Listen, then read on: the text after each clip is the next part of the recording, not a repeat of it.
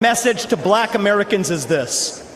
The media has tried to convince you for decades that Republicans don't care about your communities, but we do.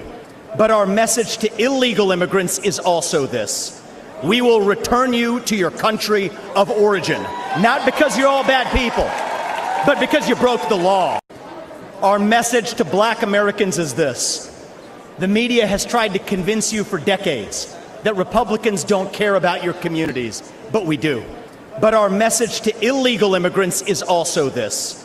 We will return you to your country of origin, not because you're all bad people, but because you broke the law.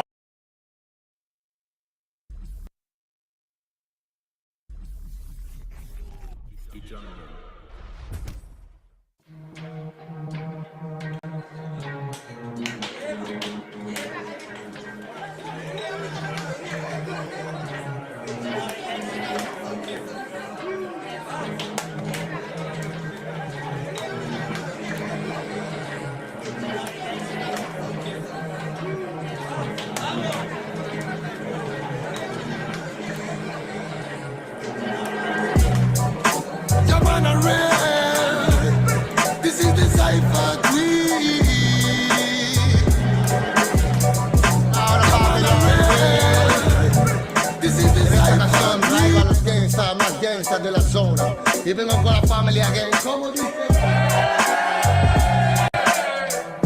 Llaman a Red.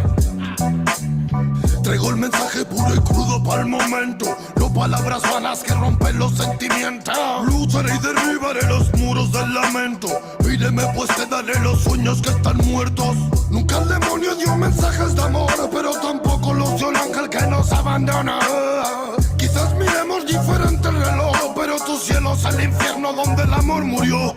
Political violence, criminal silence, physical redemption hasta cacaca del baile. Typical silent, musical fraile. Mucha es la promesa en la que se han llevado el aire. Love and love and love, siente verdad como doy mi corazón. No more, no more, no more. It's a reggae cypher, feed the world. What time is it? Es de reventar el beat. Floaty tangle in the street, reggae music on the hit. Romperemos las barreras que crearon para ti, pues llegaron los señores y la paz de nuevo aquí. What time is it? Es de reventar el beat. Floaty tangle in the street, reggae music on the hit. Romperemos las barreras que crearon para ti, pues llegaron los señores y la paz de nuevo aquí. Fue que me brotaron alas y ganas de volar. En las buenas mi terreno lleno, en las malas solar. Un muro que decorar, mis hermanos me sirven de guía, mi estrella polar. Muerdo los hilos, me duele hasta respirar.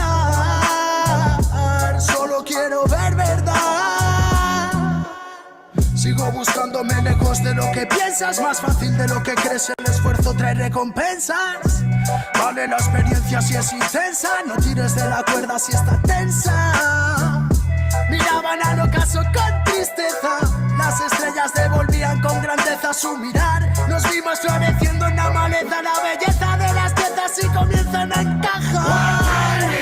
Es de reventar el beat. Floaty tangle in the street, reggae music on the hit. Romperemos las barreras que crearon para ti, pues llegaron los señores y la paz de nuevo aquí. What time is it? Es de reventar el beat. Floaty tangle in the street, reggae music on the hit. Romperemos las barreras que crearon para ti, pues llegaron los señores y la paz de nuevo aquí. 51, 52, con un micro de bambú, más vuelta que Passepartout. Me siento en la old school. It's magnetic kung fu, it's a reggae magnatur. Por las almas sonrientes que acompañan a Zazú. En bambalinas y balú, son rimas de menú, no salidas de Benur, pero calidad y del sur.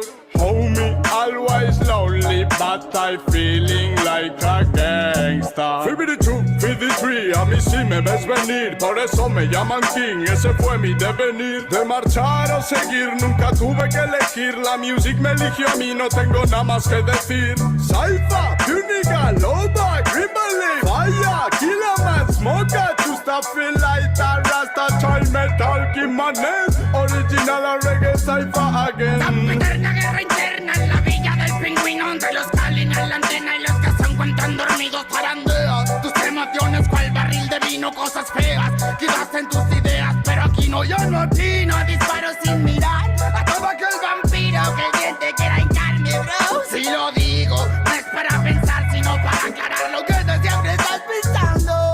Acaba el tan magnífico, imposible de torcer metal sultan, my friend, yeah. Reggae warriors again, making connection after connection, my new world, creating the freedom from them, me more.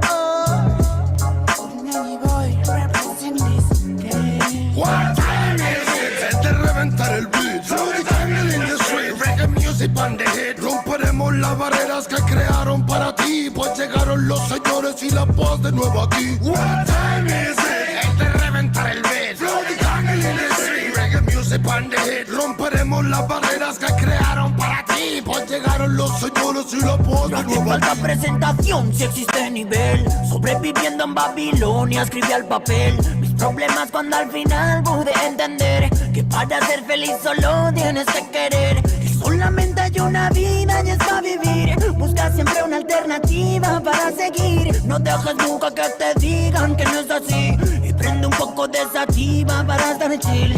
Ey, superando ansiedades con el humo de gancha. Manchas de un pasado trágico en la cancha. Seguimos siendo fuertes, su mierda no me engancha. Mientras otros esperando a que lleguen en lancha. No matter where you come, no matter where you come from. Solo importa que prestes atención a este sound. Desde the original, que la mano al mando. Oh, na, na, na. Mira, soy un warrior, sonido legendario. Disfruto cada segundo cuando me subo al escenario. Tengo fuego en los labios, sigo cual mercenario. Pasos de gigante y cora revolucionario. Siento que es necesario, suena el reggae en los barrios, para que cale el mensaje y para salvar a los más sabios. Entre mi imaginario, que mocha que es bancario. Si vienes con la mala vibra, mejor bro, cambia tu itinerario. Ya, ya, ya, ya, ya. Cuando ruge el león suena la música real. Venimos con el ya, ya, ya, ya, ya. Sonido de guión es el sonido original. Ya, ya, ya, ya, ya. Reggae de corazón es el que se hace en unidad. Ya, ya, ya, ya, ya, ya, ya, ya. What time is it? Es de reventar el beat. Flow jungle in the street. Reggae music on the hit. Romperemos las barreras que crearon para ti, pues llegaron los señores y la paz de nuevo aquí. What time is it? Es de reventar el beat. Flow jungle in the street. Reggae music on the hit. Romperemos las barreras que crearon para ti, pues llegaron los señores y la paz de nuevo aquí.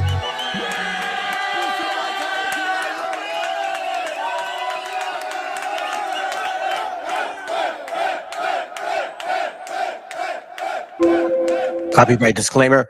This content does not belong to Bible Chronicles or claim this intellectual property. The content provided today has and always will belong to the content owner.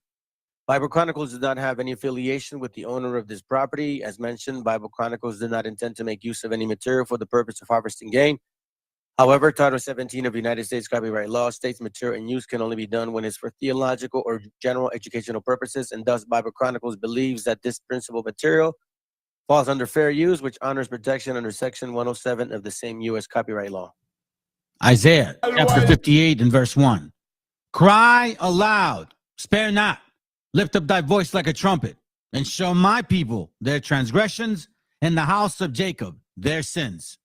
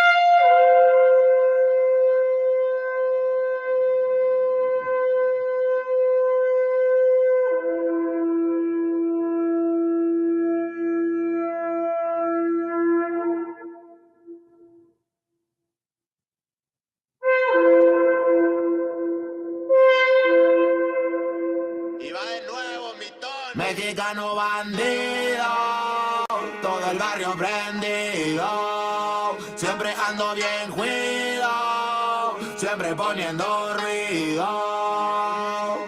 Mexicanos al grito de guerra, yo defiendo mi tierra, no me dejo de nadie, yo cuido a los míos, mi raza se aferra. Soy mexicano, esa es mi bandera, yo la levanto por donde quiera, verde, blanco, rojo hasta que muera, el barrio prendido ya quemó afuera. Soy mexicano, esa es mi bandera, yo la levanto por donde quiera, verde, blanco, rojo hasta que muera, el barrio prendido ya quemó afuera. Me voy tendido, me voy empinando mi bote, un poco mareado por la bebida y el borlote, me tiene hasta la riata la gente con su mitote, pero me despreocupo, me pelan todo el garrote, me para la chota, ya es por mi apariencia, que hay tanto delito, que hay tanta demencia, yo no cargo nada, no más mi presencia, pinche puerco joto, atente a las consecuencias, si no topa el poli en breve nos para en la calle, no puede salir uno conmigo porque ya hay detalles, no quiere que conteste, quiere que yo solo calle, quiere mi dinero pero que chinga su madre, a la dica este sistema nos quieren ver abajo, pero tumbar gente quien les dijo que es trabajo, puro chingar al indio, váyanse mucho al carajo, loco no me rajo, lo bueno porque se armó la alianza más pesada del país, todo el mundo ya conoce las rimas de estos MCs, pa' ponerme más feliz, unos baisas de hachís, mis paisas en el gabacho bien truchas con la polis, loco en Guanajuato con los ojos bien tumbados, de cote con el quesada, rifando por todos lados, atentos si prendo un blunt, en cabina cuando grabo, represento Nuevo León, junto a mi carnal el Davo, cuando voy pa' Jalisco el pasado está olvidado, con el perro de la C bien grifo, pedo y enfiestado, chécate mi banderón, unido como había soñado, bien bajado ese balón, compa Lefty bien bajado, puro hip hop mexa, hasta que amanezca, pásenme un mezcal y que no se apague la yesca, ya saben que aquí andamos pilas pa' lo que se ofrezca, si escribo estas rimas es pa' que se enorgullezca. Verde marihuana, blanca cocaína, roja la sangre que escurre de una nueva herida. Yo salí de la ruina, nunca se me olvida. Con disciplina y respeto sigo en siempre la movida. Ando bien high, la vida es un freestyle. Disfruta lo que hay, vivo entre el bien y el mal, carnal. Crazy life todo el día, viendo live. Pinto tu barda con spray, lo que canto es real. Azules y rojas las sirenas que me persiguen. No suben pa' la virgen, salen todos cuando chifle. Mi barrio no lo pisen, que andamos todos grises. Maldito policía, no quiero que me revises.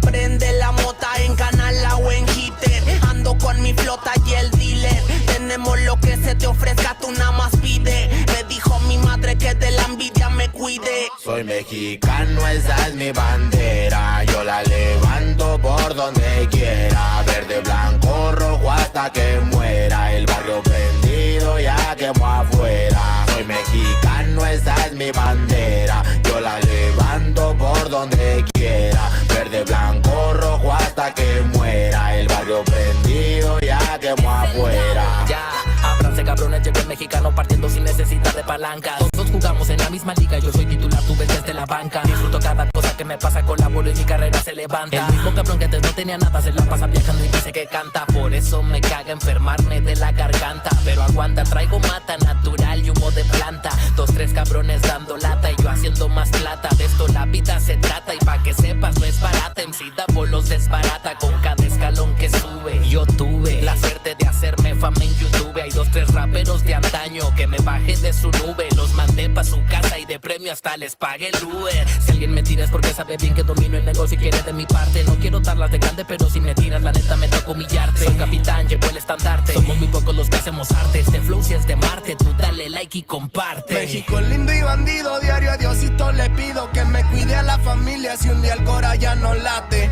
Estoy bendecido porque me cuidan los míos, orgullosamente me exatamos locos de remate. Jaque mate, no hable de volar si viene gateando, la cosa por la frontera se pone violenta, no importa el rango. Toda la raza jalándole duro, si hay algo seguro es la muerte en donde ando. El sudor y la sangre en la frente, los de alzada controlando. Se roban la atención, ya saben quiénes son. Vatos locos con sazón, como el de un corridón. No quiera tomarme el pelo siendo todo pelón. Levantando la bandera, viva México, cabrón. Es el perrito de la selva. La bandera con un águila, Simón, mi tierra es esta. Me vale si mi piel o si mi acento les molesta. Acá jalan horas extras, nunca duermen la siesta. Están los que van pa'l jale y los que la viven de fiesta. Otros que en el pintón se tatúan de corazón. 3 colores en el pecho, morirían por su nación. Aunque su puto gobierno los puso en la situación de no terminar la escuela y terminar en la prisión. ¡Viva México, ladrones! ¿Qué hubo el expresidente? Ya saben que por mí policías chinguen a 20.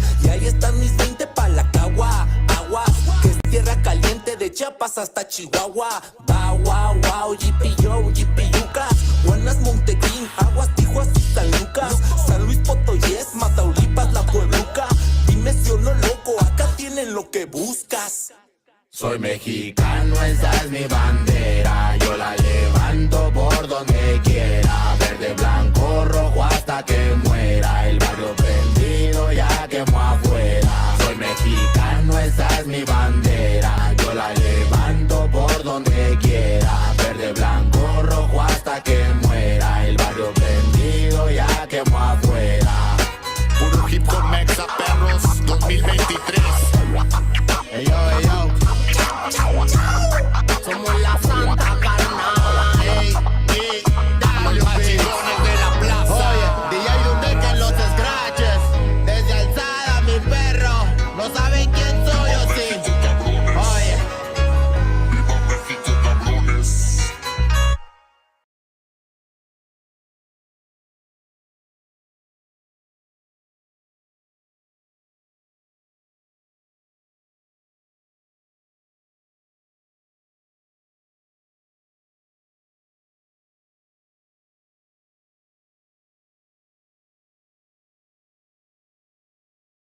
El autor viene a decirnos con mucha firmeza y gran convencimiento lo mismo que nos decía en el siglo XVIII el barón de Holbach, ¿no? Un filósofo francés de origen alemán.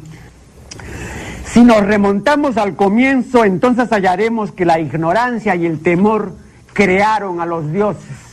La fantasía, el entusiasmo o el engaño los adornaron o desfiguraron. La debilidad les rinde culto, la credulidad los conserva, la costumbre los respeta y la tiranía los apoya para que la ceguera de los hombres sirva a sus propios intereses.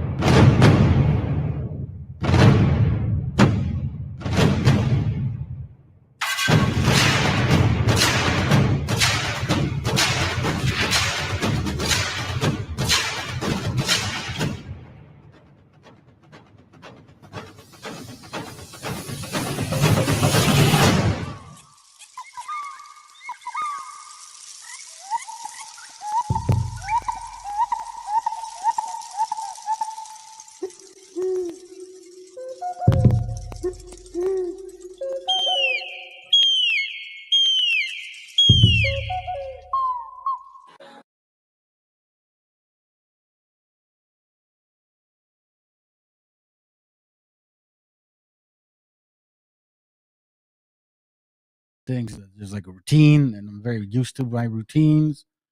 So, you know, anyways, listen, I'm gonna do this real quick as fast as I can. I already ate up 15 minutes, so that sucks. Let me begin. Okay, so the class called Reparations Texas Style. Reparations Texas Style. You gotta know to this channel. Understand. First of all, my name is brother, best known, I guess, better pronounced Joshua. Welcome to Meshica or Meshiacha Chronicles, better known as Bible Chronicles. That's how it started. We're almost 2 years in, so appreciate you guys being here. Thank you. All of this has been with no asking for reparations or support or pay for my ticket or anything like that, fam. It don't work that way. Okay, so before we get into the scriptures, I'm going to show this to y'all, a couple videos. I'm going to try to go fast, man, because I hate that it started the way it started. Damn it, man. I lost like 5 minutes doing that stupid crap. But again, it is what it is. Enemies, whatever, frenemies, whoever you are, whoever you're trying to be, it don't matter, man. Keep bringing it, because the fire's going to be here no matter what. All right, let's begin.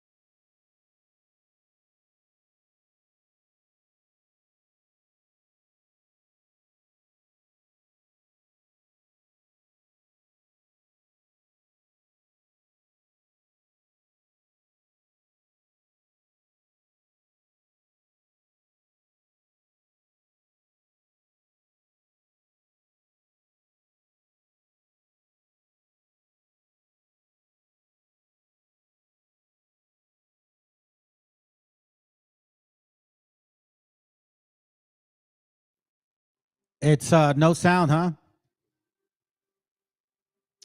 Let me see. Yep, no sound. Damn it.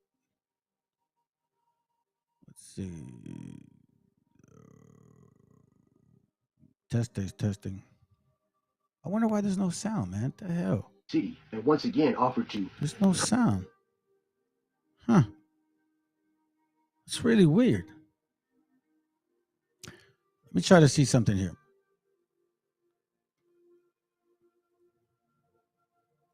Give me a second.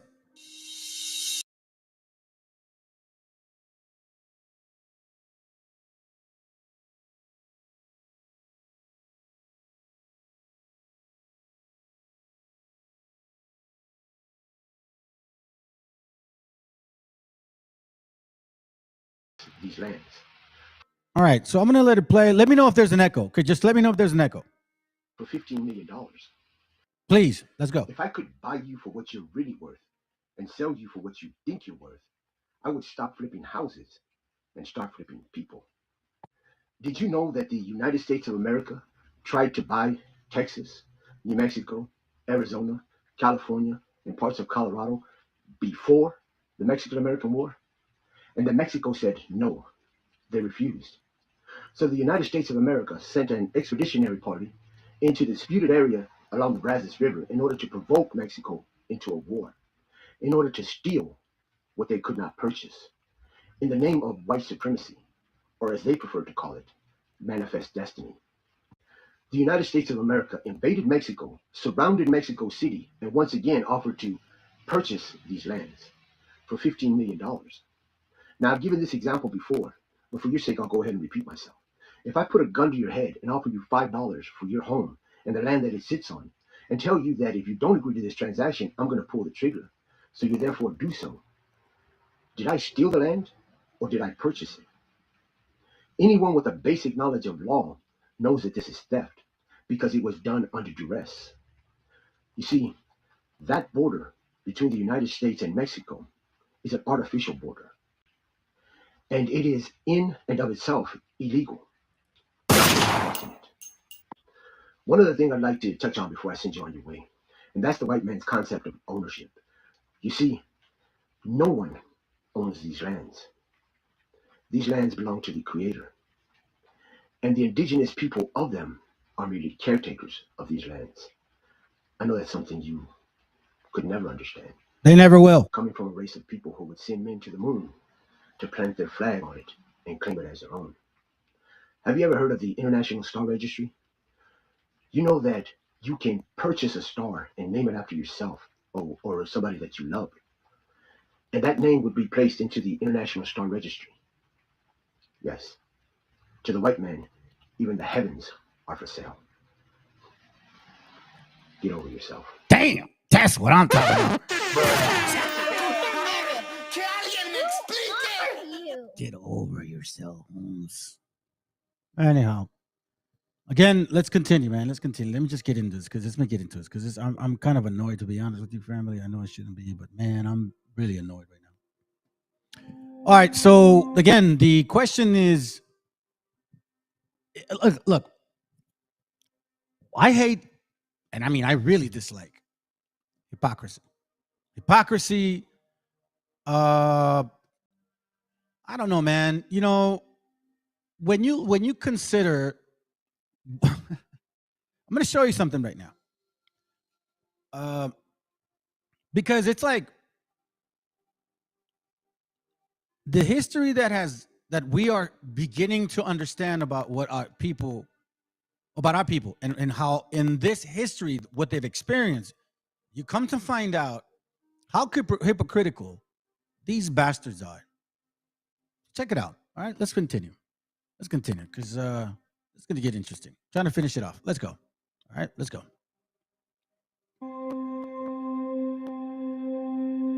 Between 1929 to 1939, the United States was going through an economic and social crisis. During this time, the Great Depression broke out, and the lives of many people across the United States were greatly affected when they lost their jobs due to the crash of the stock market. Mexicans and Mexican Americans living in the United States were greatly affected when they were repatriated to Mexico. Repatriation is the act of returning somebody to their own country.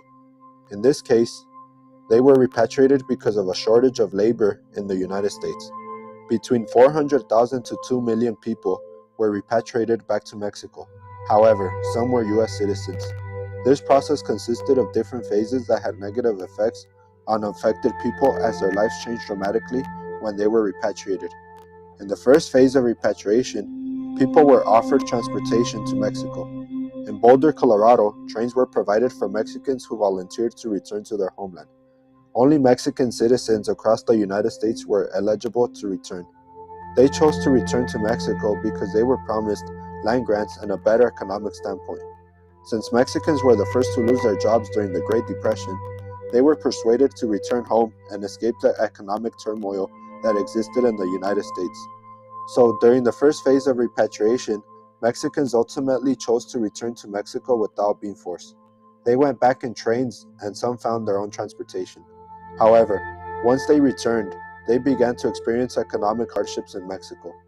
When economic conditions began to worsen in America, the government began taking greater action towards repatriating people of Mexican descent.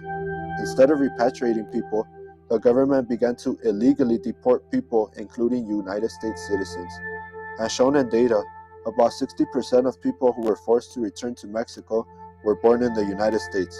Therefore, the later phases of repatriation included forced deportation that began to affect deported people in distinct ways.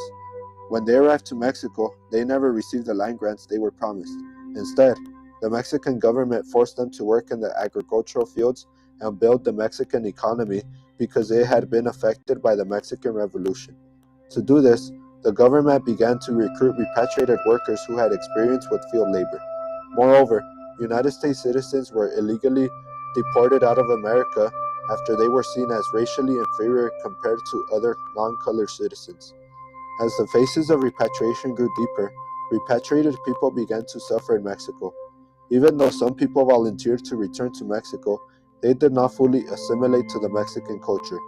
Living conditions in Mexico were tough, as not all people returned to their original homeland. Therefore, they had to settle in cramped, one-room apartments and live in inhumane conditions. The most affected people were United States citizens who were deported unfairly. They were not raised in Mexico, so they were not familiar with the language. In schools, they were prohibited to speak English and were forced to learn everything in Spanish. After not being able to assimilate in the culture, many citizens tried to return to America, but many of them were unjustly denied to return because of the immigration law. This law forbid United States citizens to return to their homeland with ease and required them to go through the process of immigration where they were forced to take literacy tests. Therefore, historians label this time period as the decade of betrayal. Many Mexican citizens were debating on coming back to the United States to seek a better future once again. But in Mexico, Lázaro Cárdenas kept making promises to Mexicans who stayed and worked the lands. He was doing this as an effort to build a stronger economy in Mexico. Soon, repatriated people forgot about returning to the United States as they assimilated to the Mexican culture. After not being able to return to the United States, many of them had to live in Mexico, but they struggled economically and socially as conditions were worse than they were in the United States. This mass deportation of Mexicans during the repatriation is one of many examples of mistreatment and marginalization that Mexicans have undergone in the history of the United States. Mexicans have also suffered from displacement and immigration laws in which they are deported and treated unfairly. Therefore, repatriation is also known as betrayal from one's homeland.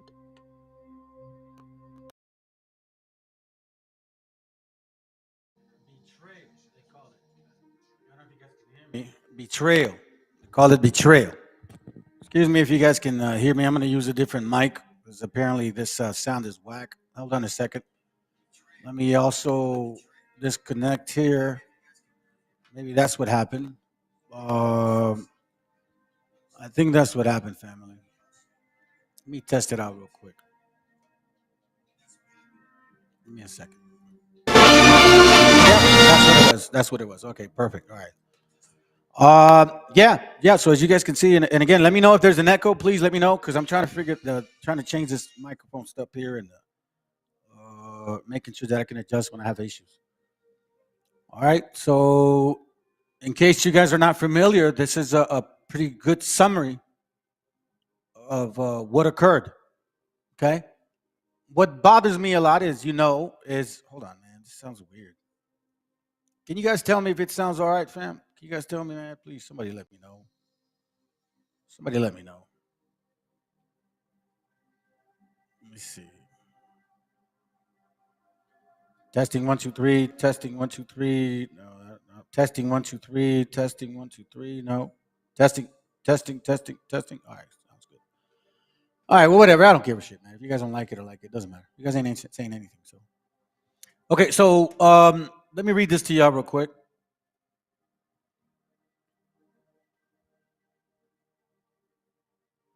That's all good. All right. I've showed you guys this book before. Okay. Showed you guys this book before. This book is called Occupied America. Okay. So we're going to start with this section right here. This is page, I believe, 7 or 8, if I'm not mistaken. So it says here, repatriation Texas style. That's where I got the name from. Let's read. The Texas repatriation program was harsher than that in other states. You know what, man? Hold on a second.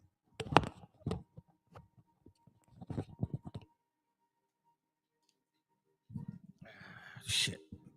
It doesn't work. Can you guys hear me? If it doesn't work, it doesn't work. All right, whatever, man. I was thinking I could use this other one. It's just it gets in the way. All right, so let me read it. It says here, the Texas repatriation program was harsher than that in other states. Authorities often did not permit deportees to sell their property or collect their wages first. Do you understand that? You're a U.S. citizen. 60+% were deported. When they're taking your ass out of here, they tell you, no, sorry, you got no time to go in escrow. Forget about the realtor. Your house is given to somebody else. Somebody owns your house now. And the wages that you worked for, guess what? The white man kept them. Counties shipped the healthy and the sick alike, and families were often separated. Most of the repatriates were from the lower Rio Grande Valley and had been employed as laborers on large truck farms. Some worked in packing plants and other agro businesses. The next wave of repatriates, I believe, was from South Texas, where Mexicans worked in cotton plantations as tenant farmers and laborers. Okay, so now, my question to y'all is this. Oh, what's going on? Oh, now you can't hear that shit? Are you kidding me? Oh, there you go. All right. So now my question is this. Que alguien me explique. How come you guys, those so-called Hispanics, didn't know you work cotton? Why every time we see videos on working cotton fields, it's not you Hispanics? And you're still working the fields to this very day. But you know what? Just because a nation of people did it for like 50 years, now all of a sudden, that's all they did. Are they getting deported? No. Thank you. Then it says here, the next wave of repatriates, I guess, was from South Texas, where Mexicans worked in cotton plantations as tenants, farmers, and laborers. Then came those from rural communities and small towns through Central Texas. And last, the Mexicans from Southwest Texas, where they worked as cattlemen, sheep herders, and farm workers. That's where you get the whole Tanios shit. One of the stories of abominable abuses that took place in Texas was that of Mrs. Angeles Hernandez de Sanchez, who had lived in the U.S. for 14 years. In 1931, after she returned from a long visit to Chihuahua, authorities detained her for medical reasons, they say, quote unquote, and proof of residency. Although an examination that proved that Hernandez de Sanchez did not have venereal disease, it's pretty wrong, man. The doctor stated he suspected she had syphilis. The Department of Labor's ordered Mrs. Hernandez and her children deported. Department of Labor. You know, the ones that ask you to vaccinate? I'm sorry. Well, yeah, technically they do now, because if you work for the government, they technically tell you to. The Department of Labor, they don't really necessarily tell you that, but anyways, excuse my language. Department of Labor ordered Mrs. Hernandez and her children deported after working in Juarez as a servant. You see this? Remember the old books that I share with you, whether they were slaves and servants? Have that ever changed for y'all? She again applied for re-entry in 1938, but authorities denied her petition because they had deported her. The fate of Hernandez and her 2 U.S.-born children is unknown. Unknown. And you crackerhead crackers have the nerve to say the shit that you're saying. Oh, now you want people to have order. Not you Texans. Out of all the nerve, you dumb idiot. Now you guys want order? You never showed order. You never represented order. You never showed us order. All you did was showed us abuse and oppression. That's it. So how can you expect that from somebody that you treated that way? You must be stupid. Or is it that blonde hair that just went into your head with Donald Trump's, ¿cómo se dice? Pelo de lote, cabrón. In July 1931, federal judge F.M. Kennedy heard the evidence in 83 cases, 70 of which violated immigration statutes. You white people don't give a shit. Stop lying, Republicans or Democrats, that you care about the upholding the law. You mofos don't care about upholding the law. You care about white supremacy. That's what you care about. Let the white man have power, right? Why? You can't have an equal playing field? Are you afraid to give me equal playing field? Are you afraid that I will outwork you in every level? Because I've been proving it no matter where I go. You guys are just lazy bums. And the fact is that this society has lived off of people. And now that you got to work, now there's a problem.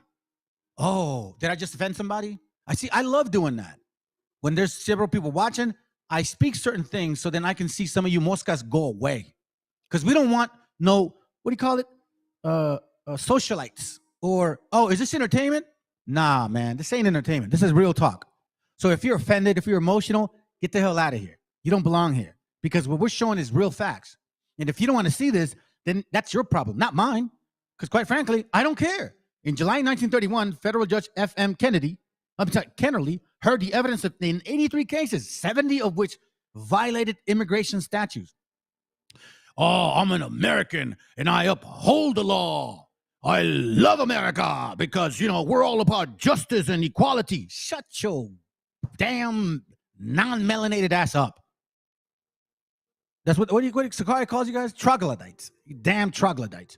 In one 6-hour session, Kennerly found all of the immigration defendants guilty. You serious? The court deported 49 of them and jailed the rest. In Laredo, the same year, the same judge heard 98 cases in 3 hours. and convicted all the defendants, deporting 72, jailing 26. 60% of the Mexican residents of Austin were reportedly,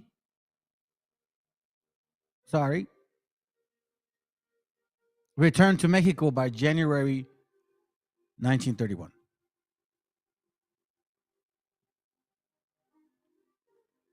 Promises of free land to the repatriates.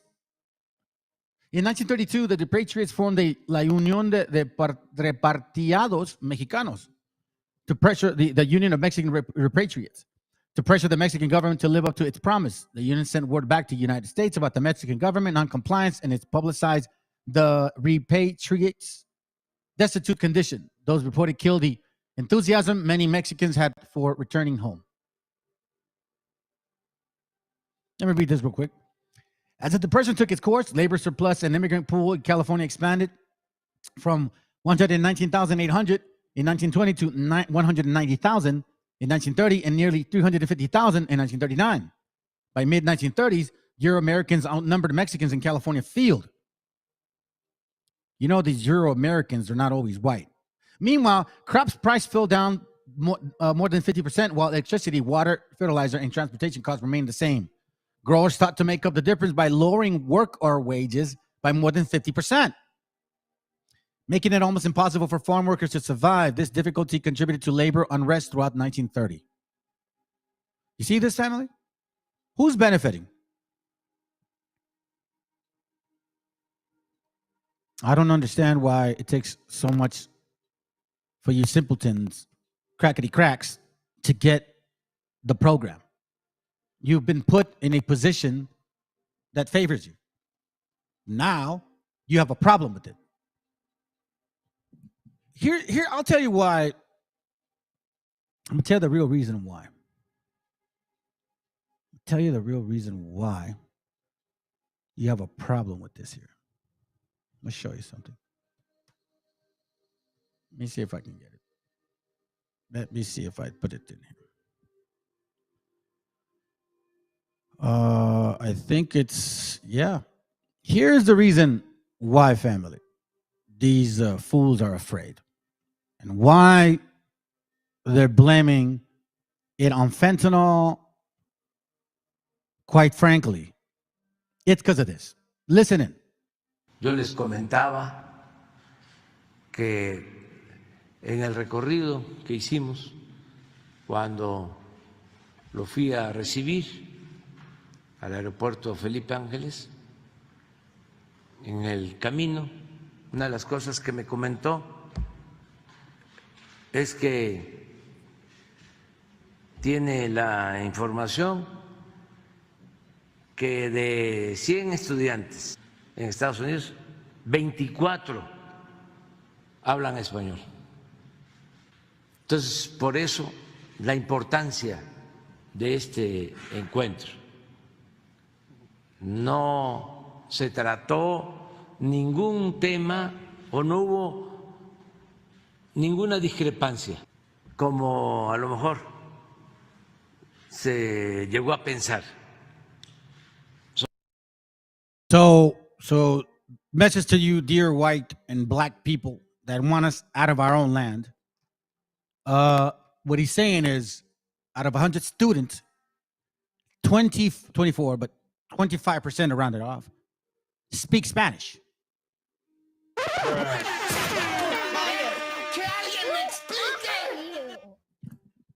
You can run, but you won't hide.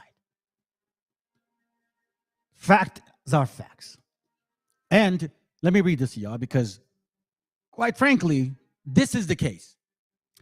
See, the only reason you guys came in power wasn't because you are superior than us, smarter than us, more capable than us. Nor does it have anything to do with your so-called, what do you call that thing? IQ test, right? Because you see my dumb brown ass, I scored 132 on that stupid IQ test that you guys examine people with. And you think that determines your intelligence. Now, I also had a 1-point-something GPA throughout high school. And that's when I actually took the exam. So make that make sense. You see, you judge people based on what we look like. You had nothing to do with the spirit or the understanding that the Most High gave us. So now, the Most High authorized you power over us because guess what? he uses you heathens as his rod, like a belt.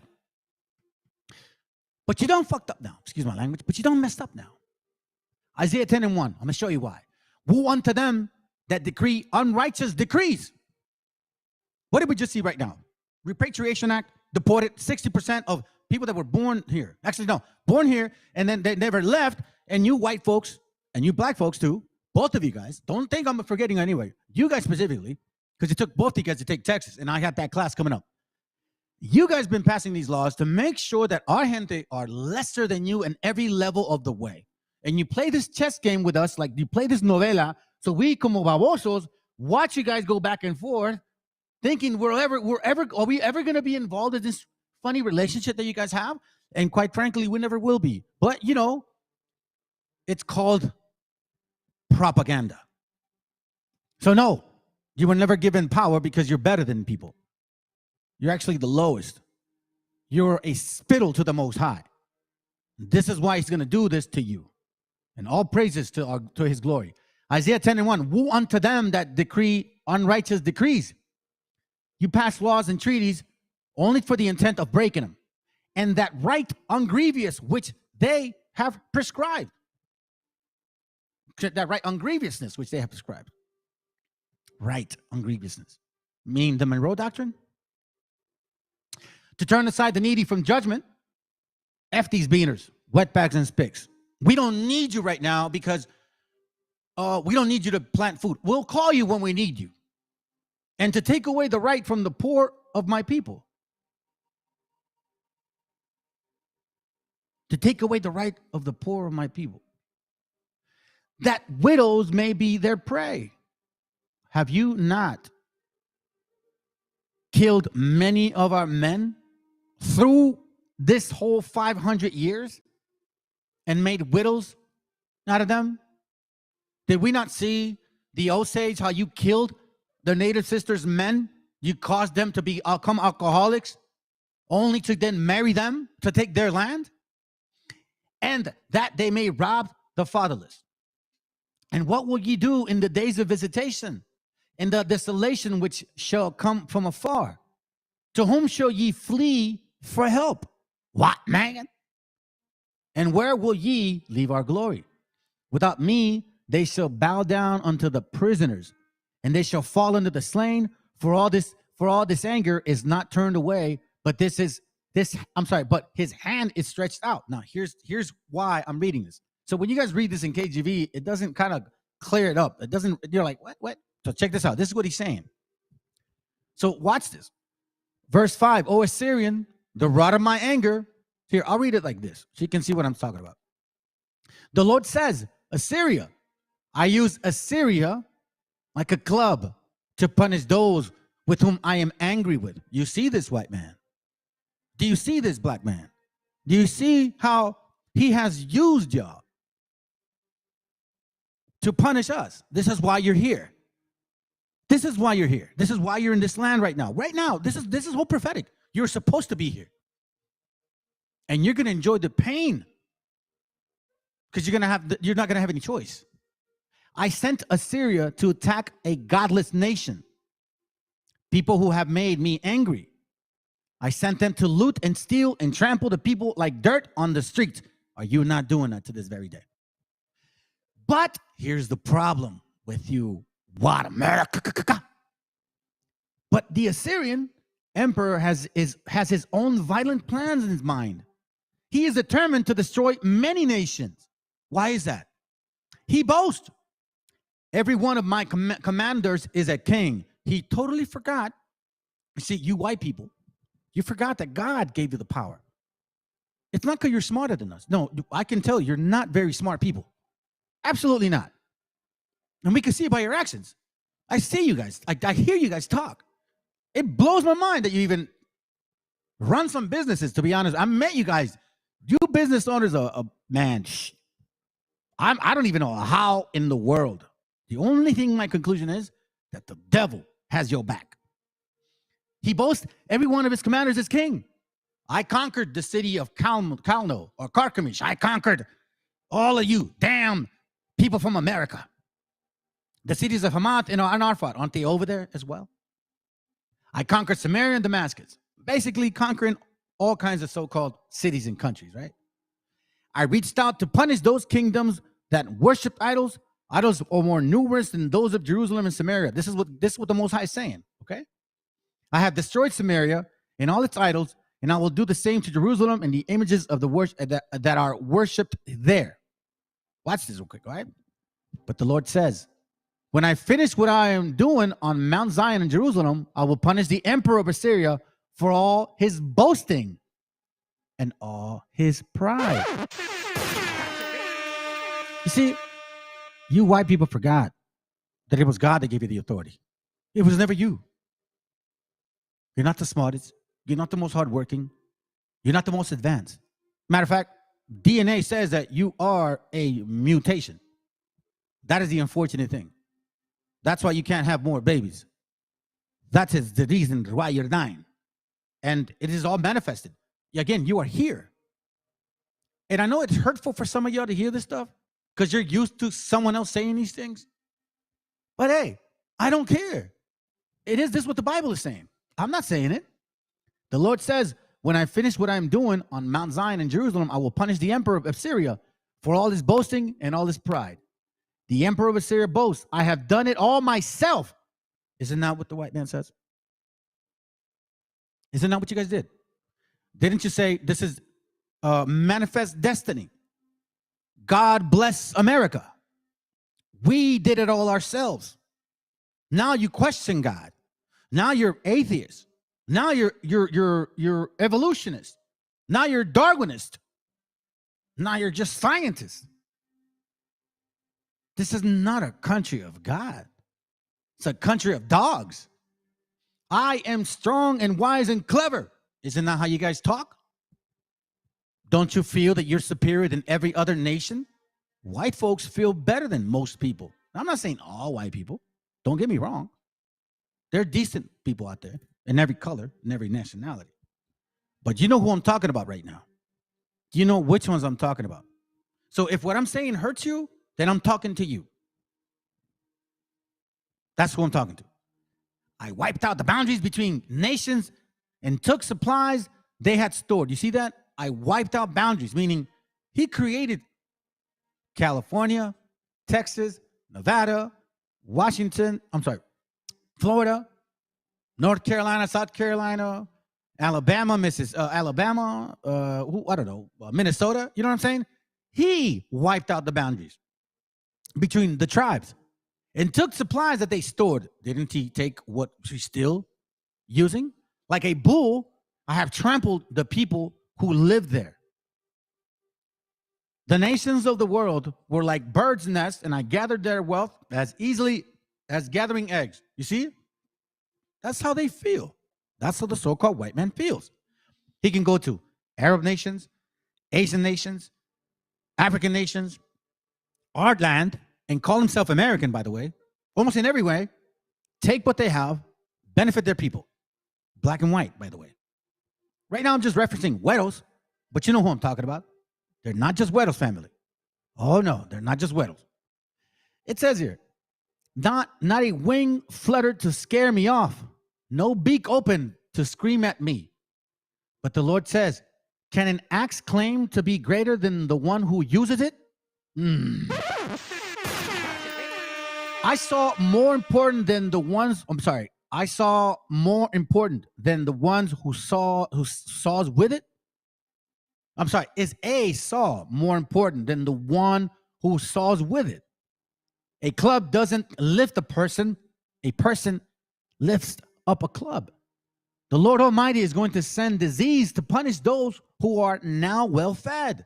Are you not well-fed compared to the other nations?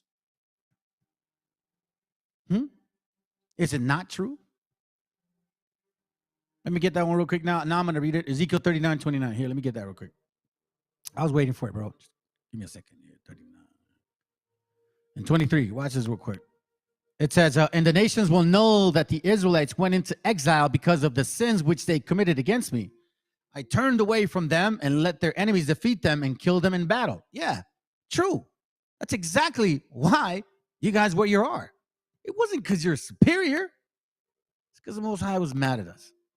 And we understood that our falling was going to come. But we also will have redemption. Revelation 11:18. The heathens were filled with rage because the time for the anger has come. The time for the dead to be judged. I think they're going crazy. The time has come to reward your servants, the prophets, and all your people, and all who have reverence for you, great and small alike. The time has come to destroy those who destroy the earth. Man, that's good.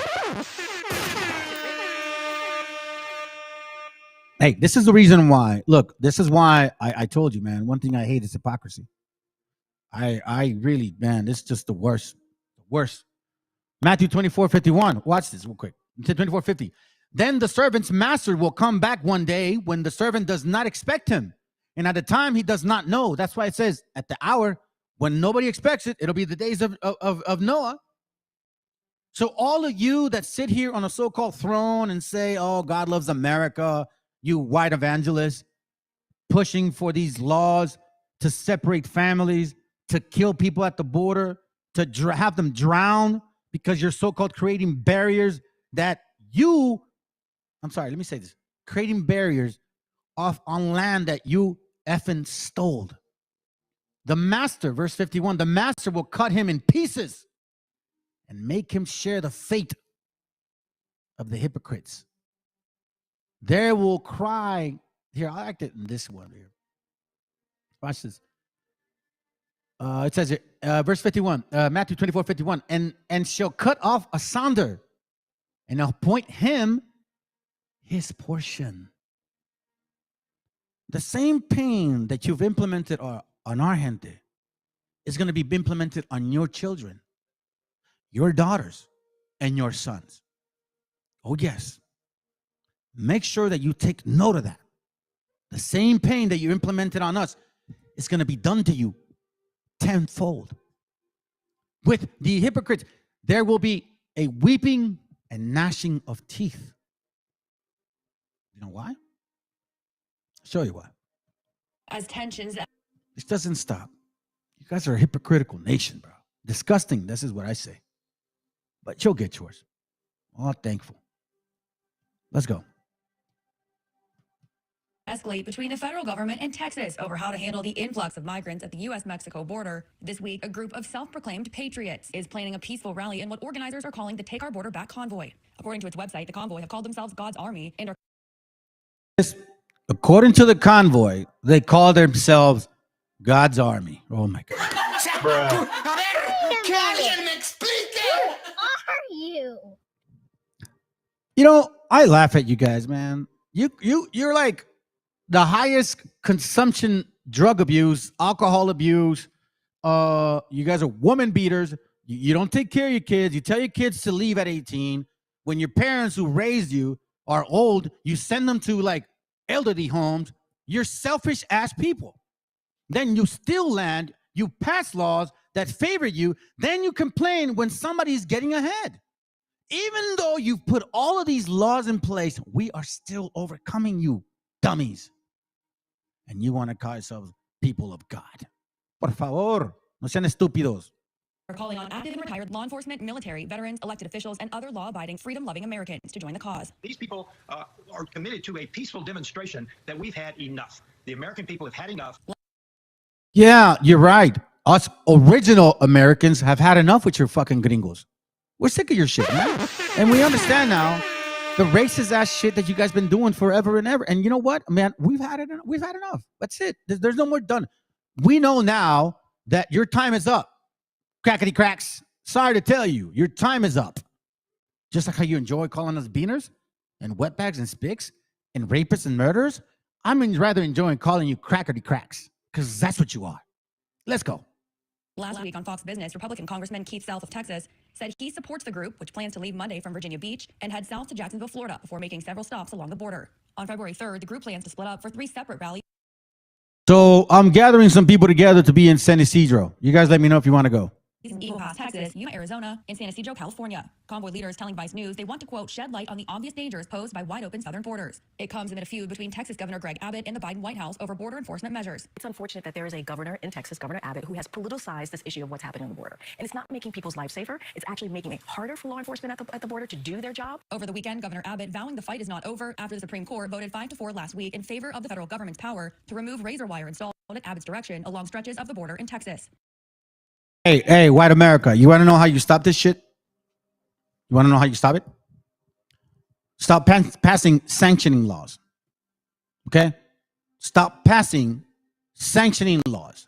Laws that sanction countries because they don't do your dirty work. So those laws that you pass, then sanction them. Now nobody can deal with them. So then inflation kicks in. So now there's no jobs. So then they have to leave. Stop sanctioning. And then if you people really apply, don't speed the process because somebody is from a European country. If they want to apply for immigration, all of a sudden you process their paperwork much quicker than anybody else. As a matter of fact, if you got $500,000 family, you can get paperwork right away. Do you guys know that? For real.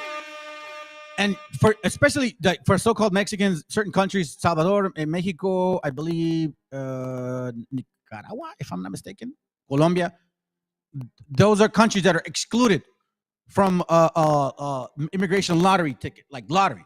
I guess like sometimes you get like quicker chances to apply. Mexicans cannot apply for that. You can't. You deny it.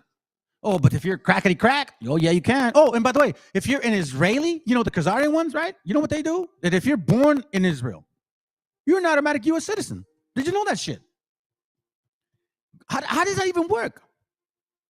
How in the world can you be born in Israel and be a U.S. citizen?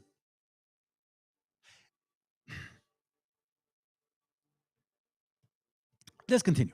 Former President Donald Trump over the weekend in Las Vegas commenting on the situation. When I'm president, instead of trying to send Texas a restraining order, I will send them reinforcements. Texas now receiving support from Republican governors of 25 states. Trump calling for those governors to take it one step further and send their National Guard troops to Texas in support of Governor Abbott's efforts to secure the border. Mara Siriani, Scripps News. Stay alert, America. China's 100-year war to defeat the U.S. is closer than ever. Dumb, stupid, crackety cracks, bro. You guys are dumb. Oh, conspiracy theory. They're gonna bro, listen, white people, just let me help your small little brain, okay? Let me just help you, because I know you think you're smart because you got light skin. You're not. You like to read books and then regurgitate what you read. That's what I understand now. There's no critical thinking in your mind. Trust me, I know. I listen to you guys very, very clearly. So let me remind you what goes on here, okay? Let me remind you. This right here that you see, this right here. It's all because you want to be ahead. You don't want any equal playing rights. I believe that you guys are so super freaking afraid. It's so disgusting. I don't understand. I guess I do, but I'm looking forward to the end, man. Well, Thanios, So long, people, by the way. I know I'm kind of going quick, but I'm just trying to get to the point here. Okay, so let me get to this point here. So now he's asking a question here. So let's listen to this, all right? So I got something to read too. Let's go. As you said, this has been an issue and has been a topic of conversation for decades, and no one has really seemed to get it all the way right. Right now, how are you feeling when it comes to talks about the border and what's going to happen next? What do you think are the next actionable steps to give some real tangible results and to move forward? First and foremost, what I've seen in the Senate, what they're proposing, it isn't going to work. What we have to focus on first is securing our border. Once we secure the border, you can start looking at some sort of immigration reform, because if you start talking about immigration reform before you secure the border, you're going to continue to have that draw of people. And we start putting limits. We see the term that they're going to use 5,000 people as a measuring stick. I'll tell you what, when I was a border patrol agent in Arizona and we made seizures of marijuana, it got to where... So he says he made seizures of marijuana. Isn't marijuana legal?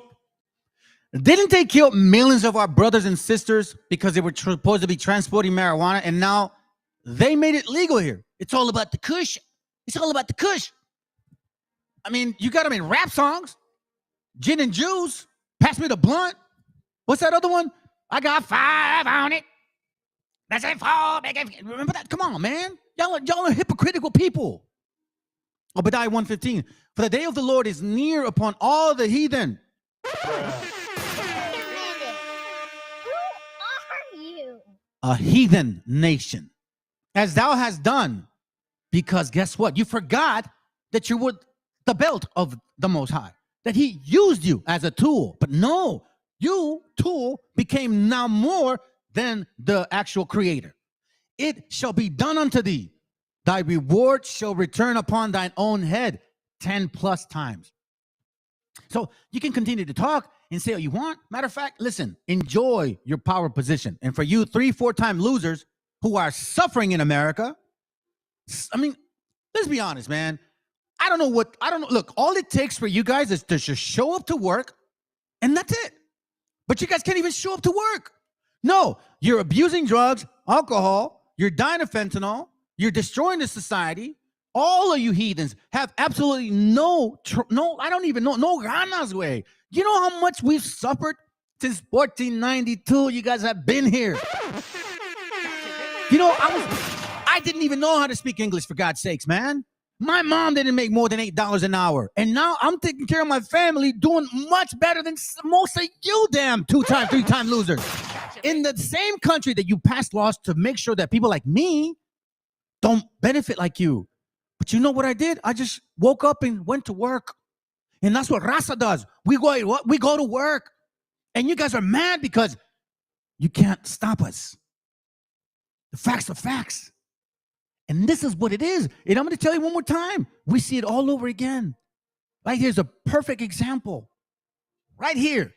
Exodus 1:10. Come, let us deal wisely with them, lest they multiply and come to pass that when there falleth out any war, don't they say, keep China away from Mexico? Don't they say that? Keep Russia away from Mexico? Don't they say that? They join also unto our enemy and fight against us. And so get them out of our land. Didn't they kick us out? Repatriation. Therefore, they did set over them taskmasters to afflict them with their burdens. But what happened? Verse 12, but the more they afflicted them, the more they multiplied and grew. I know that hurt you. That hurts you a lot. Let's go. The assistant U.S. attorney wouldn't prosecute anything under 500 pounds of marijuana or anything under 25 people in a smuggling load. So what you started seeing is 499 pounds, 24 people. The cartels are smart enough to work it just under the laws and continue to flood our border with people. That's why, despite the massive criminality and corruption of the Clintons, the Bidens, the Obamas, and all the... We're going to find out about real corruption, Clintons, Obamas, and all that shit. Dude, it's a joke, family. These people are a joke. You heathens are the most hypocritical and unfortunate tools. Because you're going to find out. You're going to find out, man. The scripture that I have for you, it's beautiful in the way it says it, that you're going to turn into ghost out of how much fear is going to come upon you. And when you say, obviously folks cross over here, we all know that they're leaving pretty hellish conditions back in their home country. And by and large, they're coming to America for a better life. How do you then strike a balance between what we need to do to be secure as a country, but also at the same time being humane to these people who are coming here for a better life, and not only for a better life, coming to a country that was built by immigrants to begin Coming to a country that was built by immigrants, right? Supposedly. with. So how do you walk that line in a way that's fair and humane? All right, so listen to this. He's like, so how do we do this with these people? So we're still these people. My hand, they're still these people, right? Okay, so let me bring up again. Remember, third edition of the same author. This book is remember Occupied America. This is 7th edition. Okay, this is an actual Chicano studies requirement for you guys, brothers or young sisters, young brothers and young sisters, or brothers and sisters that are in school. This is a book that's required. 7th edition. So I have the 3rd edition, which was obviously from the same teacher. Okay, so check this out. So they talk about this country was built by immigrants. All right. How did you get Texas, Mr. White Man? How do you black people live in? How do you guys live in Texas? Why are you there in the first place? Let's read. The invasion of Mexico. In the mid-1840s, Mexico was again the target. Expansion and capitalist development moved together. Remember, family, the movie I showed you yesterday, right? They kept coming from east to west. So now they're here. The two Mexican wars gave U.S. commerce, industry, mining, agriculture, stock raising, and a tremendous stimulus. The truth is that by 1840, the Pacific coast belonged to the commercial empire that the United States had already been building in that ocean on our land. The U.S. population of 17 million people of European extraction and 3 million slaves, bullshit, was considerably larger than Mexico's 7 million, of which 4 million were Indian, 3 million mestizo, and European. You see, family, I'm going to tell you this right now. When you call yourself Hispanic, then you're giving yourself up that name. You're giving yourself that name, that you are them. The United States acted arrogantly in foreign affairs, partly because its citizens believe in their own cultural and racial superiority. See, I'm not wrong. Mexico was plagued with financial problems, internal ethnic conflicts by you know who. I have a book called 1920, El Secreto de 1910, with the president at that time, that it was the American government, the white people, who were secretly assisting the other party to make sure that there was a lot of turmoil, financial problems, internal conflicts, and poor leadership. Oh, yeah. General anarchy within the nation conspired against its cohesive development. By 1844, war with Mexico over Texas and the Southwest was only a matter of time. James Polk, who strongly advocated for annexation of Mexico and the expansion in general, won the presidency by only a small margin. But this election was interpreted by a mandate for national expansion. Outgoing presidents, Tyler, acted by calling upon Congress to annex Texas by joint resolution. You see this? Annex Texas. So you guys never even earned it, sincerely. It was never an agreement. You white people stole it. Listen, white people, look at me. You white people stole Texas. You didn't buy it honestly. You didn't earn it. You didn't sow and reap. You are reaping what you haven't sowed. You think you're not going to pay for this? You must be outside your elote hair mind. You must be crazy. It says here, the measure was passed a few days before the inauguration of Polk, who accepted the arrangement. In December 1845, Texas became a state. See this? It doesn't sound to me like this was a rationale agreement between two nations. No, not at all. Not at all. Let's go to this section here. Polk, incensed at Mexico's refusal to meet with Slidell on his terms, and in General Mariano's Paredes' reaffirmation of his country's claims to all of Texas, began to draft his declaration of war when he learned that the Mexican attack on U.S. troops in the disputed territory. Polk immediately declared that the United States had been provoked into war. You see this? You invade our land, you provoke war on our people, we respond, defend ourselves, then you say, oh, we attacked you? You see how deceiving white people are? And you want us to trust you now. You want us to feel sorry for you because you're dying of fentanyl. Hey, listen, just say no, you dummies. Didn't you tell us that shit? Just say no. Remember those stupid commercials? The egg? Oh, here's your brain. Here's your brain on drugs. And now the egg's frying. And you see a white guy. Any questions? Whew. Man, oh man. It says your Polk immediately declared that the United States had been provoked into war, that Mexico had shed American blood upon the American soil, which was not, because it was our soil. On May 13, 1846, Congress declared war and authorized the recruitment and supplying of 50,000 troops. Years later, Ulysses Grant wrote that he believed that Polk provoked the war. Oh, really? Really. Wait a minute. Who are you? Really? U.S. Grant? Really? Oh, you know what? He provoked the war. And that the annexation of Texas was in fact an act of aggression, which makes it internationally illegal. He added, I had a horror of the Mexican War. I had not moral courage enough to resign. I considered my supreme duty was to my flag. You see? You're not a nation of God. You're a nation of idolatry. You idolize a fucking flag, and yet you say you are of God. You guys are hypocritical. Hypocrites is what I say. So anyhow, let me almost finish this, all right? The poorly equipped and poorly led Mexican army stood little chance against the expansion mindset Anglos. Even before the war, Polk planned campaigns in stages. Mexicans would be cleared out of Texas. Anglos would occupy California and New Mexico, white and black, by the way. And U.S. forces, white and black, by the way, would march to Mexico City to force the beaten government to make peace in Polk's terms. Basically, they put a gun to you and said, give me your fucking deed. That's what they did, family. Give me your fucking deed, or I'll kill you right here. In all, the United States took over 1 million square miles from Mexico. In the end, a relatively small cost in men and money in the war netted the United States huge territory gains. You see? And you crackety cracks want us to trust you?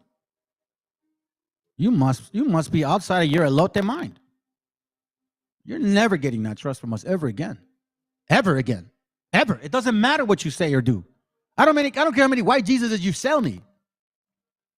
This is America loves you guys. Yeah, keep believing that John 3:16 bullshit.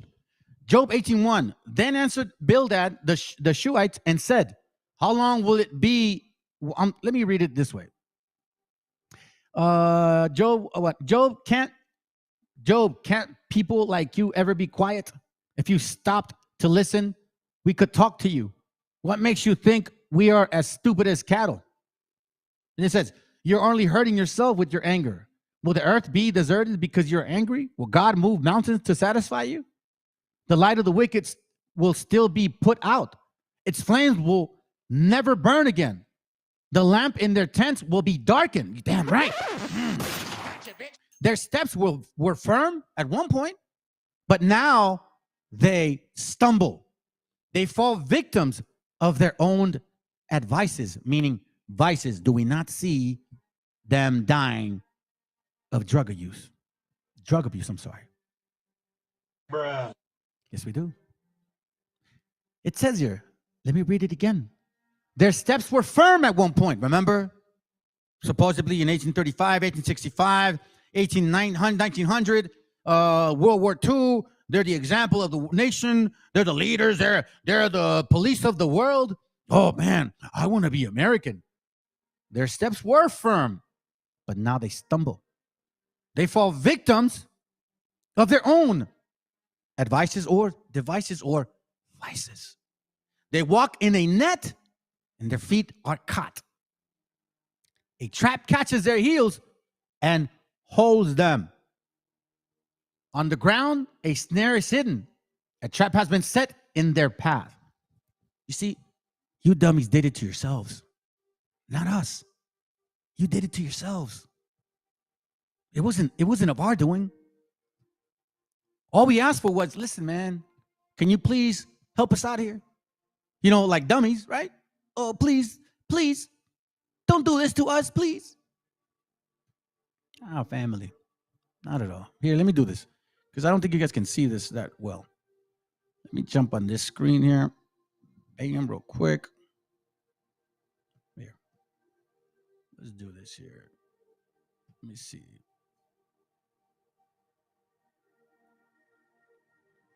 I'll just do that. Let me see how that looks like.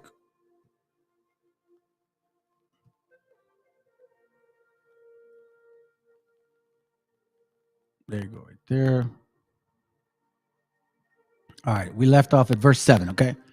Let's start off with verse 7. It says here, the steps of his strength shall be straightened, and his own counsel shall cast him down. For he is cast into a net by his own feet. and ye walk it upon a snare. Check this out. The gin, alcohol, which remember they gave us. They got us drunk, and that's how a lot of us became alcoholics. Why do you think alcohol is still legal? Even though it's a drug and it has a 10 plus or 20% addiction rate. It's an unbelievable addictive drug that you sell. You use alcohol to numb skin. You use alcohol to cure cuts. You use alcohol to drink. The gin shall take him by the heels. Everything about America is all about drinking. Everything now is about drinking and smoking. You don't even respect that actual plant, that it may be useful for some people. Cancer, suffering individuals. You don't give a shit. You think it's a game. Again, the snare is laid for him in the ground. How? That was verse 10. Let me go up to verse 9. By the gin shall take him by his heels. They set themselves up in traps. You created Oxycontin or Oxycodone. Now you wonder why people are addicted to fentanyl. Hello? I'm telling you, family, they're not very bright. Hello? And let me tell you, and the robber shall prevail against him. So now you're mad because people are supposedly taking your money or they're taking advantage of you. No, you set it all up. You set it all up against you. Look, listen, man, there's a time to pay the piper, and the time is now. Terror shall make him afraid on every side and shall drive him to his feet. Do we not see somebody from the caravans not going to work? Oh, we're going to go follow each other from the east to the west. Terror shall make him afraid on every side and shall drive him to his feet. His strength shall be hunger bitten, and destruction shall be ready at his side. We're going to go to verse 14. Let's see. It shall devour the strength of his skin. Ooh. You see this, family? It shall devour the strength of his skin. What is the strength of the white man? The skin. Who is favorable right now? Who's in the imagery? Black people. Aren't they now the face of sports and shit? They feel better. Wasn't it white people before with the eugenics? We know now that white and black folks conquered these lands and they were given the power to do that. And it's there. They're very proud of what they look like. Don't they blast it on us? Don't they say we're hybrids? Hybrid, supposedly? Mestizos? Telling you. Let me read it again.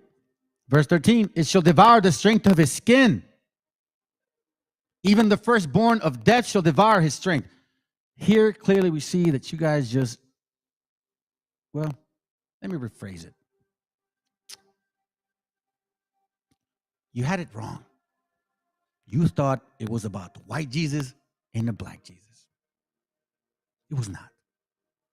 His confidence shall be rooted out of his tabernacle, and it shall bring him to the kings of terror. That's why you see them complaining now. That's why they're all like afraid. Oh my God, what are we gonna do? Now these Hispanics are coming in here taking our jobs. No, I'm gonna show you why they're allowing them to come in here. Got to pay the piper now.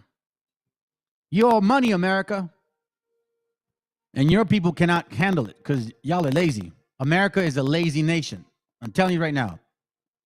The hardest working people in America are you so-called, you indigenous people. Let's just say it like that. You're the reason why there's even a country. No, it ain't black people. No, it ain't white people. I'm sorry. No. I'm sorry. No, it's just not. There's not enough of you.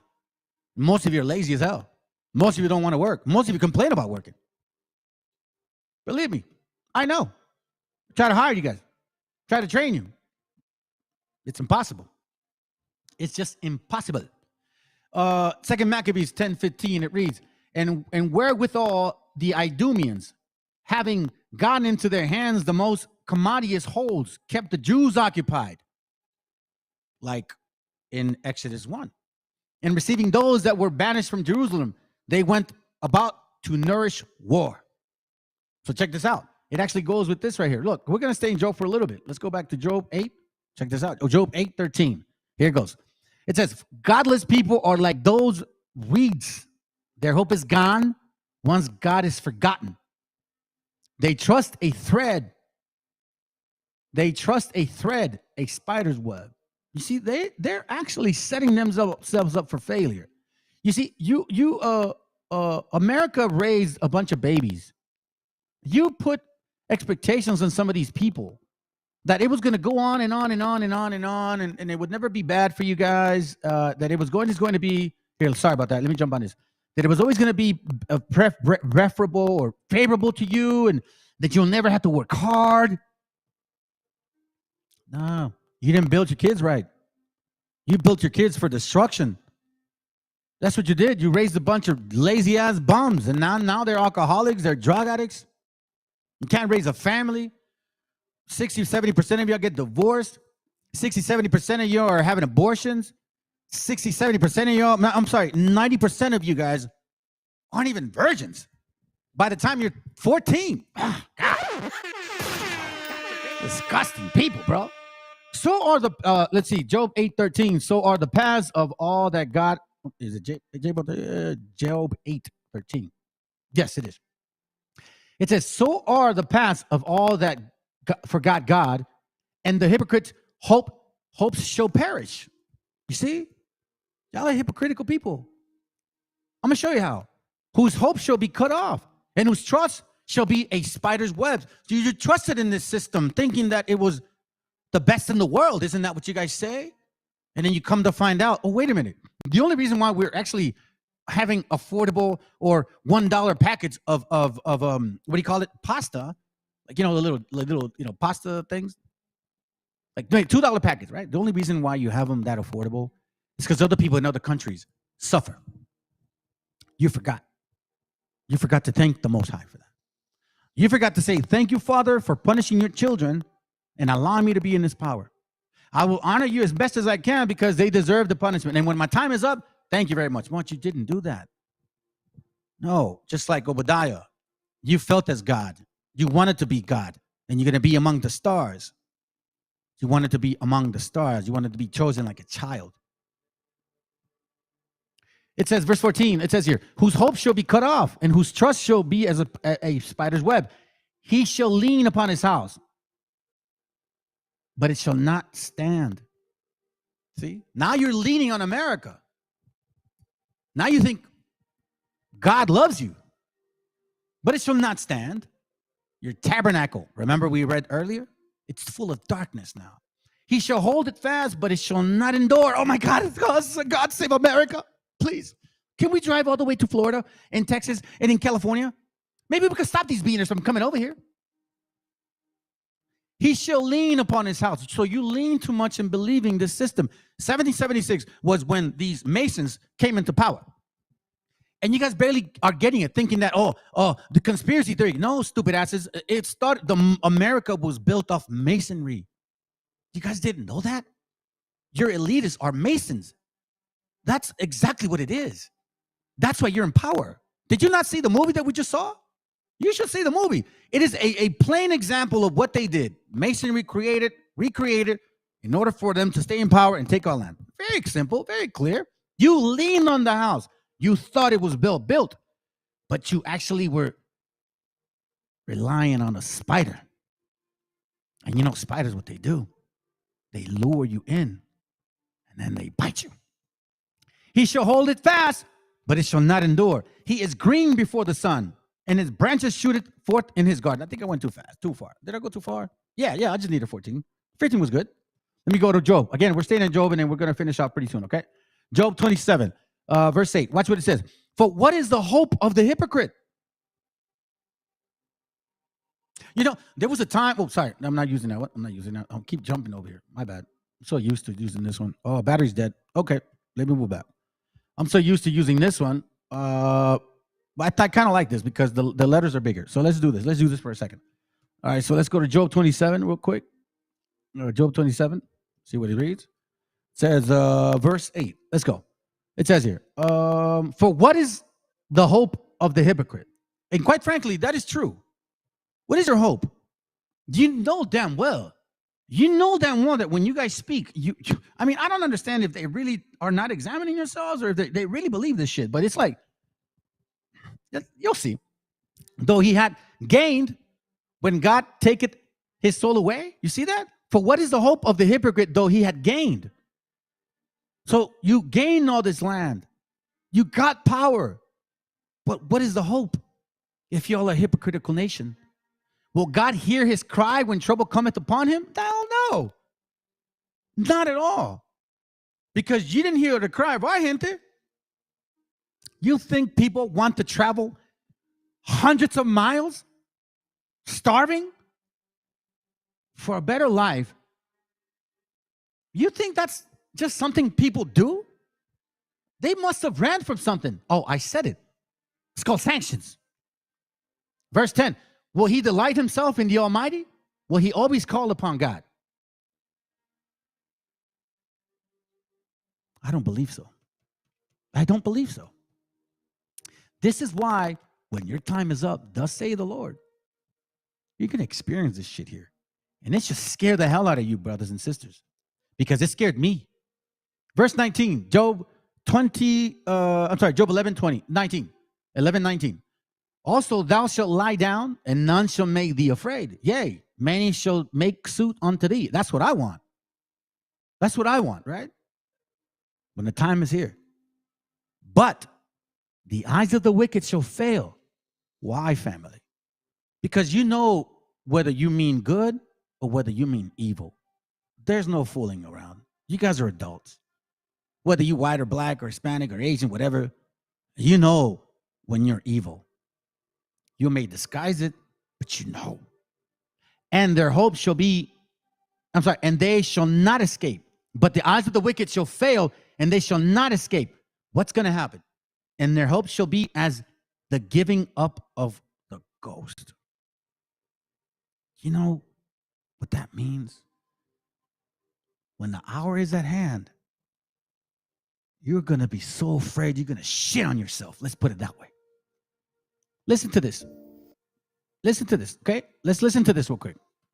This is one reason why they're doing what they're doing. Let's go. Well, well, well. America is now telling the truth a little bit because they got to come out because now they're begging. They're practically begging any immigrant or anyone to come and join their military because we are sick and tired of it. We see through the smoke and all the lies, the smoke and mirrors. We know that this has been. Oh, that's not why. That's not why. They're wanting people to come in because American society as a whole, young men and young women are fucking crazy in the head. They're either gay,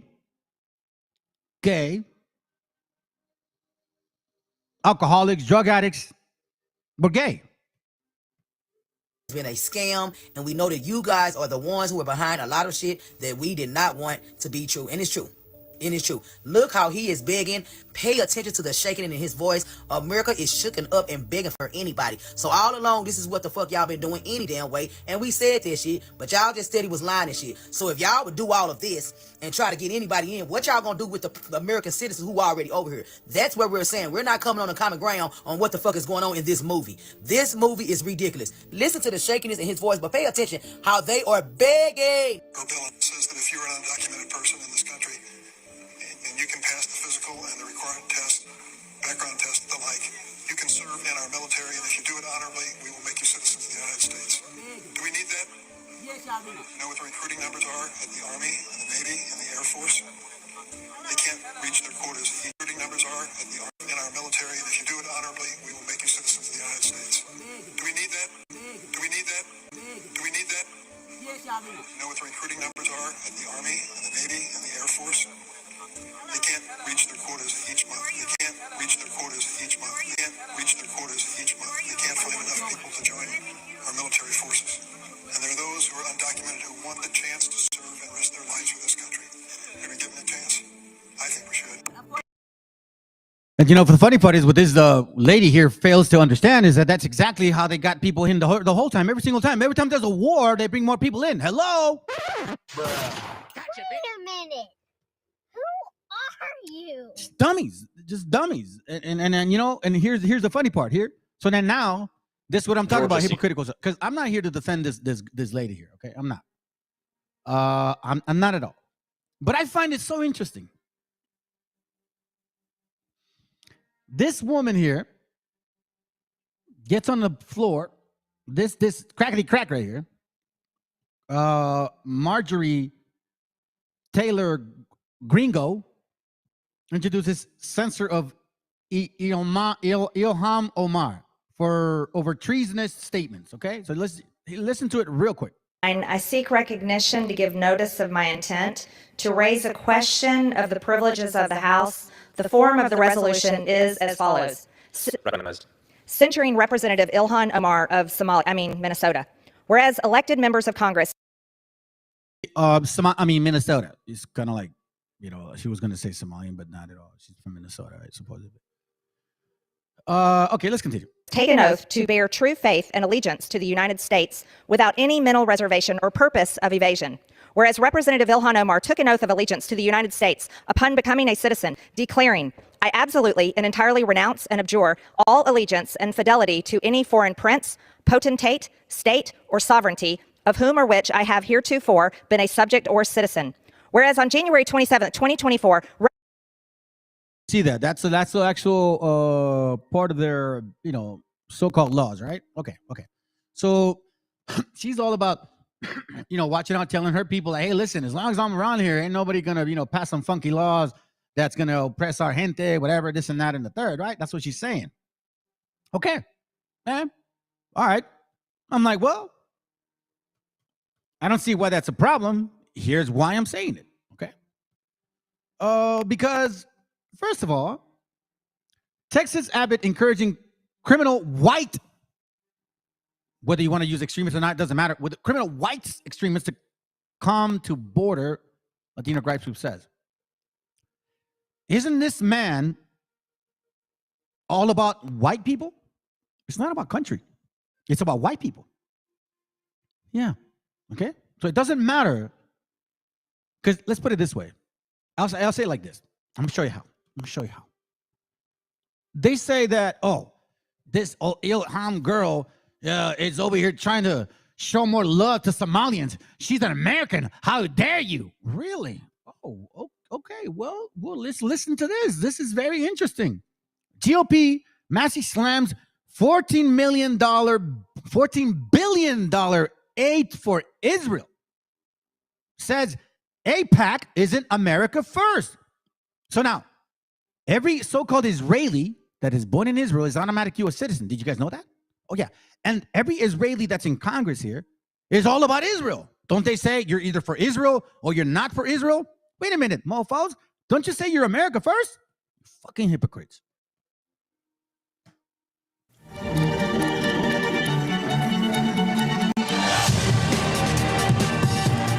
Good morning and welcome to Rising. Glad to be joined again by Brianna Joy Gray, who is back today. Hello, Brianna. Hello, Robbie. It's good to be back. You had a little too much Halloween candy? I had a little too much Halloween, but I was under the weather. I succumbed.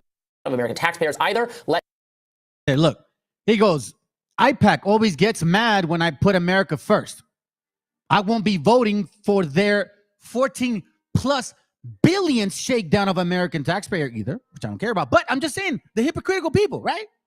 She's saying, I don't want her to speak because she's pro-Somalia. She's looking out for her gente. Because you white people don't look out for people like her. You look out for people like you. You don't look out for people like me. You look out for people like her, like you. Let them know what you think by replying to their post. So again, you're telling me that you're for America. Okay, all right, okay. All right, I'm just showing you hypocritical shit. I'm just telling you. Who is AIPAC? All right, well, I'll show you who's AIPAC. AIPAC. The AIPAC is a bipartisan pro-Israel political action committee. It is the largest pro-Israel, not pro-America, pro-Israel. What about Pan-Africanists? Why don't you say, listen, I don't want you Pan-Africanists talking about Africa no more. Why don't you pass laws that say shit like that? Oh, no, you know why? Because I'm sorry. What are you going to do? You're going to have some issues with someone else in America and contributed more resources directly to candidates than any other PAC. 98% of the APAC-backed candidates won their general elections races in 2022. Pro-Israel. Pro-Israel. Look at this. They're yelling at that girl. And again, I'm not defending her whatsoever. I laugh at your hypocritical crackety crack nations. Let's go. Number one is we got to show them their true colors. We showed America, the Democrats' true colors last night. We called their bluff for once. For over a month, Republicans have been calling for a vote on standalone legislation for Israel funding, and the Democrats saying, "Oh yes, we want to help Israel, but they always wanted to leverage it for Ukraine funding to make the border more open, to bring more people across the border." But we found a way to seize control of the Senate floor and demand this vote. And 51 Democrats, every one of them, voted against funding for Israel. What's ironic is that 2 p.m., Chuck Schumer's on the National Mall saying, "We will not rest until Israel gets its aid." But at 6 p.m., he votes against that. You're a better political analyst than I am, but I think that their base is calling to support not Israel, that their base is. See? But I tried to say pro-America. Now, every time these white folks, right, black folks too, they say that we're just coming here because what do you call it? Because we're lazy, and then we're welfare recipients, and that whole thing, right? Okay. That we're just absorbers of like we're just gonna take their money. Listen to this. Melania Trump's stylist Herve Pierre Blairard paid over $260,000 by Trump PAC. Who are you?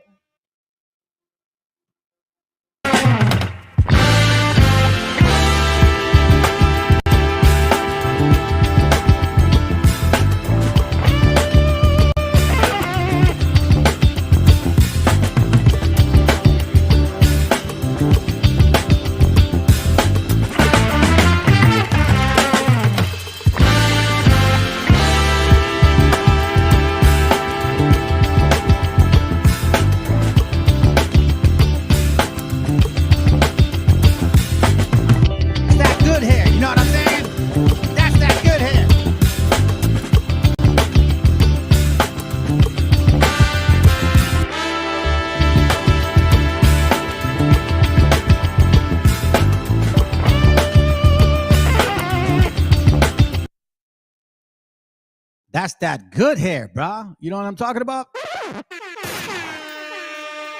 Shoot. Mariana better have some good hair. Hypocrites, huh? Almost $300,000 on hairstyles and shit. And you're saying that raza, we're here to take jobs or because we want welfare?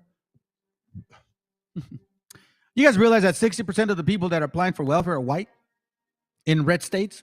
Yeah. I know, because I used to do life insurance. There's most recipients. Let's read Obadiah 1:7. Thank you, bro. Appreciate that.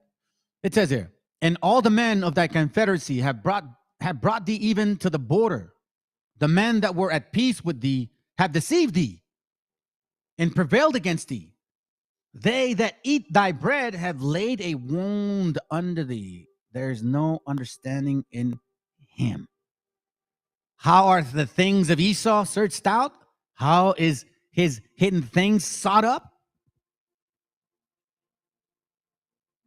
All the men of thy confederacy have brought thee even to the border. The men that were at peace, the men that were at peace with thee have deceived thee and prevailed against thee. They that eat have they bread." Let me see. Try a different translation. Here, I'll do this way. It'll look better here, maybe. It'll read a little different.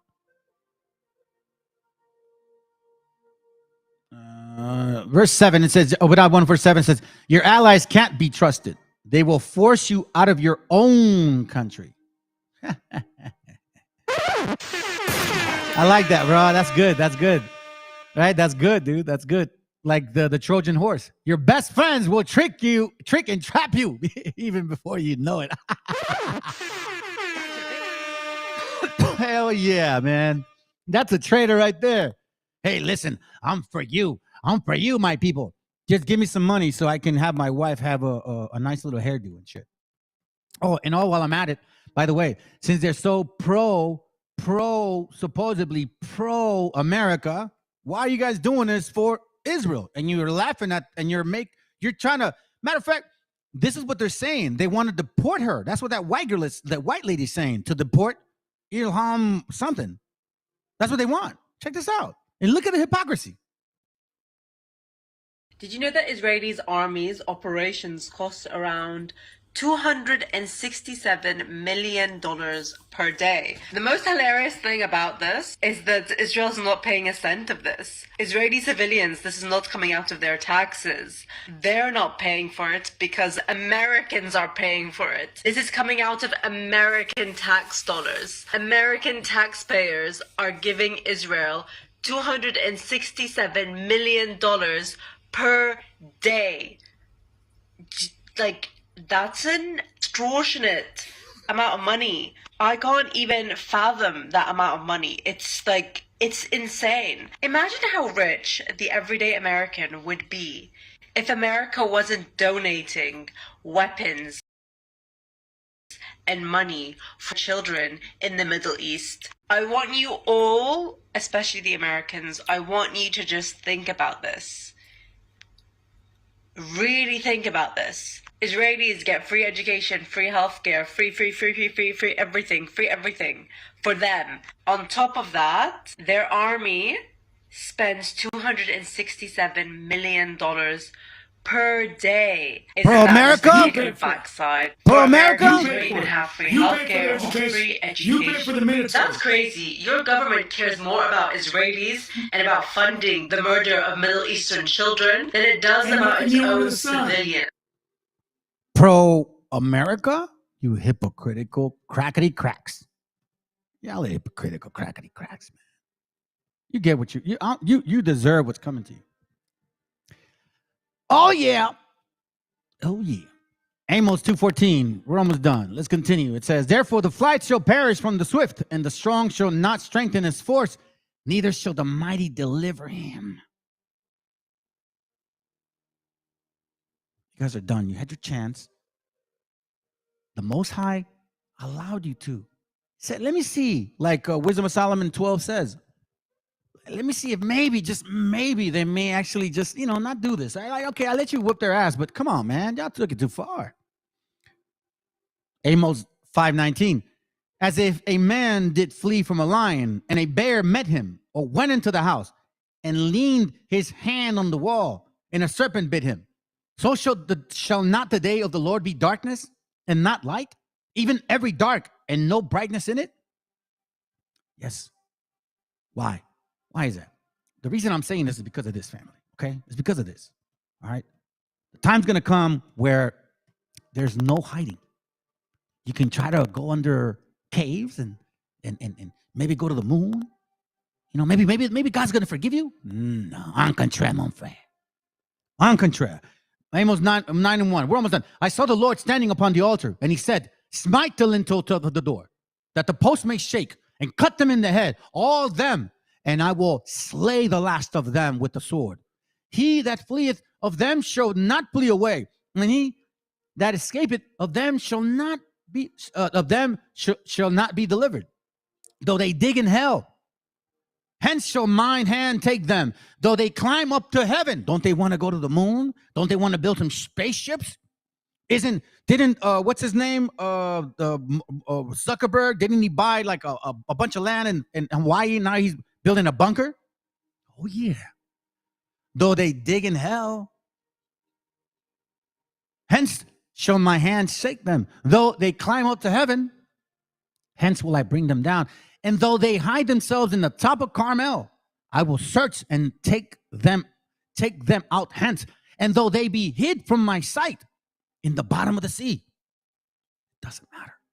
Hence will I command the serpent, ooh, and he shall bite them. Now, in case you guys are not aware of this, this is the Bible that you Christians say, God loves everybody. He's so sweet and so kind. Oh, he's so loving. That white little guy, you know, the white guy with blonde hair and blue eyes. Shut up. Isaiah 2:6. Let's start there. Therefore, thou hast forgotten thy people, the house of Jacob, because they be replenished from the east and are soothsayers like the Philistines, and they please themselves in the children of strangers. Hold on, am I looking for this? Am I looking for this one? Let's see. There were the sake of people in the land of silver and gold. Here it goes right. Let me read this here. Verse 8, their lands also is full of idols. Their worship the work of their own hands, that which their own fingers have made. And the mean man boweth down, and the great man humbleth himself. Therefore forgive him not. Enter into the rock, and hide thee in the dust, for the fear of the Lord, and for the glory of his majesty. And the lofty looks of a man shall be humbled, and the haughtiness of men shall be bowed down, and the Lord alone shall be exalted in that day. For the day of the Lord of hosts shall be upon every one that is proud and lofty. But we're not seeing this. The nation of people, they think they're better than everybody else, as if others deserve to suffer for your sake. And upon everyone that is lifted up, and he shall be brought low. What's the point here? Verse 19, and they shall go into the holes of rocks and in the caves of the earth for the fear of the Lord and for the glory of his majesty when he ariseth to shake the terrible earth. Now, I'm going to tell you this, family. Just the way that we were repatriated out of this land, they're going to be repatriated out of this land as well. And the way it's going to be done for them. Imagine for a moment.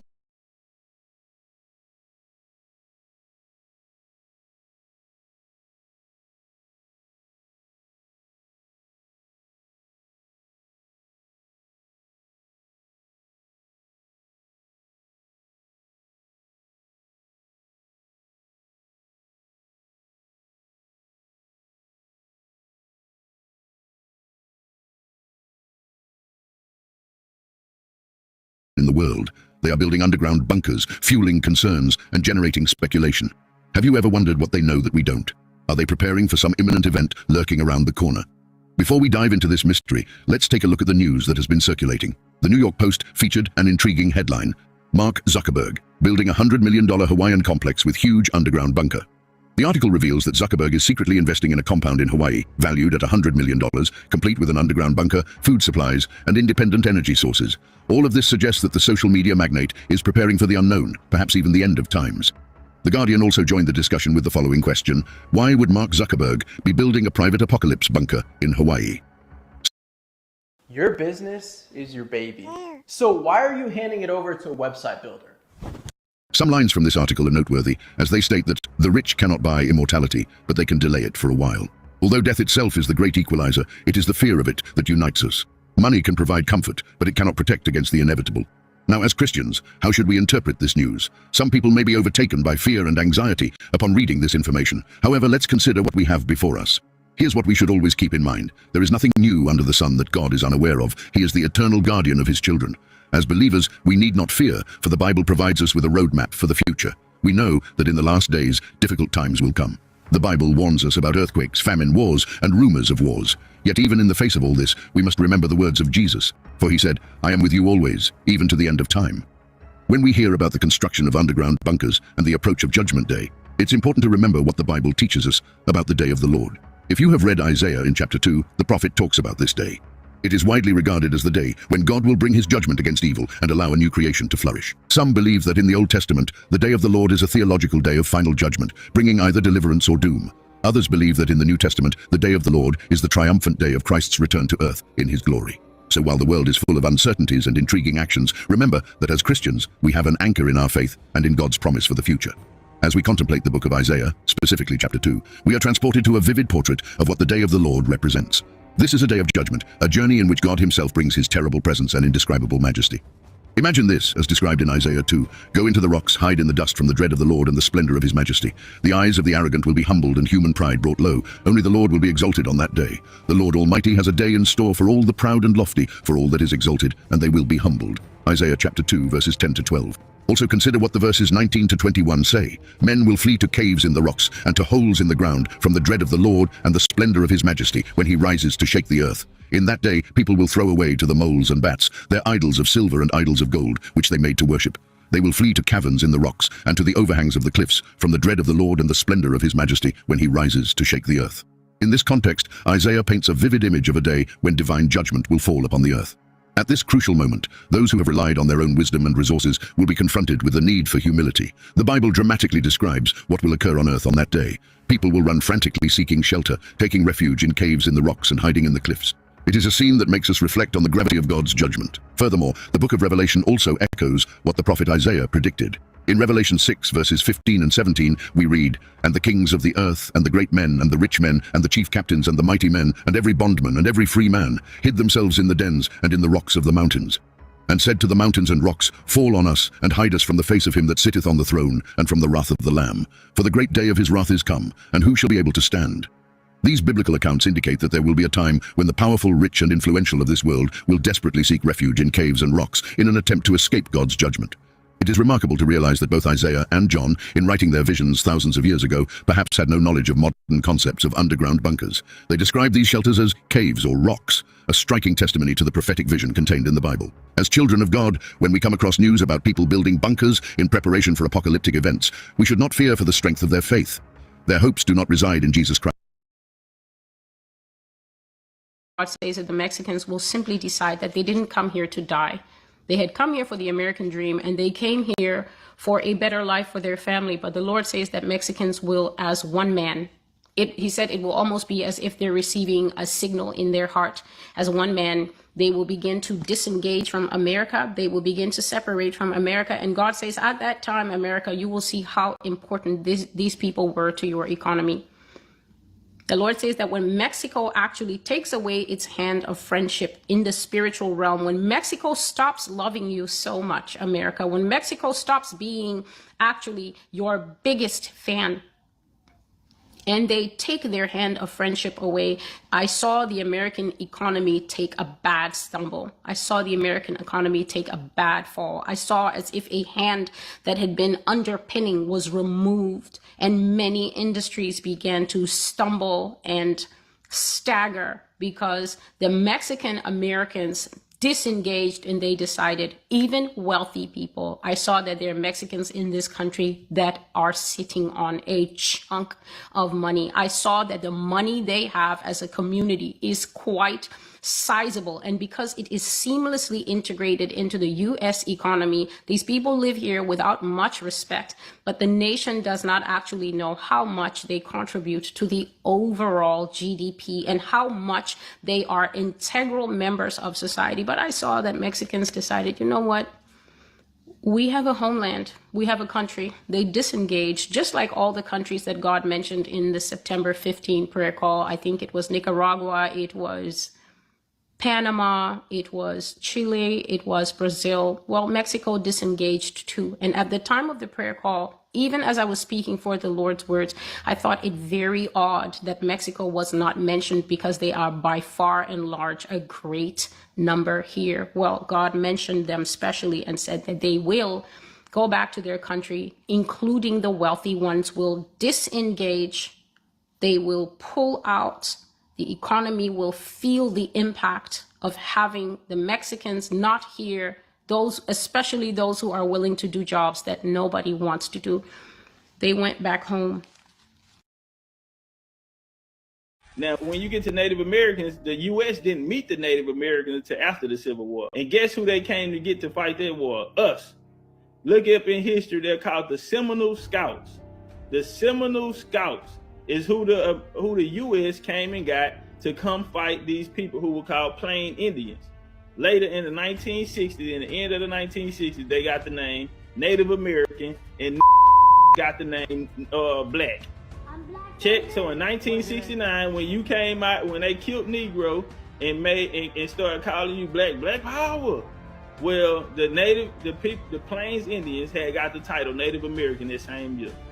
Can I get an amen? If you watch the movie Cadillac Records, in the end, you know, when the guy Lynn, somebody called his phone and was like, hey, you got to get down here. And he went to the studio and them people beat him up in Chicago. Remember on that part right there, Cedric the Entertainer said, at this time, a lot of these people were told that they wasn't colored no more. Lynn's world was changing. Not only was money questioning, but so were the folks in the neighborhood. Colored folks who were told they weren't colored no more, but black. Who was told they had a power. Man, somebody go clip that part out of the movie.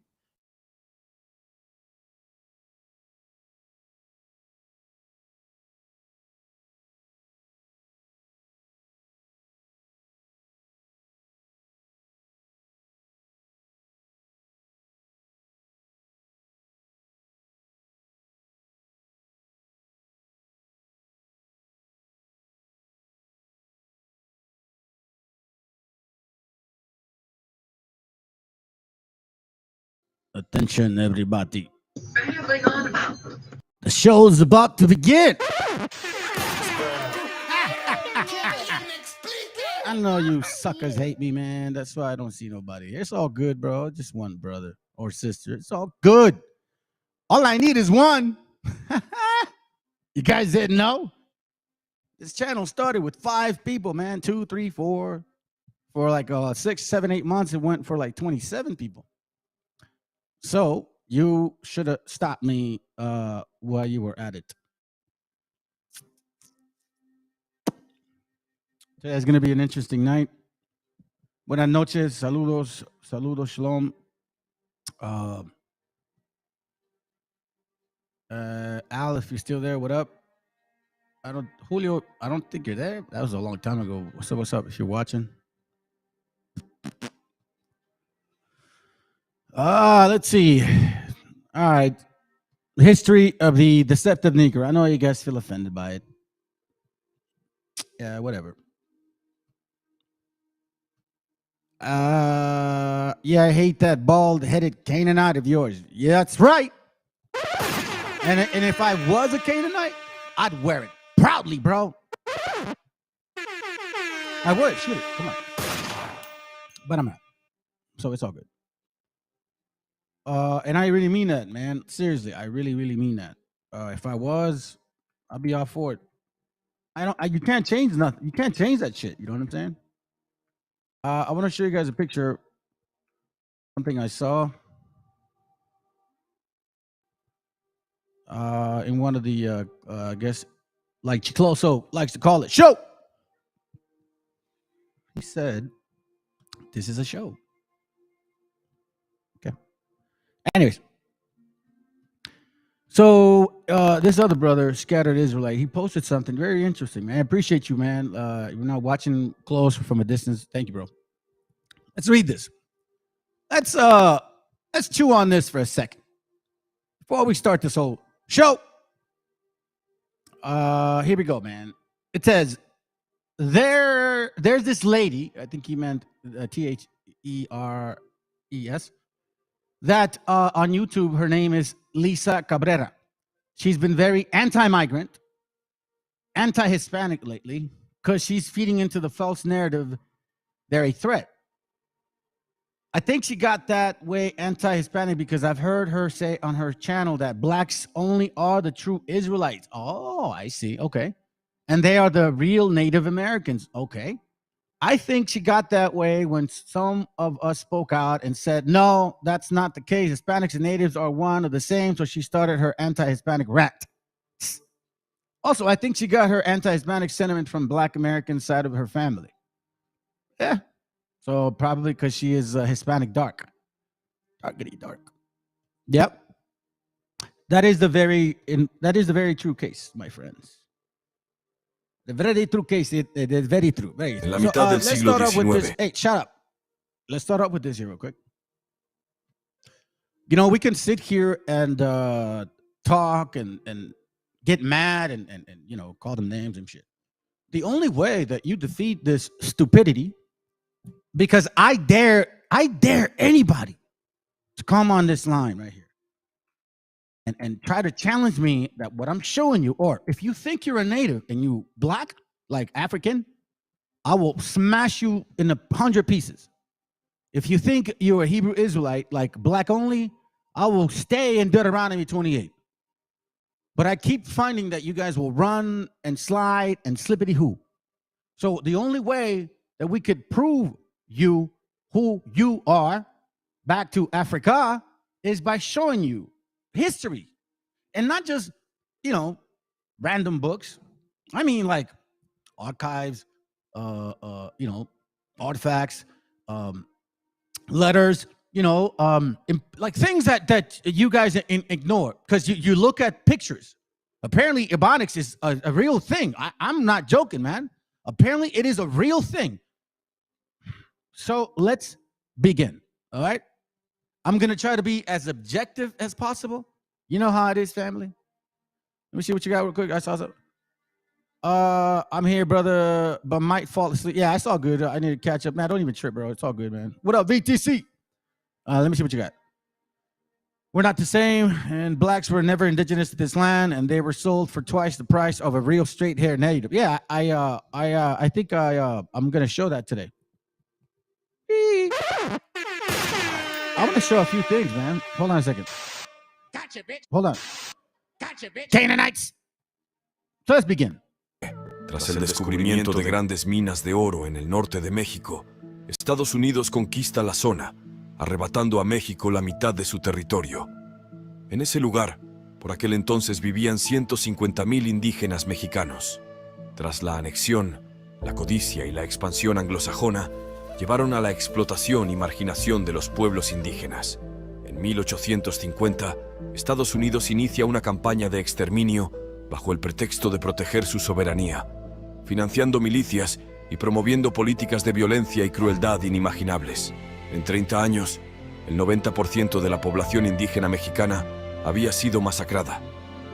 Este oscuro capítulo en la historia de América refleja la lucha de los indígenas frente al imperialismo, y aunque su historia fue olvidada para enfrentar a México contra España, hoy su espíritu de resistencia y valor vuelven como un recordatorio de su inquebrantable coraje.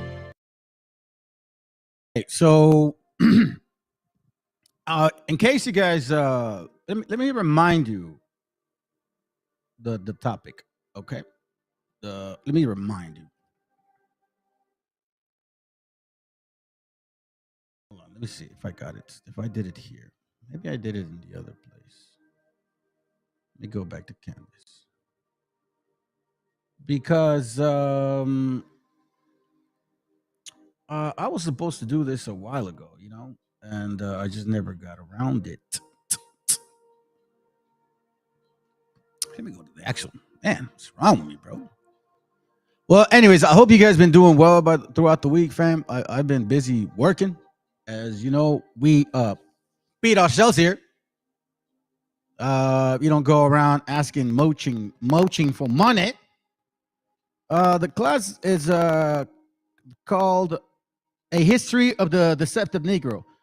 You 151st black men of Texas. Okay, so this is going to be an objective point of view on what happened in Texas, because you see, we have to kind of reassess again and reset our mind as to what actually occurred. Like, if you guys got to think about this. When back in the day, we thought it was just gringos and shit. You know what I'm saying? But now, when you look back at books like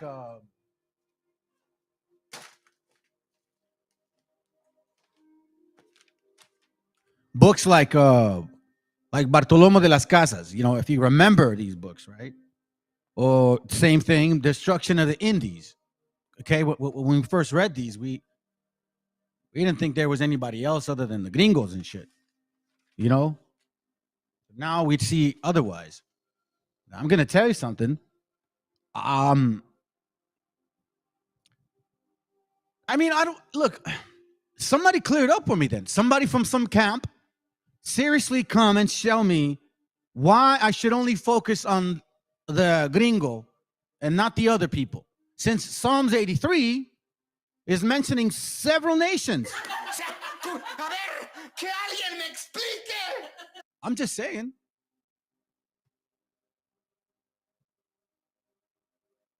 Let's not forget.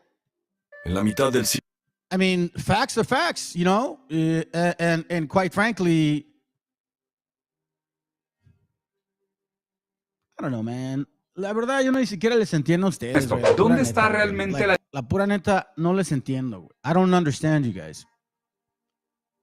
I have to really wonder now more than ever. Like, who is really, you know, Israel, man? Not only do the people that are claiming to be are just lost outside their mind, right? But it's, why don't you guys give a shit about your people, man? You rather sweep shit under the rug for what reason? I'll show you this one. I'll show you this reason. I was kind of working on this intro. I'm going to show you something real quick. Watch this. Let me see if I recorded it. Oh, it's not this one. Let me see. Maybe it's this one. No, that's not this one. I did a recording earlier. And I'm like, dude, the things that this gentleman was saying is on point about you guys. Let me get the scripture real quick, man. I'm going to show you something.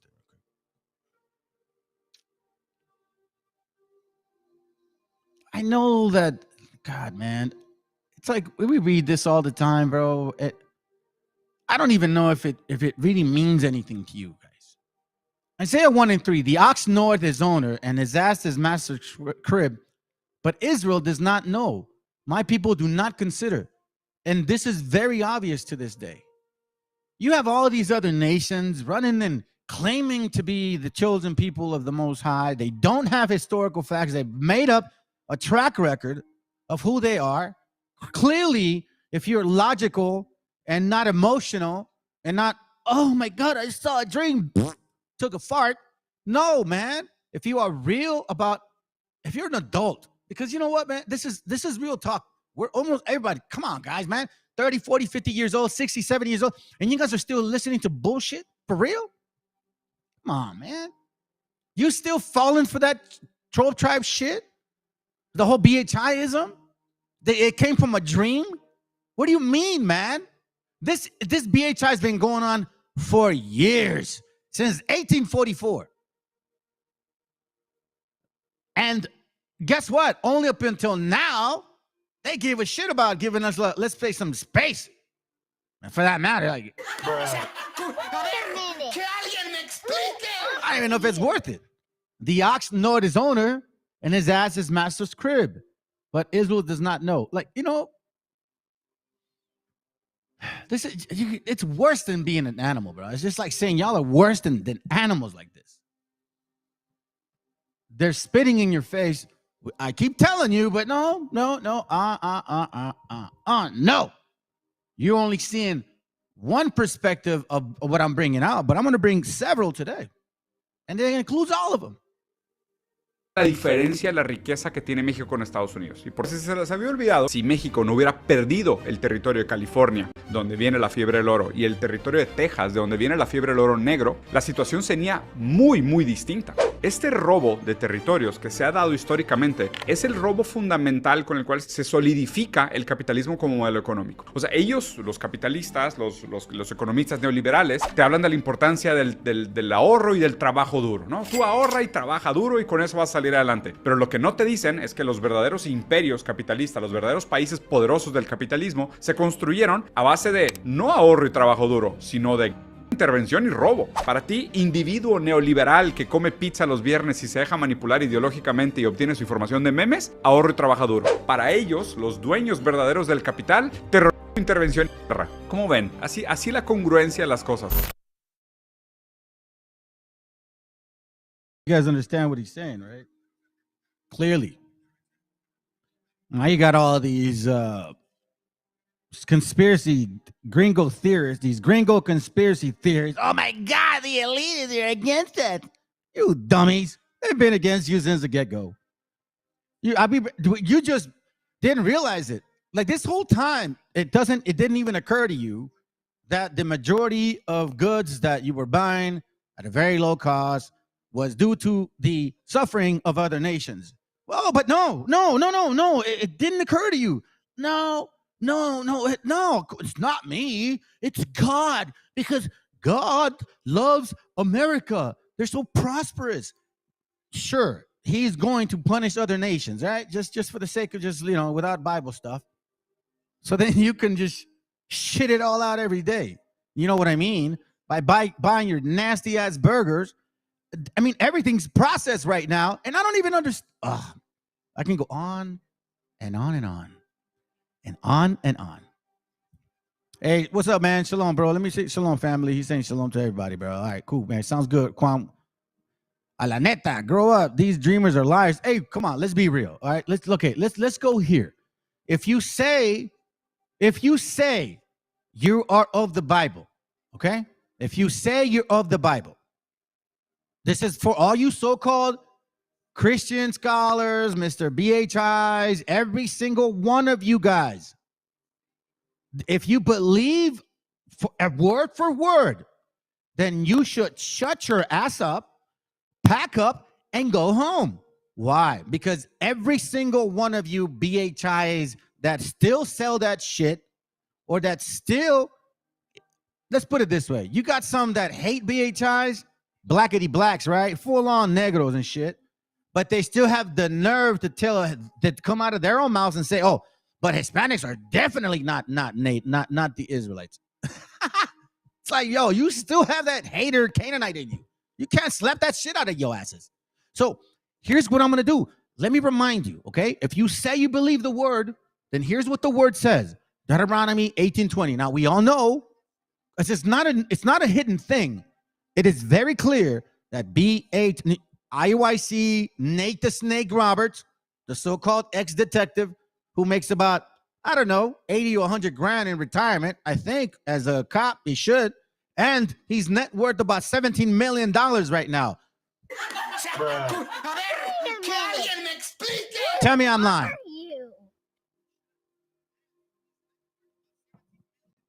Tell me I'm lying.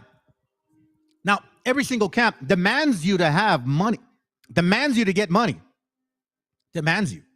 So here's what every single leader of every single camp right now that teaches either black only shit or 12 tribe crap. Here's what they say: that Y2K is gonna destroy the world, and that the so-called white man, right, he is going to be in submission of the so-called black man. That is what you guys said. Don't bullshit us, because that is exactly what you taught. ISUPK taught it. Every single person that came out of those so-called leadership, they call King David, they all taught that at the end of the world was in 2000. Nate the Snake even said it in a class that I was watching live. As I told y'all, I was from that stupid camp. Hey, it is what it is. I was stupid too. But remember, when I was a child, I spoke like a child. I acted like a child. I saw and perceived things as a child. But when I became a man, I strapped my boots and I smacked my face a little bit and said, it's time to grow up. I got a family to take care of. So what is the truth? For me to show my family what is best for them. Not for me, what is best for them. You guys are too selfish, man. So when I started looking at scriptures wait a minute, hold on a second. Deuteronomy 18:20. But the prophet, which shall presume to speak a word in my name, BHI, IUIC, ISUPK, GMS, all of those, every single branch that you are teaching this right now, you guys all said Y2K, which I have not commanded him to speak, or that that shall speak in the name of other gods. So here the Most High say, listen, Here, our creator, yeah? You know God, you know his name, right? We've mentioned it before. Not to get too much into names, but I just want to remind you. It says here, or that shall speak in the name of other gods, even that prophet shall die. So now it's saying if I send somebody or somebody says I've sent them, trying to claim that they're speaking on behalf of me or whatever other damn religion they say that they have that claims that I sent them, okay? If they say in thine heart, meaning in their mind, how should we know the word which the Lord had not spoken? So us, how do we, like, hey, Father, but how do we determine who is lying and who is not? How can we, because remember, a slithering tongue is what most of these prophets become. That is why they're good at what they do, because they can speak. They got game. You know what I'm saying? Like, trust me, family. I can't trust a con man, because I never was a con man, but I got this way of like picking up shit that people say, man. I just catch them. I don't know why. Maybe it's a detective spirit that I had maybe when I was young, because I wanted to, if I was going to be in some kind of law crap, I would have been a detective. I would have liked to have solved like murder cases or some crap like that. You know what I mean? Anyways, so it says here, but the prophet, which was presumed to speak a word in my name, which I had not commanded him to speak, or that shall speak in the name of other gods, which even that prophet shall die. So how do we know? Here it goes. Y2K all day. I showed you guys the videos, these other classes. Go back into my channel and go back and say, look, they said it themselves. This gringo guy went in there and recorded them, and you see this dude dressed up like I don't what, like how can I say it? Like a pirate, from a boat. And he's like, yeah, that picture down there. That's your Pope. He's like, all right. He goes, yeah, because in 2000, the world's gonna end. We're gonna rule ya. You see the guy was like, okay. He's like, really, dude? Like he's like, this is bullshit. Of course. So he says that, right? But anyway, so like this, when hold on, Deuteronomy 18:22. Let me slow down. Deuteronomy 18:22. So here's my point. When a prophet speaketh in the name of the Lord, if the thing follow not, let me go here. Let me be a little more clear. Let me go here. Let me be a little more clear. If a prophet speaks in the name of the Lord and what he says does not come true, they said the world was going to end in 2000. Then it is not the Lord's message.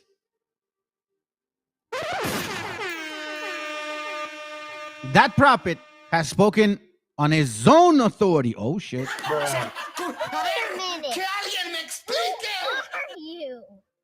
And you are not to fear him.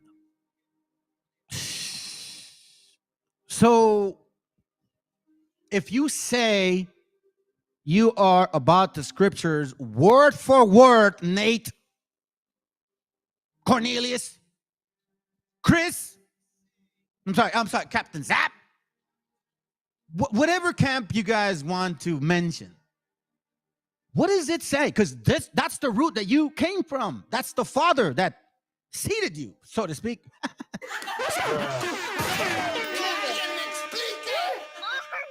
You are still teaching the same thing.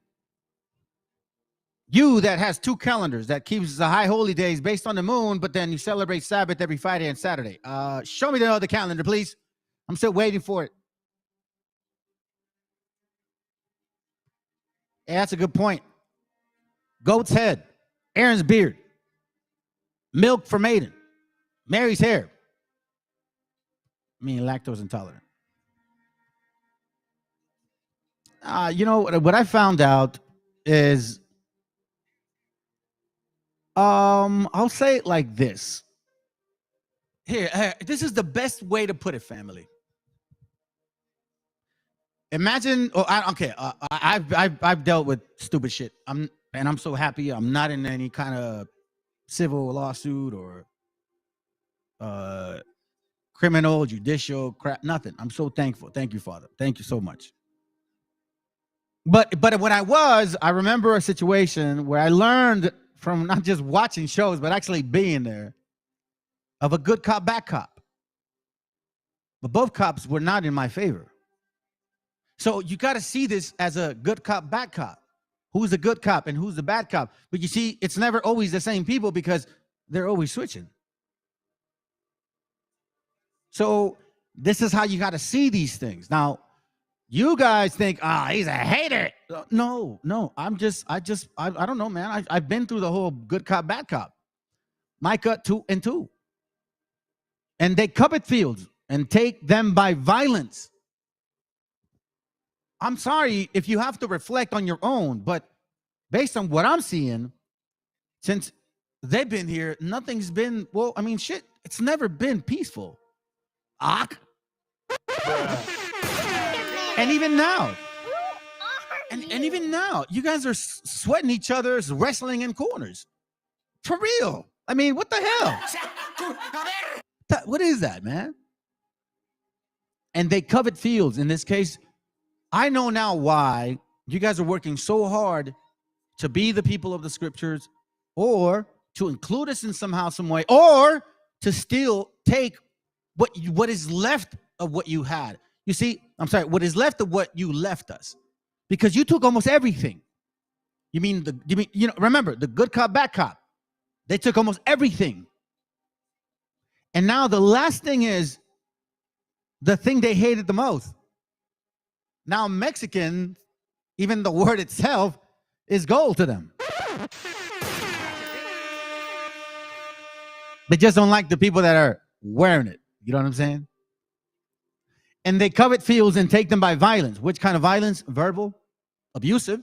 You're passing laws, crazy. As a matter of fact, I'm going to show you who the hell helped who when y'all took Texas. Yeah, and houses, and take them away. So they oppress a man in his house. Remember when you guys so-called took Texas legally, you were in the land that was governed by so-called Mexicans, and you as Anglos, both black and white or whatever color skin you want to consider yourselves, you didn't give a shit. You came here deceiving these people at this time, I'll just say it like that, and you took it. But now you want to sit back after 1865 and only blame the white man, supposedly because they only did it. No. That's not the case. Because you're actually speaking it yourselves. I'm not the one saying it. You guys are saying it. Watch. I'll show you. I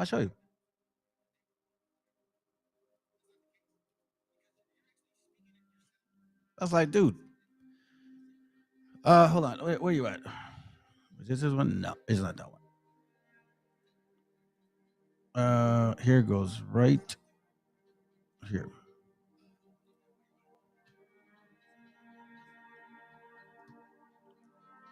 I'm gonna show you something. What the hell are you, dude? Give me a second, fam.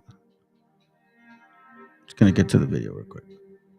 I don't want to look for the link. Man.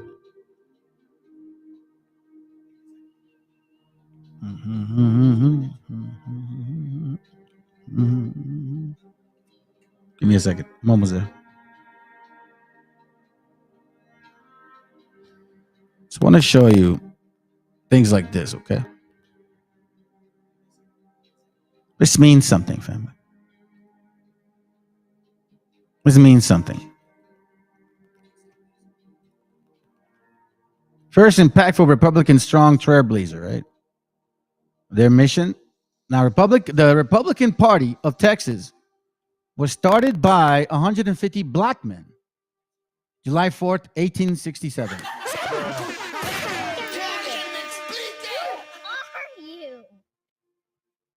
I'm not saying it. This is what it's saying. That's what it's saying. Now, how come we weren't taught this in school? How come this wasn't even mentioned to us? Remember, Texas was not sold. It was stolen by people like him. What are you going to say now, 12 tribe charters? You dumb hooligans. What are you going to say? I mean, you're very proud of this here. I'll show you right now. Yeah, I'm going to show you something. You're very proud of this. I mean, it's there's no denying it. You're very proud of this. You're very, very, very, very proud of this. You see, family, good cop, bad cop. You just have to determine who's a good cop and who's a bad cop at what time.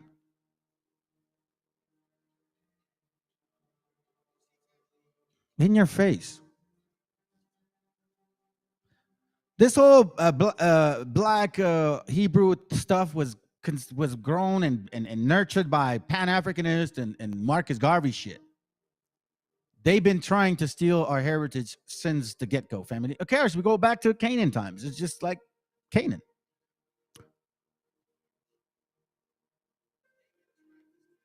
Look.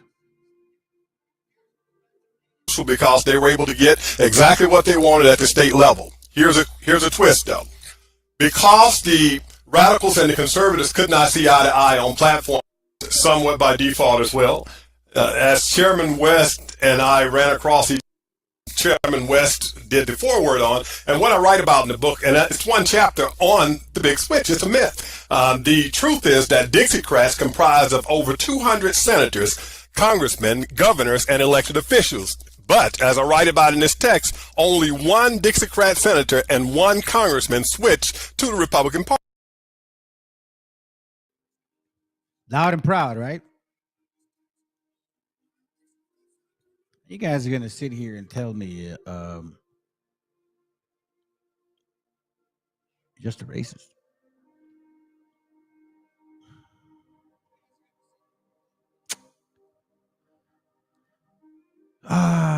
Okay, let me show you something.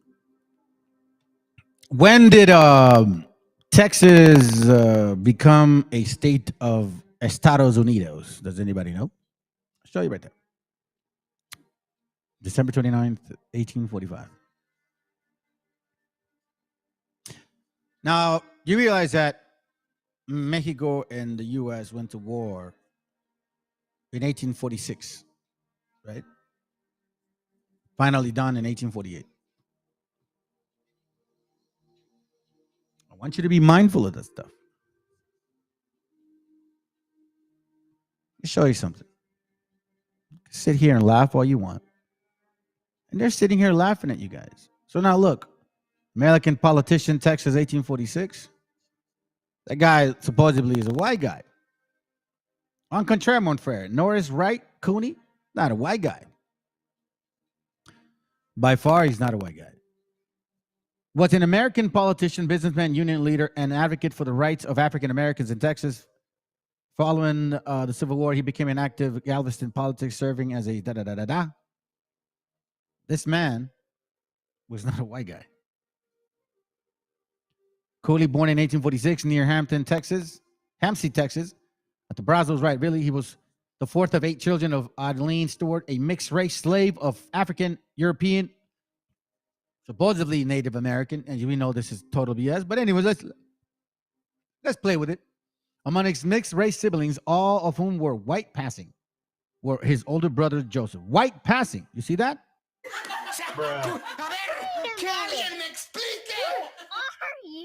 Their father was Adeline's white master. He was the first white family, blah, blah, blah, blah, blah. In 1850, Philip Cooney was one of the largest landowners in the state of Texas. 2,000 acres, you say? And 105 slaves. Oh, my dear Jesus.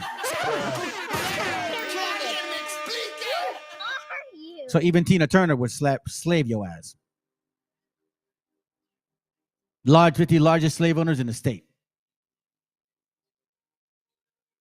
Oh, sorry. Did I offend you? Because I'm sharing history? Okay. So let me show you this then. This is from, remember the articles I was showing you the other day? Right? From chronicling America.loc.gov. Excellent location to pull up articles. I want to show you something. This is dated, by the way, 1842. Okay? Remember, 1842. Look how these people are talking. Texas invasion. Texas is at the present time, invaded by army of Mexicans.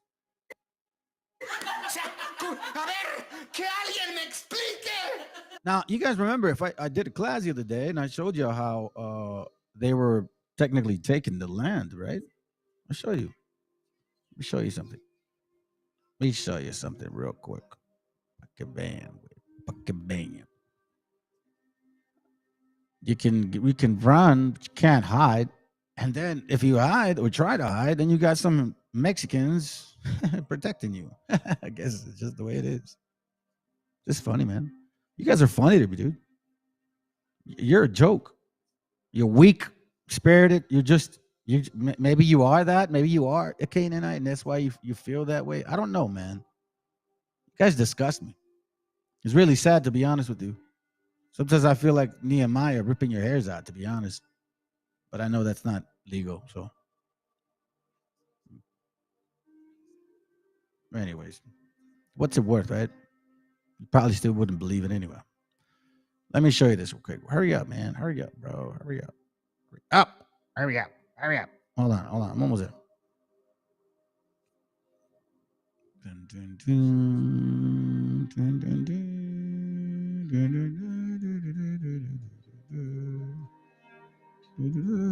Here it goes right here. This is from Occupied America, Historia of Chicanos, 3rd edition. That's what it says here. Let's go to this other page.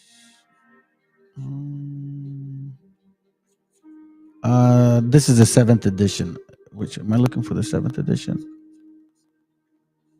Oh, I think I passed it. Okay. Okay, here goes. Here it goes right here. Here it goes. Invasion of Mexico. From the 7th edition, okay, of Occupied America. In the mid-1840s, Mexico was once again the target. Expansion and capitalist development moved together. The two Mexican wars gave U.S. commerce, industry, and mining, agriculture, and stock raising a tremendous stimulus. The truth is that by 1840, the Pacific Coast belonged to the commercial empire that the United States was already building in the ocean.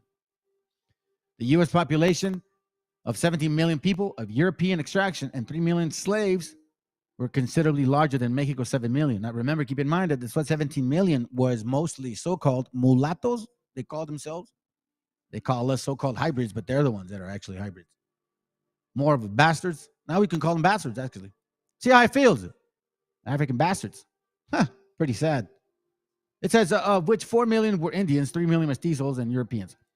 The United States acted arrogantly in foreign affairs, probably because its citizens believed in their own cultural and racial superiority. I want you to remember that. In 1844, war with Mexico over Texas and Southwest was only a matter of time. Now, that's not that far from the so-called 150 so-called Negroes that so-called helped Texas. Remember? We're not that far. And by this time, they were already writing books. Remember the book I showed you guys, the 1844 book? That they were supposedly the Negroes were the Israelites and the black Native Indians were the Northern Kingdom. Right? So now you're kind of seeing the like kind of like Alice in Wonderland, and you're like, whoa, that was happening as that's what's going on. Yes, exactly. All of these things were occurring at the same time, taking land, taking power, taking everything from you, which scriptures clearly say that this would be continuing curse. Deuteronomy 28, it clearly said. I mean, I don't see this happening to no other nation but us. No, sorry, you can't do that, Africans. That shit ain't happening over there. You guys are good now. Nobody wants to go over there no more. No, this is happening here. Deuteronomy 28:33. Not just in 1492, Nate. This is happening right now. Aren't they talking about so-called invading because of the fentanyl, but it's really about lithium? Aren't they going over there? Now they're burning Chile. Oh, sorry, said it. Deuteronomy 28:33. The fruit of thy land and all thy labors shall a nation which thou knowest not eat up. Do you want to know why? Because we still don't understand, you guys. And thou shalt only be oppressed and cursed always. Damn. Labor consistent shall nation that you don't know will eat you up. Look at this. All right, so let's continue. I'm sure that offends you guys. Apparently it does. So this is an old article. As you can see, I wanted to show you like the stuff that it's saying, right? By Army of Mexicans under the command of Arista, supposed to consist of 14 or 15,000 men. The Texans do not seem to be alarmed at this formidable array of the enemy, even though it's Mexican territory. You see what I mean? Each man's soul is in arms and eager for fray. The citizens are voluntarily placing themselves under the brave and an experienced commander. But supposedly, Texas seceded from Mexico, right? How the hell did they have a commander? They never have an army. Here is where the support of the other colonies, colonialists, were helping Texans of both colors. President Houston, supposedly the president of Texas, that's what they said here, but that's not true because this wasn't a country. He was never a president. Here goes. In a letter to the Texan Council, a New Orleans says we can bring into the field at least 10,000 men. You see, now he's sending letters to New Orleans. Man.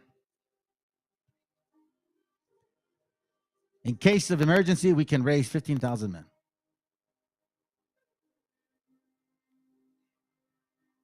The war will not be long of duration. No Mexican force can long sustain itself in a Texas. And let Mexico look out for the recompense of her iniquities. Wow. That's a heavy point right there. You want to know why? You want to know why that's a heavy point? Think about family. There's only 6 of you guys watching this right now. Let Mexico look out for the recompense of her iniquity. Y'all deserve this shit.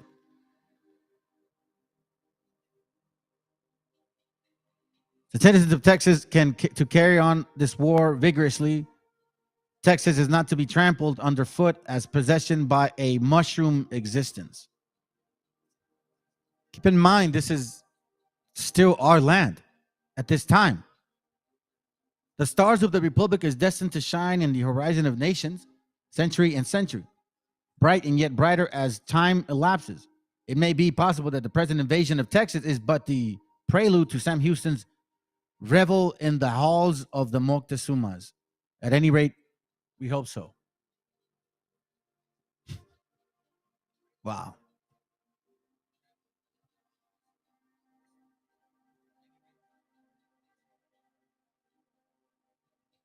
Show you something else.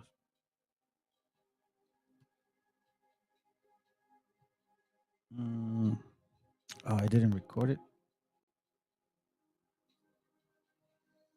Let's see. Let me see if I can find it real quick.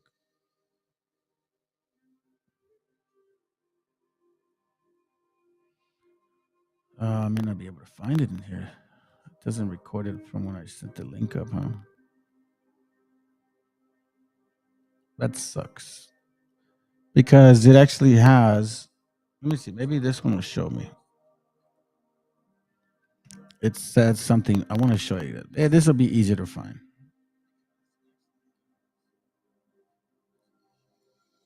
Check this out.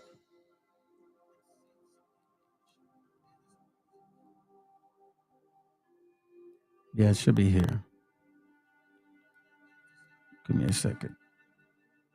I won't be long today. Just trying to get some shit done. Hold on.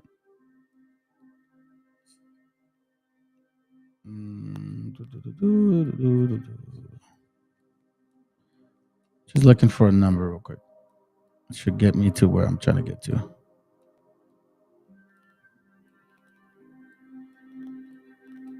Marshall. Okay, revenue. Okay, let's see. Let me see if I can find it here.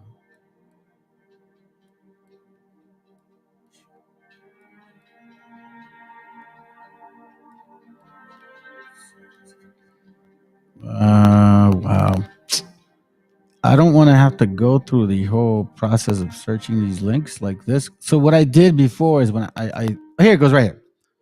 It says here, remember this is from year 1818, okay? Remember the Chronicler, the Chronicler. It's called Alexandria Gazette and Daily Advertisement, December 29th, 1818, image 2. Here it goes. Whether you guys care or not, that's up to you. For Mr. Bland account, it would seem that Chile is a country, excluding the Magellanic tracts of New Chile, of about 1,000 miles in extent of the seacoast, that it has many excellent ports, convenient for foreign trade, that it is country fruitful in grain, wine, oil, and productivity in gold, silver, copper, and tin. That it is destined to be the granary of that part of the world. That its population is about 12,000 to 1.2 million souls. That about 800,000 of these are under the dominion of the patriots. Let that sink in. Under the dominion of the patriots. 1.2 million souls, 100,000 are in slavery by the Anglos here. Yes, both. The good cop and bad cop, black and white. Okay, don't bullshit each other. I know you Raza likes to tuck in your tail and shit. I'm sorry to tell you. But let's continue. The remainder being under jurisdiction of the royalists. That there are about 50,000 Indian slaves in all Chile. But very few slaves of the African race. Who are you?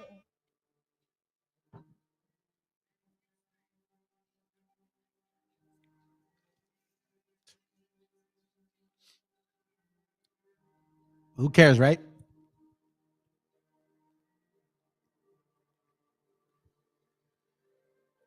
You see the abuse that occurs here. I can't find it, but it says the Patriots Army is about 6,000 total, 2,000 of them being Negroes. You understand this? The American Army has 6,000 soldiers, 2,000 of them being American Negroes.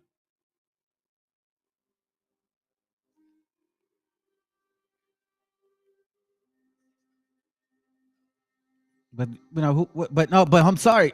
They suffer just like us. That's what you want. That's what you want me to believe, right? It's very convenient. Here goes. The Patriot Army, at a medium for Mr. Irizarry and Mr. Bland differs in this point, is about 6,000 strong, 2,000 of which are Negroes from Buenos Aires. There are no Chilean officers in it, however. See?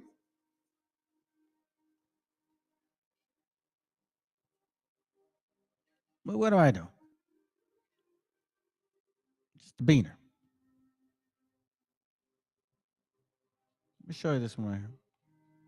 Maybe this might actually make you think a little bit more.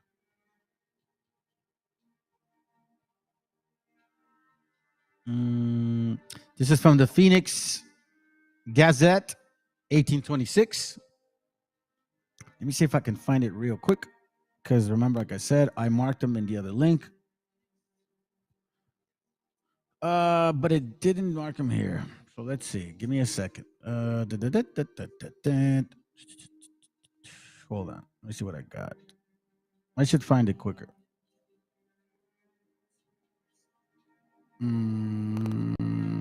Mississippi. No. Maybe on this one here. Let me go back here. Hold on a second. It's somewhere around here. So let me start. Okay, here it goes right here. Okay, so here it goes. Let me start reading right here, okay? Pay attention. Pay attention, please. Remember, this is Phoenix Gazette, June 5th, 1826. I'm sorry, 1820. Yeah, 1826, image 3. And it reads, The following interesting items of the intelligence from from the colony were obtained by Mr. Litford from Dr. Woodside, a passenger in the Indian Chief. That's a ship, okay? Indian Chief is a ship. Because I have read this before, so just so I know. Dr. Woodside states that advices having been received by the governor of Mesurado that the 2 or 3 Spanish vessels were at Trade Town, about 90 miles to the leeward of Mesurado, in the business of trading with the tree panning the natives, I guess so. Made application chase of Colombian scooter La Jacinta to proceed thither, promising him at the same time the assistance of from 30 to 40 of the American colonists who had volunteered themselves for the purpose and endeavor of possible to defeat their plans. Captain Chase, accordingly, proceeded down, and on his arrival on the 4th of April, found there the Colombian brig Vesider, a ship named Vesider, I guess, and Captain Control, who had captured, check this out, who had captured a Spanish brig, and with the assistance of Jacinta, another ship, afterwards took 2 Spanish schooners, those are smaller vessels, all of which were engaged with a party of Negroes from the shores and making arrangements for taking off about 400 blacks as slaves.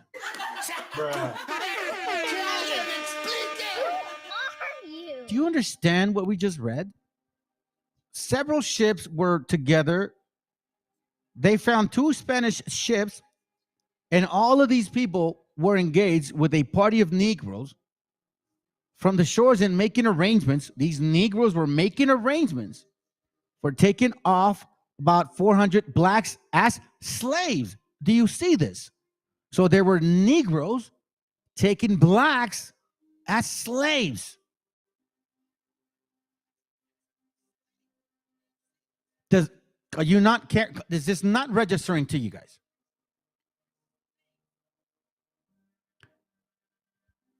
But again, what do I know, right? The Jacinta effected a landing of Captain Chase with a party of men, and doing so, blah, blah, blah, blah, blah.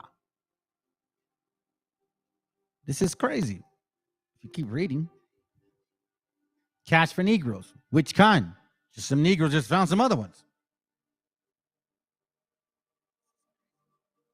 When you purposely blur history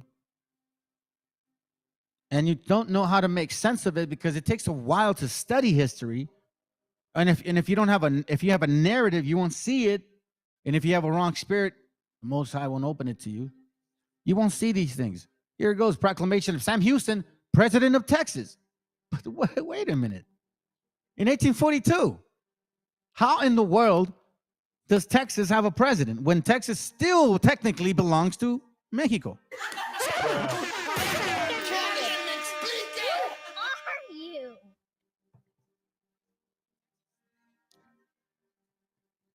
But again, what do I know?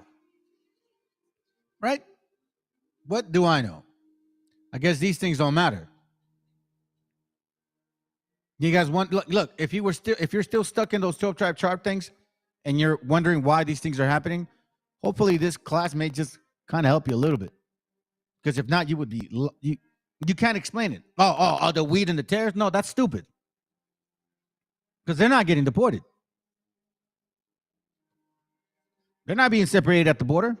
Matter of fact, they're helping the white man pass laws to make sure that you so-called Hispanics don't belong here. Look, the so-called audacity of them. Check this out. In 1850, supposedly there's hardly any Hispanics or others, right? And then non-Hispanic white, supposedly, they were the majority in 1850. You see what I mean, fam? You see what I'm saying? It's like as if, no big deal, about 28% were black slaves and the rest were Hispanics or Indians. 70% of the state were white, supposedly white standard. Remember, we talked about the topic. But again, what do I know, right? What do I know? What do I know? You guys don't give a shit anyways. You guys are at los huevos de cada uno, güey. Texas Braves. Look at this, bro. Like, come on, man. It's sad, bro. You guys are a sad case. All the while, Texas Abbott encouraging criminal white extremists to come to the border, Latino rights group says. It ain't just white extremists, bro. Just be real. Just be real. It ain't just white extremists, man. Yeah, bullshitting, dude. The height of stupidity is having a strong opinion on something you know nothing about. I'm extremely disappointed in the very strange maneuvering by many on the right to torpedo a potential border reform bill. If we have a bill that on net significantly decreases illegal immigration, and we sabotage that is inconsistent with what we told our voters we would do. People will make up whatever reasons they want to. There's a number of them, I'm sure. But it would be a pretty unacceptable dereliction of your duty. The height of stupidity. This weekend, a trio of anti-immigration rallies took place in Arizona, California, and not far from here. Hundreds of people drove for hours from across the country to take part in these, quote, take our border back convoys. And while there was talk on social media of civil war and violence, these demonstrations were peaceful demonstrations. What's wrong with you? What's wrong with you? Pedestrians have the right. Peaceful protest, you're a violent thug. You're a violent thug. Convoys fighting each other. I mean, who'd have guessed that hundreds of disenfranchised Trump voters high on Alex Jones' boner pills would cause a scene? Not me. Hey! Hey! Don't touch us! You want to go to jail? Don't touch us!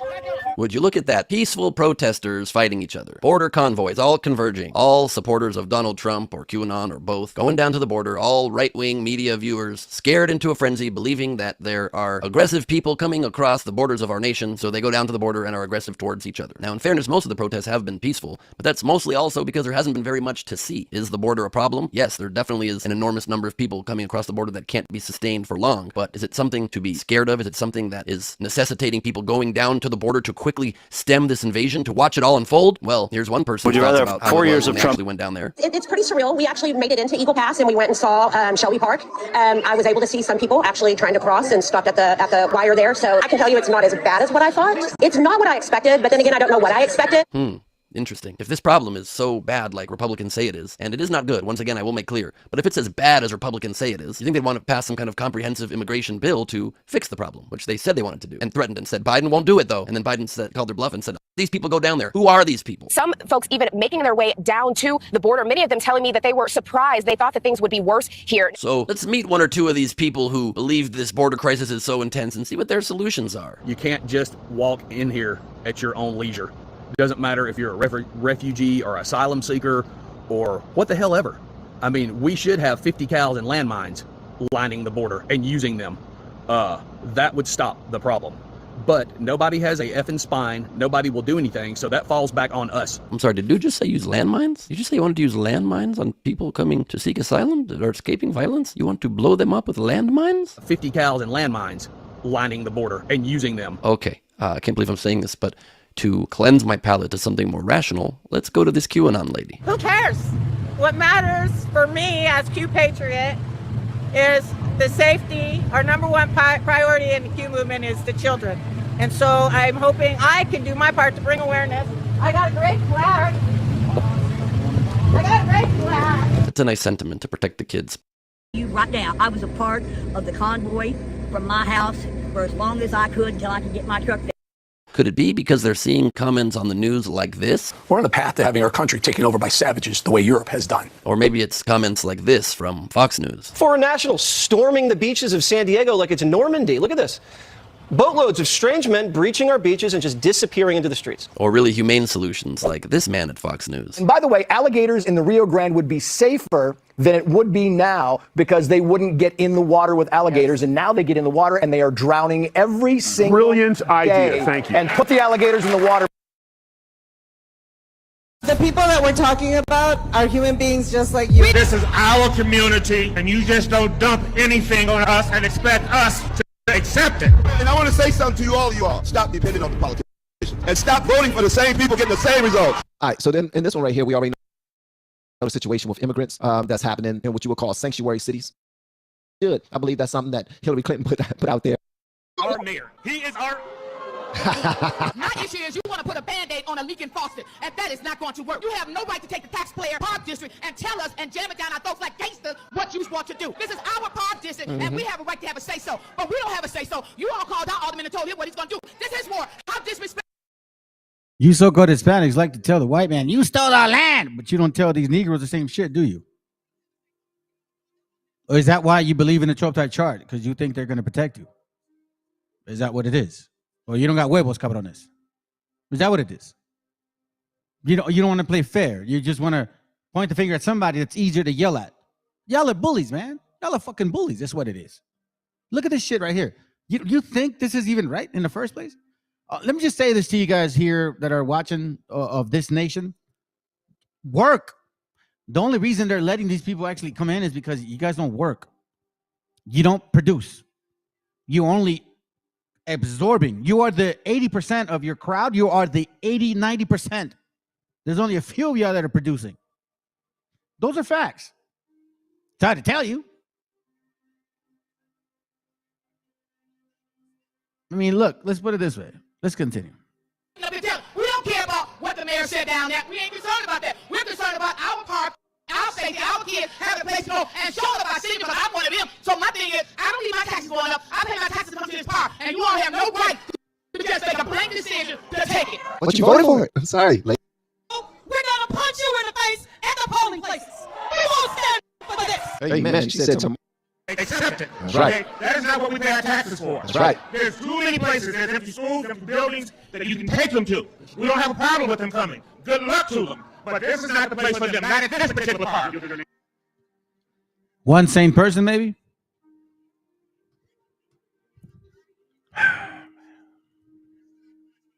White and black America, man. You guys are just fools, bro. Y'all are just stupid. That's what it is. Because you prefer to do this. You want this. You're on the cracker side now. I'm serious. Hey, listen, I'll be real with you, man. I know there's not many people watching right now, dude. There's only like 3 people. That's what I see. Which is really sad, to be honest with you. I'm like, fuck, man. Shit, even we're doing this channel. I ain't getting paid for this shit. You guys really make me think about that stuff, man. Is it even worth it anymore? I don't know. Time will tell. Let's continue. Trump is a dictator, or 4 years of Biden as a president? Trump is a dictator. He's not going to sell us out. We want Biden to hang for treason. Trump's got an excellent chance if they don't get it by with cheating again. You think the 2020 election was stolen? Yes, they did.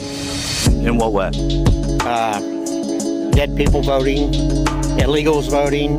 We're giving money to Ukraine and Israel. They're asking for more. How do you feel about that? Our country's hurting right now with all the cost of living and everything. They shouldn't be giving our money away to foreign countries. I want to ask you about Hunter Biden. He's be in jail too. Would you rather have 4 years of Trump as a dictator or 4 years of Biden as a president? Trump.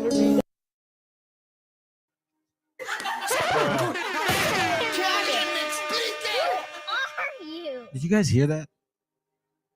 He would rather have 4 years of dictatorship than 4 years of, I don't know, I guess, democracy, or what they call it.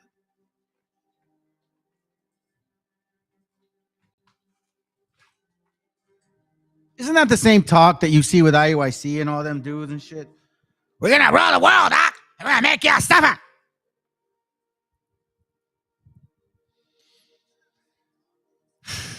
Fuck, dude. Just unbelievable. You see this good cop, bad cop? You see what I'm talking about? Good cop, bad cop. Encyclopedia of U.S. military interventions in Latin America. Pobres paisas, güey. It's an excellent book to read.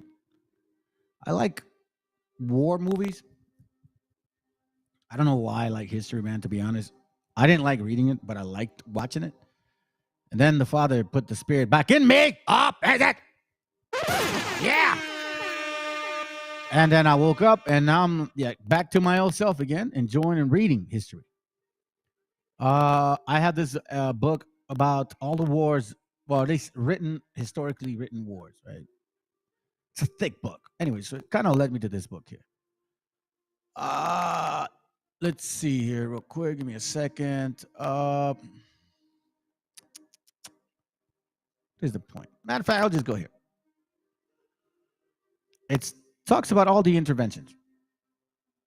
Countries and territories, economic affairs, cultural issues, indirect interventions, meaning there were some direct ones, right? That's exactly the case. Indirect interventions. Salvador, Cuba, Nicaragua,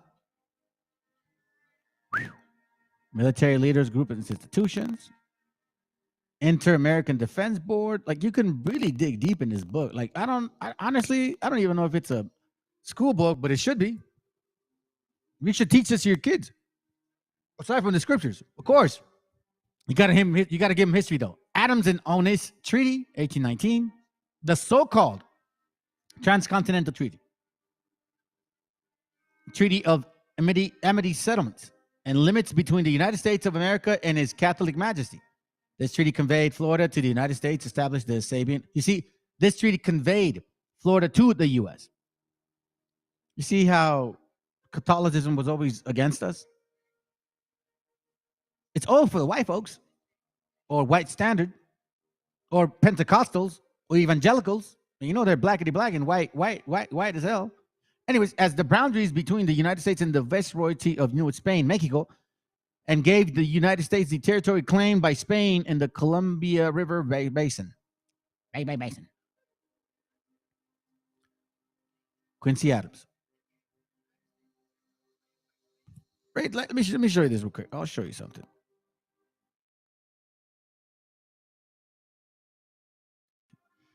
Let's read this. Go back up here. In 1810, after supporting convert operations that resulted in the creation of the independent West Florida. You see this here. In 1810, after supporting convert operations. What does convert mean? What does convert operations mean? Convert operations means to change a value or no, man, that's not what it means. A military or police operation involving a covert agent or troops acting under an assumed cover to conceal the identity of the party responsible. In 1810, after supporting covert operations, meaning the Gringolandians, secretly supported, right? That resulted in the creation of an independent West Florida. So they started some shit in secret. President James Madison annexed West Florida by proclamation in the U.S. Senate, and Henry Clay, blah, blah, blah, blah. You guys know this story. Henry Clay, no, you guys don't know this story. It's pretty deep. In the U.S. Senate, Henry Clay defended Madison's press and the U.S. government to restore the parts of West Florida occupied since 1810. Denounced American filibusters in Texas and refused recognition of the flags of ships from South America and Mexico carrying war material. And the U.S. government agreed to none of these demands. In late 1817, occupied Amelia Islands of the Florida coast, claiming that since Spain could not maintain its authority over pirates, smugglers, insurgents, runaway slaves, and others, it ceased to hold any jurisdiction. Isn't that what they're saying about the fentanyl? You can't control these fentanyl drug pushers, so we're going to have to invade Mexico. Why can't you control your fucking people to stop using drugs? Just say no. You guys told us the same thing. You told so-called black folks, so-called black, brown, Hispanic folks, you told us, just say no. Remember Ronald Reagan? Remember the skinny wife of his, the funky lady? She said to us, just say no. And then you got stupid commercials. This is your brain. This is your brain on drugs. You guys remember that? You forgot now. So you seized Florida because you made an excuse, created a war, justified a war, supposedly because they couldn't handle pirates, smugglers, and insurgents, yet you were the pirates, the smugglers, and insurgents. Oh, I'm sorry, and runaway slaves. That's not their business. This is amazing to me, man. And now you Gringolandians are wondering like, oh, the elites, shut your asses up. The elite. You guys you're going to get what you deserve. You are going to experience what we've experienced, but you're going to feel it so much worse because you don't have the cojones for this shit. Listen, the Most High built us a certain way because he knew we could handle it. Oh, man, that's good. I'm glad, bro. Mark 4:22. For there is nothing hid which shall not be manifested, neither was anything kept secret, but it shall be, but that it should be revealed. This is not, oh, I'm sorry, I have an agenda here, and I really hate the white man, so I feel bad for the Negro. I'm sorry. So I'm not going to say nothing about him. No, shut up. Aguántense, cabrones. I want you guys now to understand. I'm sorry. You're not Hebrews. You're not natives. You are Africans. You are Canaanites. And I'm going to show you tonight, because I keep having people come to this channel every now and then, and not keep having, but when they come up and they go, read Ezekiel 37. Shut up. Read Ezekiel 37. Is that the only chapter you read in Ezekiel? You guys even know what Ezekiel's saying? I'm going to show you what he's saying. Well, anyways, let's continue. During treaty negotiations, Adams claimed that the Louisiana Purchase included West Florida and Texas to the river Rio Grande. In the 2 years previous of 1819, American troops led by General Andrew Jackson invaded Spanish Florida to retaliate against bands of Seminole Indians and quote, quote, free blacks who had attacked an American ship and killed approximately 30 American citizens. I wonder who killed them. In the same name of immutable laws of self-defense, Quincy Adams justified Jackson's control. But then again, why would that happen? You see what I'm saying, family? I don't trust you guys anymore. I don't trust you guys anymore at all. In the name of all of a sudden, 30 of you guys attack an American ship.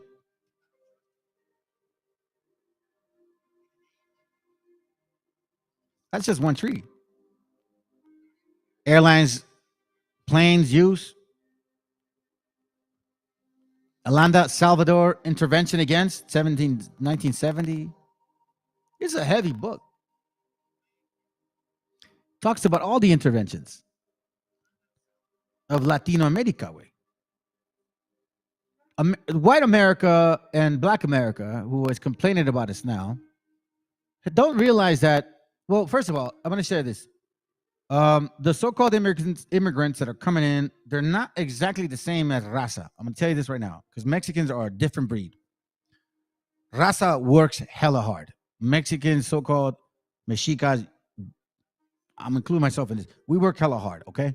That's what we fucking do. We take care of our family. We look out for our kids. We make sure that the fridge is full of food. You'll never be in a Mexican home that is empty, that is in an empty fridge. Isaiah chapter 50. Unless they're really, really, really, really, really broke. But if you're, decent enough to have a mind and work, your fridge will never be empty.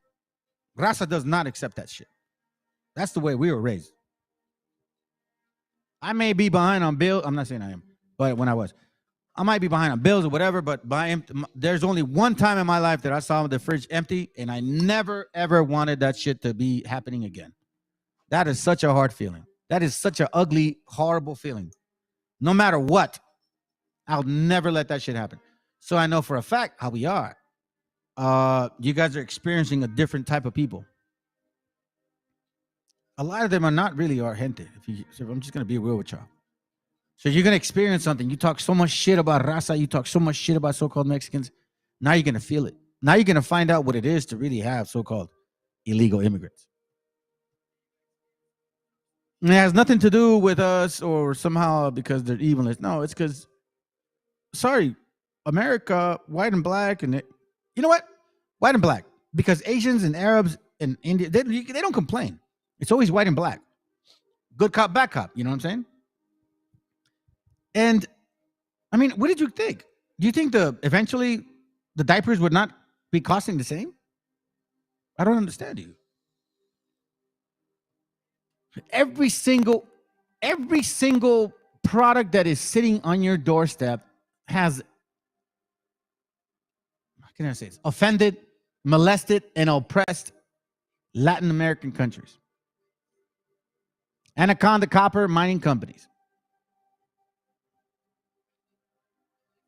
You look through this book. This book is heavy, family. I would really highly suggest to get it.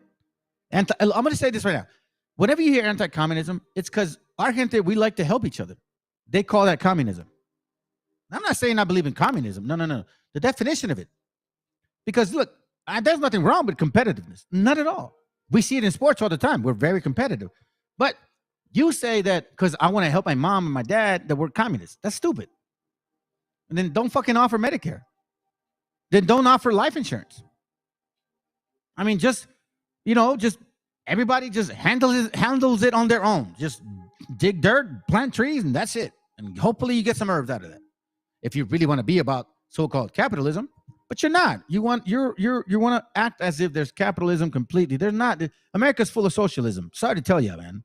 You got to look around. Insurance, car insurance. Listen, if you have auto insurance, you are part of a socialist system. How? Because you're pitching in together, so in case some shit happens to you, someone else will help you pay that shit. Who are you? It's called socialism, communism, whatever. Everybody's equal. You all pay the same. Well, technically not. So it's socialism because it's based on your driving rating. So they say. Anyhow, so whenever you see communism, it's always a excuse. This is what I've learned. This is what I've read. Based on what I read, this is my logic. Why? Because look at this. Anti-communism provided a prism through which, here, let me read this. Sorry. Let me magnify this.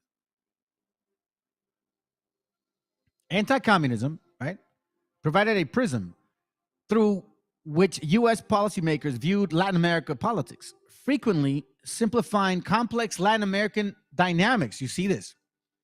Simplifying the dynamics of who we are. Because like I said, we're very competitive. There's nothing wrong with working hard, but at the same time, I'm going to take care of my mom. My mom's 85 years old. I'm going to take care of my mom. She ain't living, freaking half elderly home or whatever. Hell no, man. When she's ready, my mom's walking, man. She's like 65. She's 45. That lady don't stop walking. So when she's ready, she's coming with me. But I'm not asking for nothing. That's what they said, the complexities and enabling policy decisions that frequently resulted in direct and indirect military interventions, particularly during the Cold War. Interventions. It doesn't stop. What do you think? Where do you think your avocados come from? Avocados de Mexico. Did you know that It's funny to me, man. Let's continue. Let's listen to this.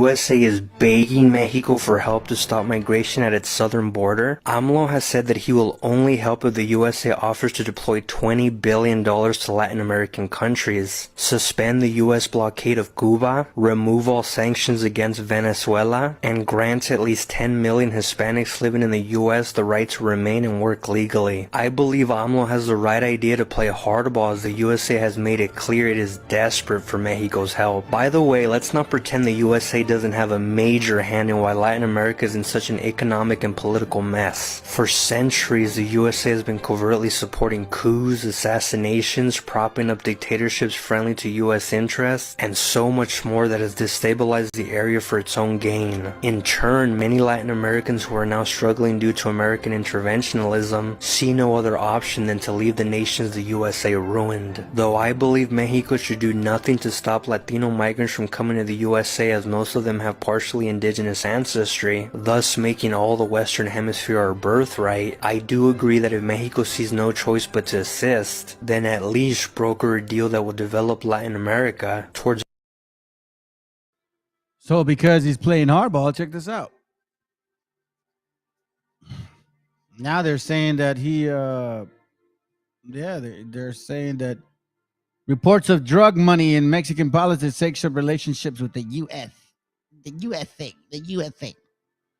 So now we're talking about dirty politics. You know, like CIA shit. You know, they like to do this stuff, man. Hey, it is what it is. That's what I learned. I read. It is what it is. Es una Listen. calumnia. Están, desde luego, muy molestos lamentablemente la prensa, como hemos visto, no solo en México, en el mundo, está muy subordinada al poder. A ver, pruebas. ¿Dónde están las pruebas? Vil calumniadores. They're accusing a president of being a smuggler. You understand that, right? Profunda, con todo respeto, en Estados Unidos. ¿Que no lo sabían sus agencias? ¿Son ajenas sus agencias? Tiene que decir la DEA, ¿sí? Si es cierto, no es cierto, cuáles son sus pruebas, pero no la DEA, el Departamento de Estado. State Department. No denuncio a los medios, denuncio al gobierno de Estados Unidos. Damn. Tengo estas prácticas inmorales y contrarias a la ética política que debe de prevalecer en todos los gobiernos del mundo. ¿Está claro o no está claro? Now, let me tell you something, fam.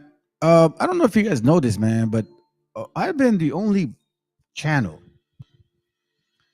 that has been bringing you guys not just so-called Gringolandia shit, you know, but like some kind of international stuff, whether it's across the world or in Mexico. I've been doing this for quite some time now, showing you guys things of politics in Mexico. Now, in case you guys don't know this, politics in Mexico is a pretty heavy deal. The reason why I'm saying this is because you have people that are in power and they're running to become a president. And these people are coming to America asking them to help them win the election. Oh, you damn right it is. Yo, no bullshit. I don't care. Look, listen, you could put a strike on my channel. I don't give a shit because this is true.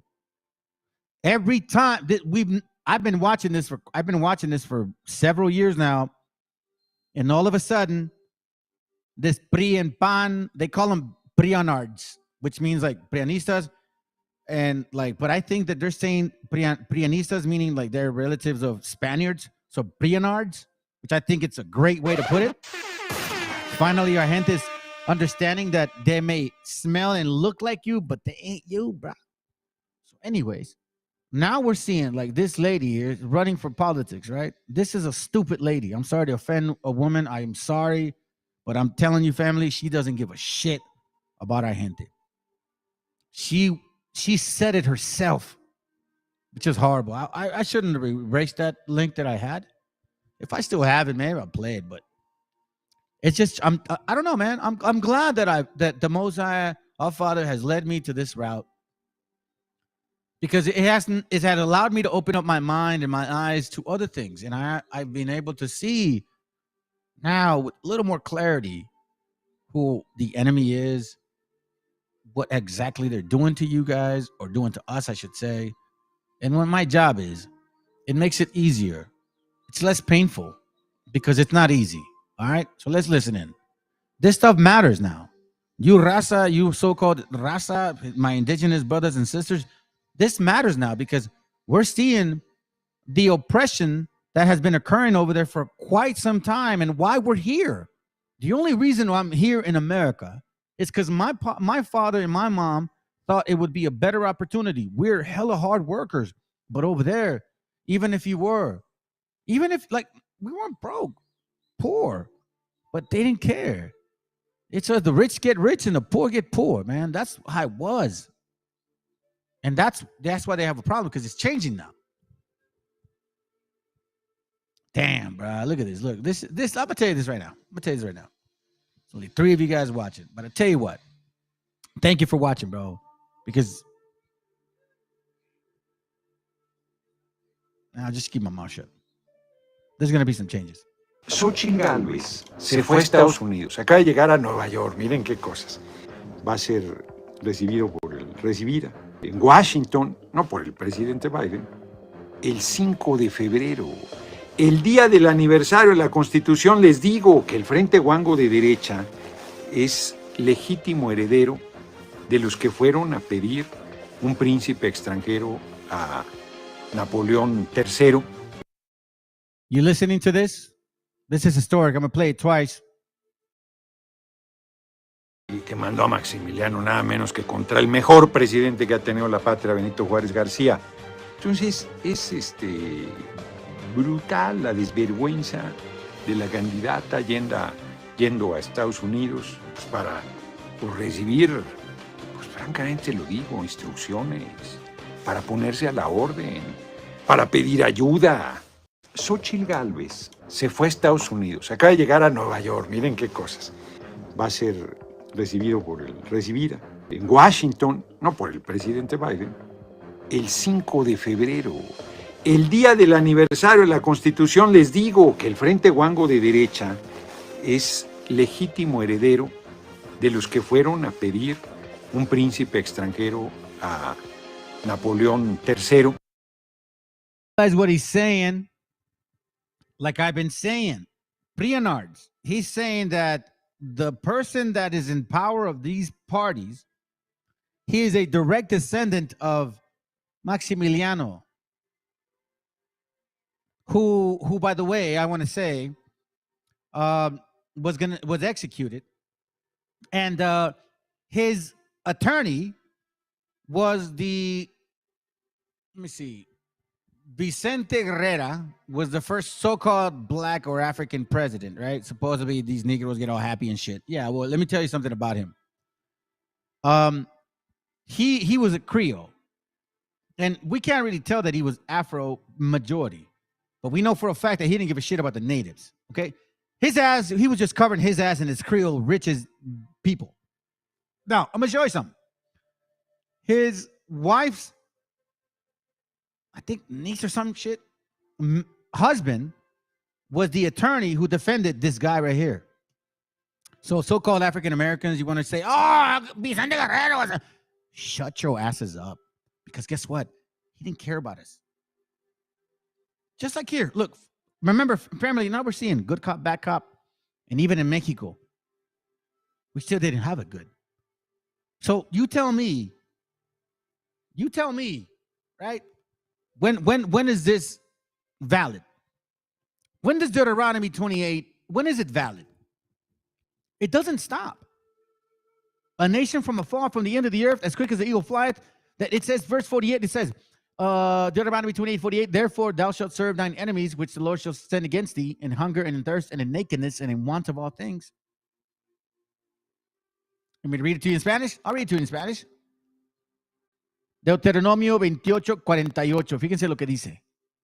Por tanto, servirás a tus enemigos, los cuales el Señor enviará contra ti en hambre, en sed, en desnudez y en escasez de todas las cosas. Él pondrá yugo de hierro sobre tu cuello hasta que te haya destruido. You telling me now that, oh, yeah, Raza has it all good, man? You tripping, bro. But hey, guess what? The four of you that are watching, I'm glad you are. Because, man, I don't know, man. I'm kind of at the end of the road now, bro. Honestly, bro. You had to catch it. Y que mandó a Maximiliano nada menos que contra el mejor presidente que ha tenido la patria, Benito Juárez García. Entonces, es brutal la desvergüenza de la candidata Allenda. Came to the U.S. to ask these dudes to help her in her little so-called running for presidency, and you've never seen that in the history of Mexico, where a candidate came to the U.S. to ask for assistance, to promote or whatever. At all. She goes, you have to walk the talk.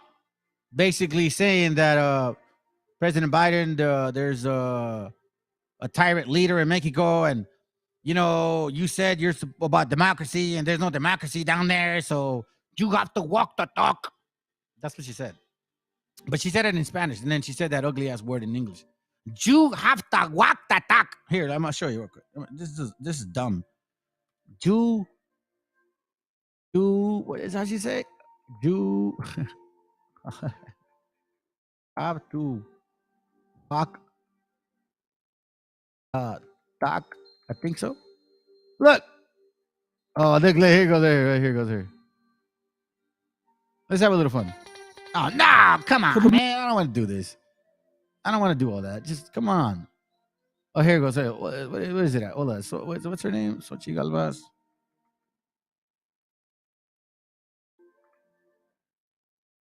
Oh, here goes right here. Hold on. Is it this one? Here goes. Por cierto, Alejandro, andabas, no nos... En el Wilson Center, Álvaro. Manuel López Obrador. Hey, watch it. Here goes. Nice, listen.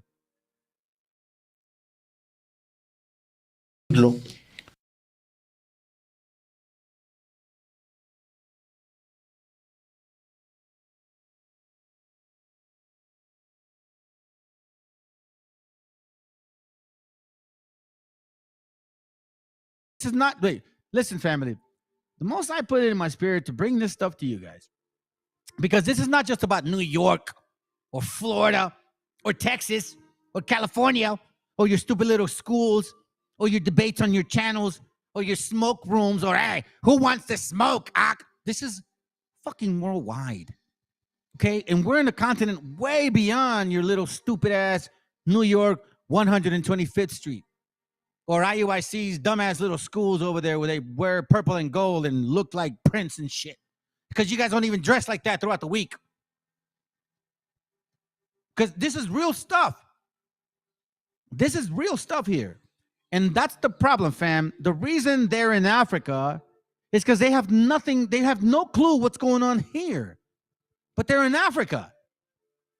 Nothing's going on in Africa. Just a bunch of people pissing on their heads trying to make it yellow. De sus supuestos vínculos, porque es un discurso que pega mucho en ciertos sectores. Es que en eso están, Alejandro. En eso, sí. Y a eso fue también Xochitl Gálvez a Estados Unidos. Destruyó las instituciones civiles de seguridad y abandonó a las policías locales, sin que la Guardia Nacional, creada por su gobierno, dé resultados. Porque es un discurso. In case you guys don't speak Spanish, just read the bottom what she's saying, okay? Look into what total lies, man. But again, she's here. Well, first of all, she's not she's a so-called candidate, not potential.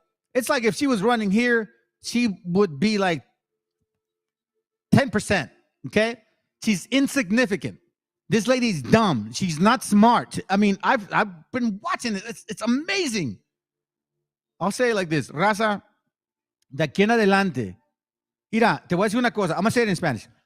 ¿Sabes por qué nosotros estamos aquí, pendejos? Porque ustedes rateros, hicieron la vida muy difícil para nuestros padres, güey. pero no sabían que nosotros teníamos un gran talento, cabrón. Y se les olvidó porque nos vieron la cara de indios o pendejos o como de ustedes dicen, huevones, cabrones, ¿a poco no ganan mucho? ¿Sabes por qué, güey? Esa es la realidad. Por eso estamos aquí. Ahora estamos viendo la política de México, cómo siempre nos ha abusado, cabrón. Siempre nos ha abusado. Y estamos viendo como estamos aquí en Estados Unidos, nos están abusando también. Entonces, para nosotros, güey, ¿sabes? No es nada nuevo.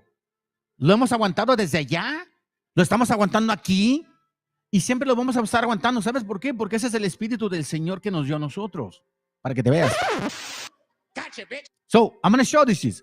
Pay attention. This lady has no reason to be here at all. These guys aren't going to vote for her.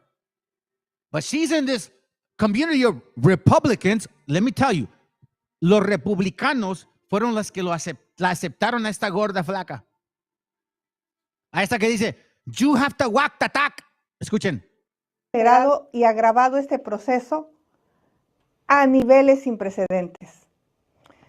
Destruyó las instituciones civiles de seguridad y abandonó a las policías locales, sin que la Guardia Nacional, creada por su gobierno, dé resultados.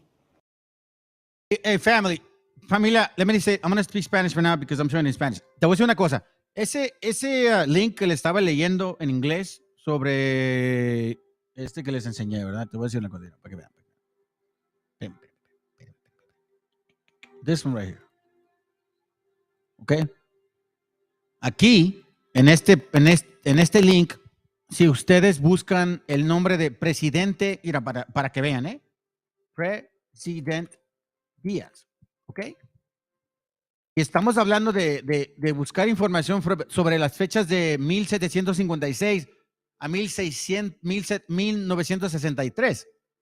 Y fíjense, un montón de imágenes pueden encontrar, hermanos, para que vean, miren. President Díaz, to prevent such a deal. Este güey, es más, lo que encontré de este vato, él lo consideran ¿cómo se dice? Dictator. Porque tenía a la gente opresiva. Is native of California. Within the last couple of weeks, President Diaz, who was moving spirit in the first effort towards government ownership, has closed a deal whereby the government will take over a controlling interest of Mexican Central Railroad, which is the second railroad of importance, blah, blah, blah, blah, blah, blah. You see this? So let me tell you something. IUIC, ISUPK, GMS. I know you like to do your little videos and your little cars and shit, and you think you're doing something good because you're talking shit about people. You're doing nothing. You don't know nothing about our gente.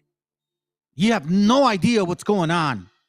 You don't understand politics here, no understand politics over there. You don't know scripture here, no one knows scripture over there. Because you know why? I'm going to show you after this right here. Let's listen to this. I'm going to let it play because I'm going to use the bathroom. So let it run for like 2 minutes. Let's go. Ha vulnerado la esencia de las Fuerzas Armadas, asignándoles tareas que los distraen de su función de seguridad nacional. Más que una estrategia de seguridad, hubo una negligencia criminal, aplicando su eslogan de campaña: abrazos, no balazos. Los abrazos han sido para los delincuentes y los balazos para los ciudadanos. De facto, el gobierno mexicano dejó de pelear por la seguridad de la gente. En el mejor de los casos, López Obrador es débil e incompetente ante el crimen. En el peor, lo aprovecha para consolidar su poder. Por eso, ha debilitado a las autoridades electorales y ha atacado una y otra vez al Poder Judicial. Para Estados Unidos, la relación con México se ha limitado a 2 temas: migración y tráfico de fentanilo. Una agenda tan limitada es un enorme déficit de imaginación y de ambición. Recordando la memoria del gran académico Robert Pastor, debo decir que nuestra relación es mucho más diversa, rica y positiva. El potencial es enorme. Sin embargo, tengo que decirles con toda claridad, la continuidad de Morena en el poder es garantía de que ni la migración, ni el fentanilo, ningún otro problema bilateral encontrarán solución. Hey, guys, she said you have to walk the talk. I don't know if she has, but if she has, let me know, please, because I'll stop it. De largo plazo. Solucionar los problemas de migración y fentanilo requiere 3 cosas que el actual gobierno de México no tiene: visión de Estado, capacidad institucional. Oh, and I guess she said it, no? You have to walk the talk. De resultados. ¿No dijo eso? Anyways, she said that. Oh, ¿no lo dijo? Ok, te lo voy a enseñar. Ahorita te lo voy a enseñar, güey. Para que vean, hermanos, miren, como una cosa, si tú piensas que es suficiente enseñarle a la gente, or if you think it's enough to teach people your little stupid ass localities of shit, you are done and you are dumb. There's more to this whole game and I could say facet. I'm not hosting family because again, like, well, I'm gonna show you right now. Fíjate, te voy a enseñar. Fíjate. Hold on. Segundo día de la gira de Xochitl Gálvez por Nueva York. Hold on. Gilba, you have to walk the talk. Hold on. She said some shit like that. Hold on a second, dude. Hold on. ¿Dónde estás? Hey, somebody can give me a quick link for a short. That would be helpful. A ver si lo enseñan aquí. If you've ever wondered how you and I could be any good for just $149, You know what? Hold on. I know what I'm gonna do. consider that we don't. I know what I'm gonna do.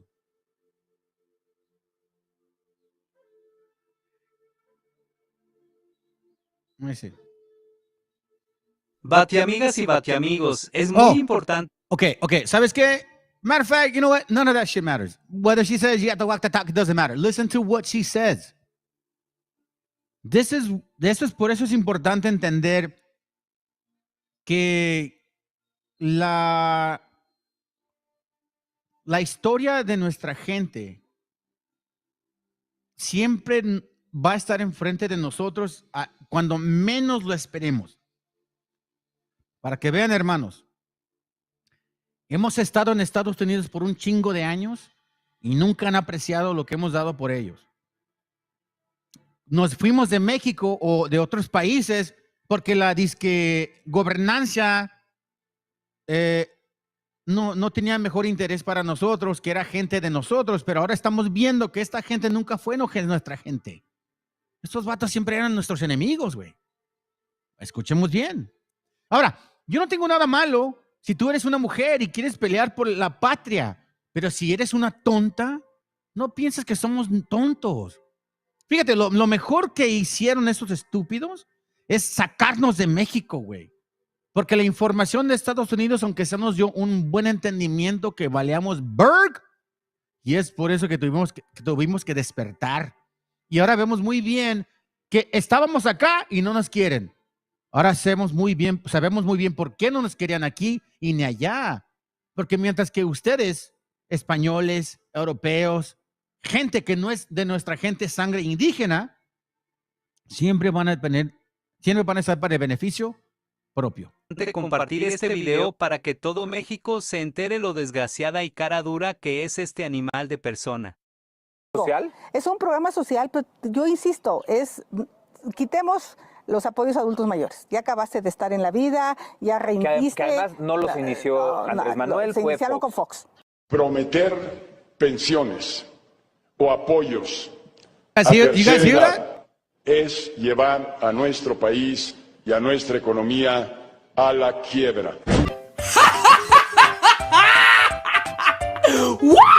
La pensión para adultos mayores no tiene viabilidad. ¿No? Bueno, ese programa, pero todos los demás programas, hasta una persona con una discapacidad. Mi trabajadora del hogar tiene 2 hijas, dos nietos sordos, ¿no? Yo lo que quisiera es que esos niños sordos pudieran tener habilidades que les permitan tener un empleo. Ok, so dejen decirles algo que está diciendo esta pendeja, y disculpen la palabra. Dice, yo tengo una vecina que tiene 2 hijos sordos Y yo lo que quiero hacer es establecer un sistema en que ellos se puedan educar para que se puedan cuidar somos ellos mismos. Pero fíjense lo que dijo. Sin apoyo de la sociedad. O sea, ellos mismos, güey. O sea, si estás sordo o ciego como mi hijo, si yo no le tengo el dinero para enseñar a mi hijo cómo vivir y estás ciego, tú quieres decir, pues ahí se cogió, güey. Family, this was the way it was for us. So you so-called gringos think that, you guys are here to take our shit. We're not. We're so used to working hard, man. We don't know nothing else to do. You see, the new immigration that you got, now you're going to find out. You see, it's kind of like you didn't know what you had until you lost it. But see, we're getting stronger because we understand that this was a joke. These people never cared for us. Ay, nunca les importó, güey. ¿Cuándo? Por favor. Por favor. Si en verdad les importara quién somos nosotros, no estuviéramos aquí en Estados Unidos viviendo, güey. La pura neta. Miren, para que vean, ¿eh? Ahora, here's my question to you guys. Mexico demands investigation into U.S. military-grade weapons being used by drug cartel. So, if you guys want to read this article, I'll read it. I won't read it. I'm just going to show you. I want to bring up a point. Y estamos viendo muy claro que están hablando de que hay armas en México que solamente se venden, ni siquiera se vende a gente como tú y yo, güey. Se vende a gente militar. Military grade weapons is what they actually have in Mexico. What are they doing over there?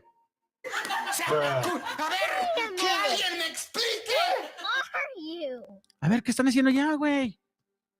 It says here, Mexico wants an urgent investigation into how U.S. military-grade weapons, let me magnify this, okay? Mr. Crackety-Crack, Mr. Trumps, Mr. Republicans, so-called Republicans. You guys say you're so knowledgeable about law and all that shit, and then you say you know the Bible. Okay, fine. Here it says Mexico wants to understand why there's U.S. military-grade weapons by the cartel. So now, you're going to say, well, we can't do nothing about that, but I don't know why they can't learn how to control themselves. Okay, so the same shit we say. How come you don't know how to control your own drug addictions? The Mexican Defense Department has warned the U.S. about weapons entering Mexico that are for the exclusive use of the U.S. Army.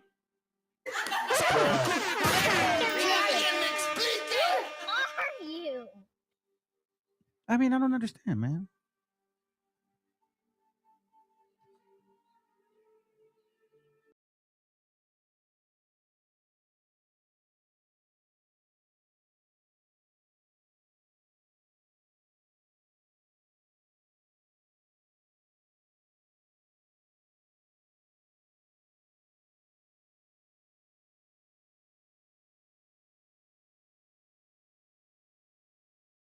These are some plantations in British colonies that operated just 100 years ago.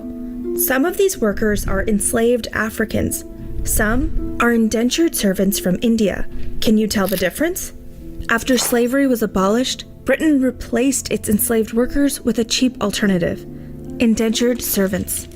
In this new system, millions of people were coerced into signing away their rights for 5 to 10 years at a time. This system is not ancient history. Some of its survivors could still be alive. बहुत दुख तकलीफ काटे के पड़ा। अरे हम गोरा लोग लाश से मारे इसे। अच्छा। हाँ। गोरा लोग लाश से मारे, काम नहीं करो, चाबुक लगावे गाड़ी पर। हाँ। कोई सुनवाई नहीं। हाँ। गिरमिट तुम्हारी। These workers became bound to overseas employers where they endured harrowing abuse and exploitation for the duration of their contract.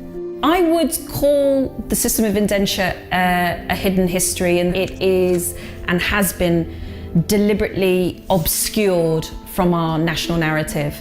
Maria Kaladine's great-grandfather was recruited from India through this exact system. He ended up toiling at a sugar plantation in British Guyana for years on end. After seeing how her family's past had been buried, Maria decided to specialize in the study of Indian indenture. We know about it because the British kept the receipt. They are there. All the receipts are there. They are there for everyone to see. British colonizers took portraits of these workers after taking them from India to work in overseas colonies. Most would never return.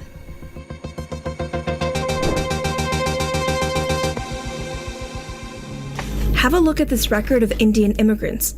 These are the names of Indians who signed an indenture contract and boarded a ship from Calcutta on December 2nd, 1903. There's an agreement between you and your employer that you will work for a particular number of years. As soon as they signed that contract, the indentured worker lost much of their freedom.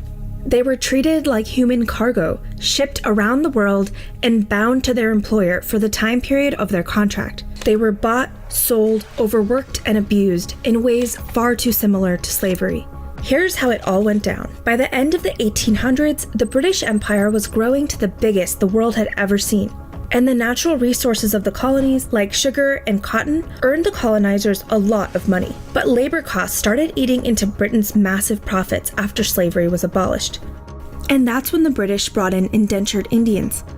There were more than 3 million people like Maria's great-grandfather taken from their homes and placed on ships heading to British colonies. The overall trade for these cheap laborers replaced nearly a quarter of the Atlantic slave trade. What has taken place is a retelling of the history of the 19th century that focuses on the abolition of the slave trade and lauds those involved in the abolition of the slave trade, but does not draw attention in any way to the fact that the system of slavery was replaced by a system which was very brutal, really cruel, and lasted into the 20th century. The vast majority of indentured workers were from India. As a result of indenture and additional migration, pockets of the Indian community can now be found in nearly every corner of our globe. Over 32 million people of Indian origin live outside of India today, the world's largest diaspora. India might actually be a kind of replacement for Africa. Think of this from the planter's point of view. They can't imagine a world that will deny them a source of labour, cheap, malleable labour. In 1838, the first Indian indentured labourers arrived in Guyana, and that was really the beginning of the system of Indian indenture. Some labourers were forced or kidnapped, but others signed on voluntarily, especially during famine caused by British colonial rule. But most didn't know what they were signing up for. Picture yourself as Maria's great-grandfather Khaladin, who was living in Pipra, India. Wages are at an all-time low, the class system is not working in your favor, famine plagues your village. Recruiters employed by the British boast about the opportunity of indenture, guaranteeing high wages in return for a 5-year labor contract. They often, frequently lied about what the terms of the indenture contract were, the distance of the place that people were traveling to, and the nature of the work that they would have to perform. You can't read or write, but they tell you the contract provides round-trip passage to Calcutta, India, where you put in light labor in exchange for great wealth to bring back to your family. Like more than 2 million other Indians, you stamp your finger and take the deal. In 1886, my great-grandfather was recruited in Gonda. He was taken to Faizabad. From then, he was taken to Calcutta as an indentured labourer. What they didn't tell you is you're not really going to Calcutta. You're transferred from depots to shipyards, perhaps told your final destination would be Sri Lanka, but your ocean voyage keeps going and going. The ship itself is rancid, and you are crowded alongside parcels of rice, wheat, and hundreds of other labourers deep within the cargo deck. Your voyage could have been one that was fraught with deaths from cholera, for example, typhoid, dysentery. It would have been quite traumatic for the immigrants. You are lucky to survive the diseases that kill roughly 1 in 5 of your fellow passengers. Your peers bond over the shared trauma and call themselves the Jahaji Bai, or Brotherhood of the Boat. 3 months later, you arrive in an unfamiliar land, and someone tells you it is known as British Guyana, a British colony thousands of miles away from home. He left Calcutta for Guyana, and he indentured for 2 periods of 5 years on 2 estates in Demerara.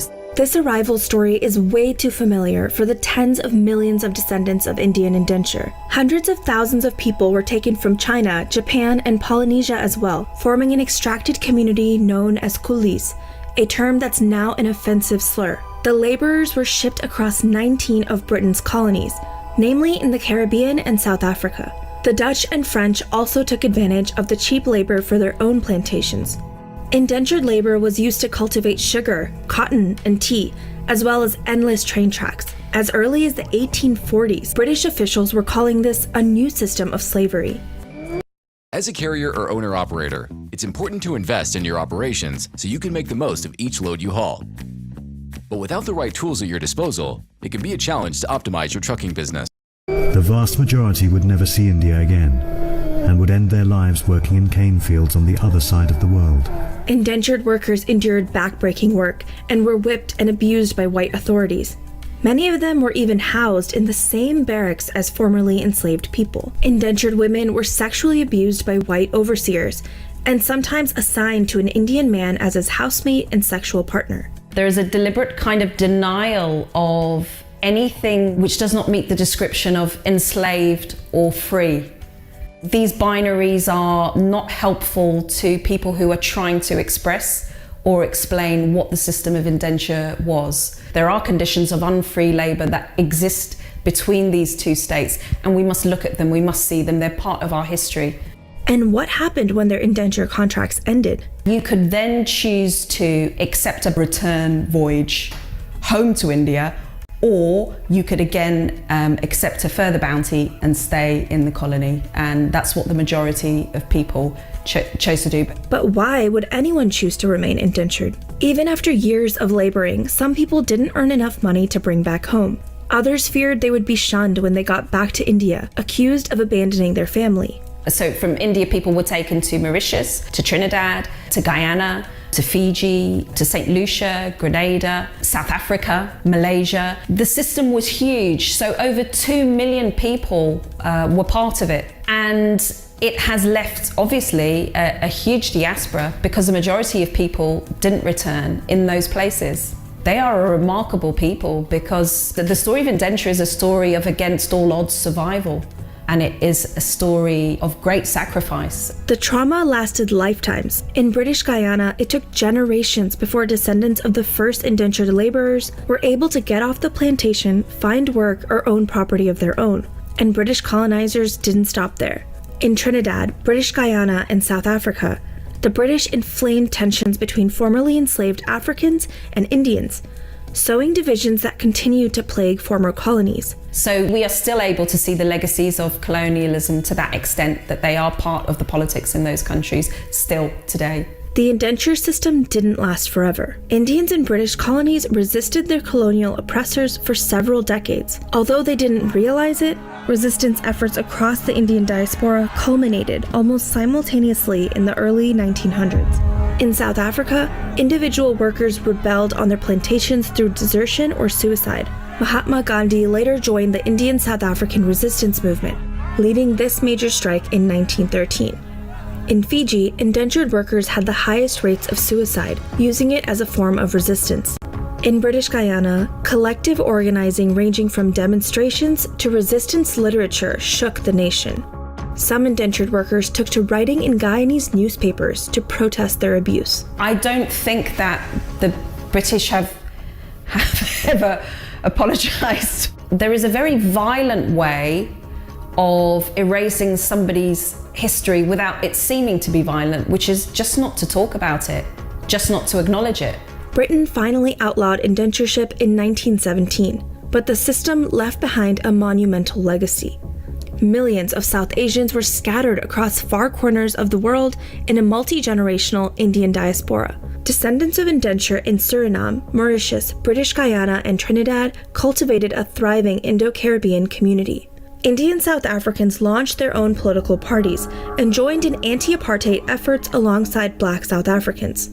The coastal city of Durban, South Africa, became home to the largest population of Indians outside of India and is acclaimed for its Indian culinary scene. Assimilation was bittersweet for Indian migrants. They wanted to hold on to their cultural heritage, but colonial policies made this harder. In some places, it was punishable to speak Hindi. In others, Indians were not allowed to go to school or get jobs without first converting to Christianity. I am sure that every indentured family has stories like mine. And I wish that we could just have some sense of, you know, the tragedy of it and also the remarkable nature of the people who survived it. Today, indentured servitude may be a forgotten or even buried history, but many of the tens of millions of descendants want us to know their story.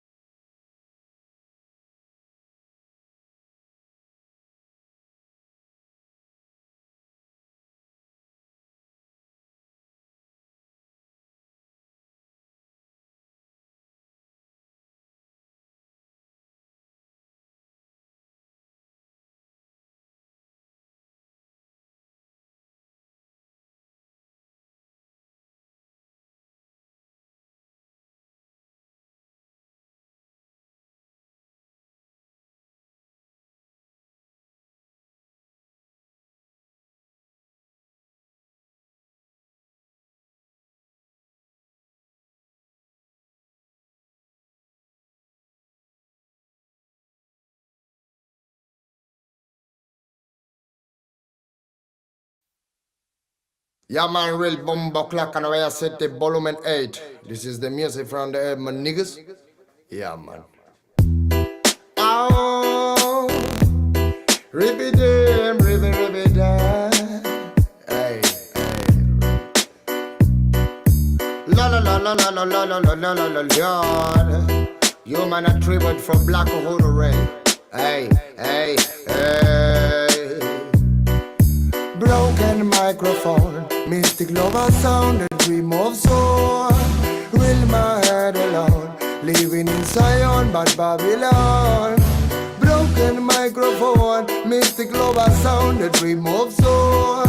Will my head alone, living in Zion, but Babylon.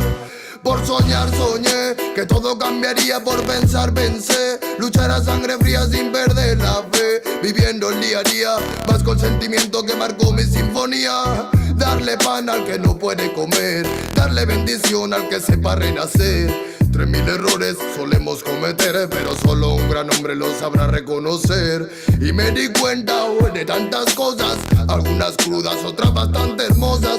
Son los más sabios, personas poderosas, no aquellos bastardos que destrozan nuestras prosas. Es la perdición, mala situación de manchar tu corazón por tu mala acción. Dame una razón para darte mi perdón. Siento que tu alma se consume como el humor esteblón. Derramo poesía, arte mensajero que reclamo cada día. Pretendo ser sincero, más comparto mi alegría con todo caballero que mantenga la presión cuando andamos bajo cero. Sentimientos perdidos con calma, malos actos mancharon tu alma.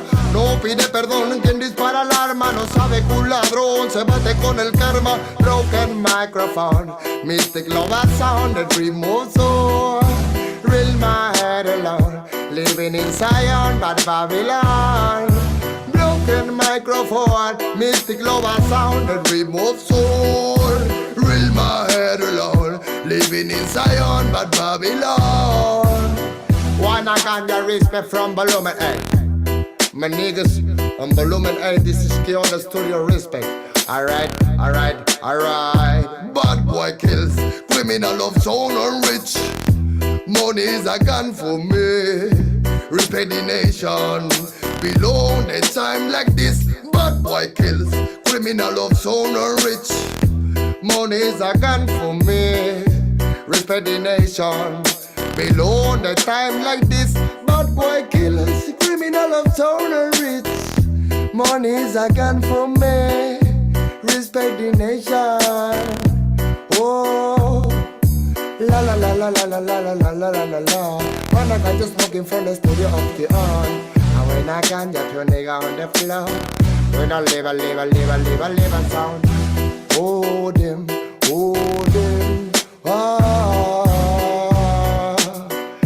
Bye bye rhythm, bye bye sound in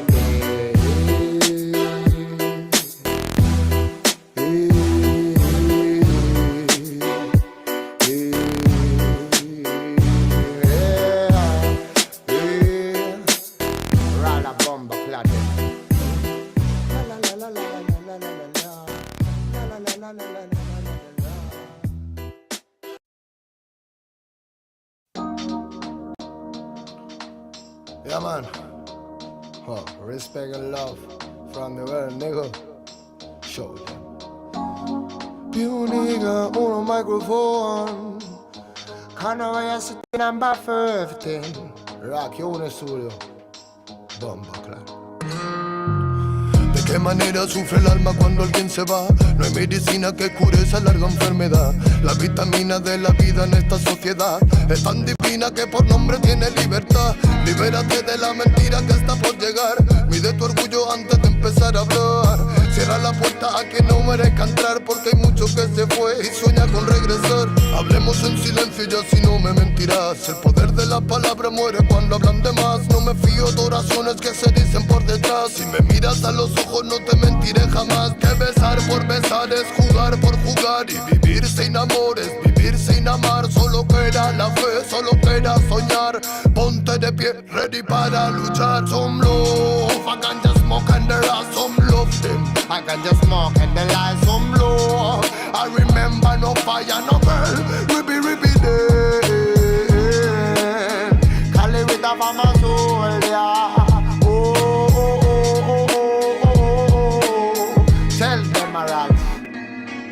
¿De cuánto tiempo hablamos cuando hablamos de querer? Si la mitad lo malgastamos solo en comprender. ¿De qué manera es más fácil aprender? Que nacemos para ganar y morimos al perder. No puedo dejar de animarte, que cuando te caigas debes levantarte. Llegué para contarte que no todo artista muere por su arte. Traigo el honor de un humano con valor que utiliza poesía para respirar mejor. Escribo prosa para vengar al amor y recuerda aquella rosa que tiraron al contenedor. ¿Dónde se quedó el amor? Hey, no voy a sitio on no microphone forever never. Tell me, roll some love. I can just smoke and the light some love them. I Rastafari my life some love. I remember no fire no burn. Ribby day. I live with a farmer soul, yeah. Reggae man a farmer warrior day.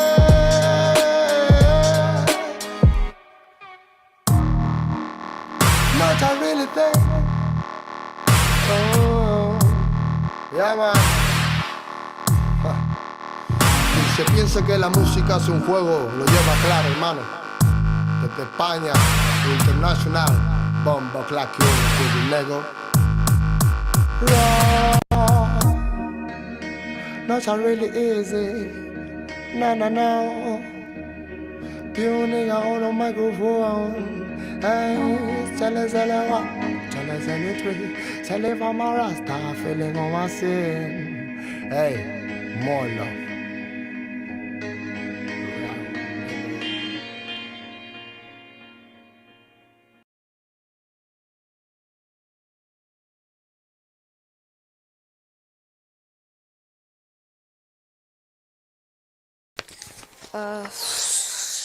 My God.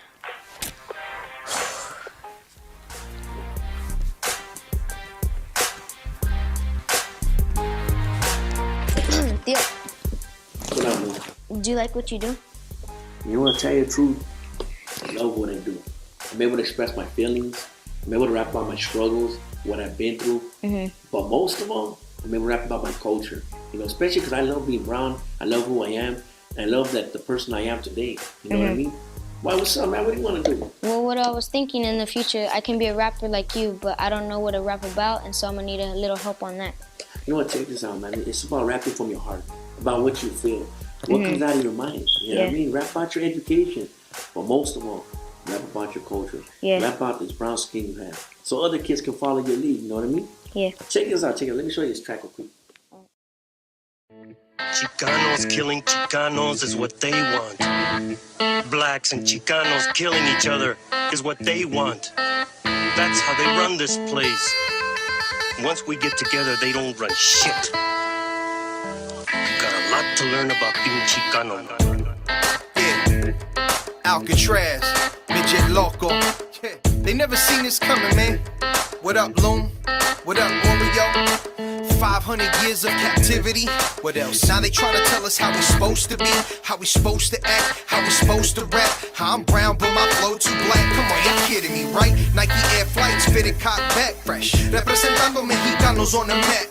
No estoy jugando, got bars like I battle on smack. But hold on, I'ma bring it right back. My people indigenous. I'm not sure if you getting this. By the time I'm done, you gon' be feeling this. I come from the people they call Meshiacha. I've been to the motherland, Chichen Itza. Seen the Mayan ruins, intellectual architects. Been in the cenote, seen ancient artifacts. Cali is Mexico, those are the facts. They raped women, gave elders heart attacks. It was a battle, our people were outgunned. Took life and cattle, we were outdone. However, 2 wars proudly we take to the grave. Those we call our Independence Day. It's time to stand up, educate our people. Stay on our ground, let them know that we equal. We see your plan, but your plan is see-through. You can't stop my people. Mexicano, I'm brown and proud.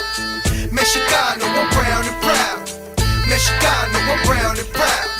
Mexicano, I'm holding it down. Yeah. Story with Mexicas, Mexicano. Gave birth to the word that we know as Chicanos. Aztec warrior, man, it's all in my blood. From the Tenochtitlan, that's the heart of the love. Now I'm Mexico City, that's a modern day name. Don't let the books confuse it to be a modern day slave. Gotta get your facts right and study the culture. Don't be like Cortez, he came like a vulture. Came to just steal and take away the land. He seen what we got and he was like, damn, who would've guessed it had to be a white man.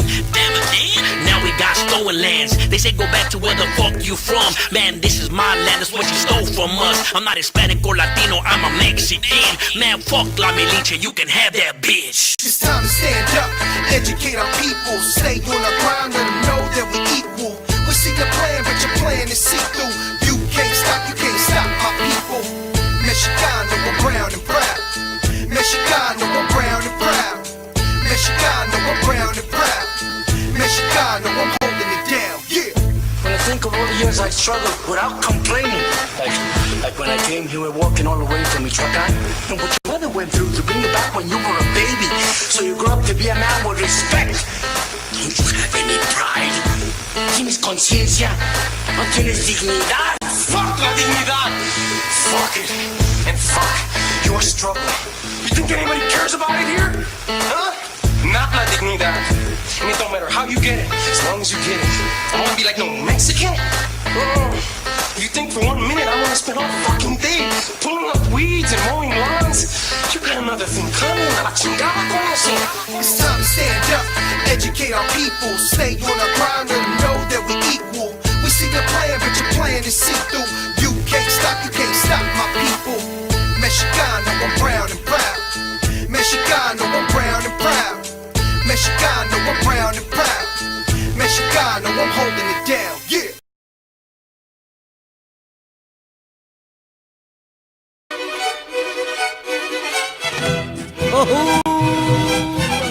¡Oh, yeah! Huasteca, qué linda eres. ¡Oh,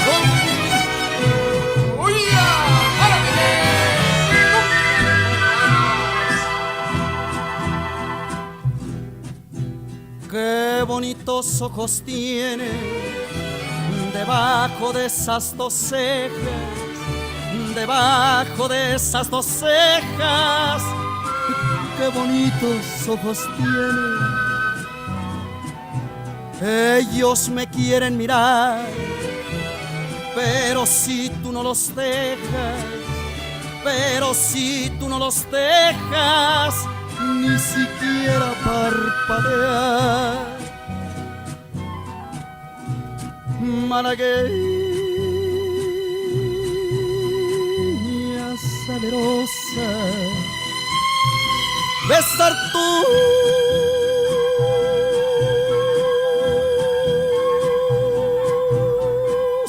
labios quisiera, besar tus labios quisiera, malagueña salerosa,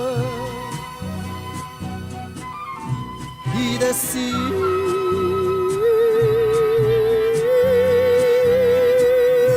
niña hermosa, eres linda y hechicera, eres linda y hechicera como el candor de una rosa. Oh, yeah. Opa.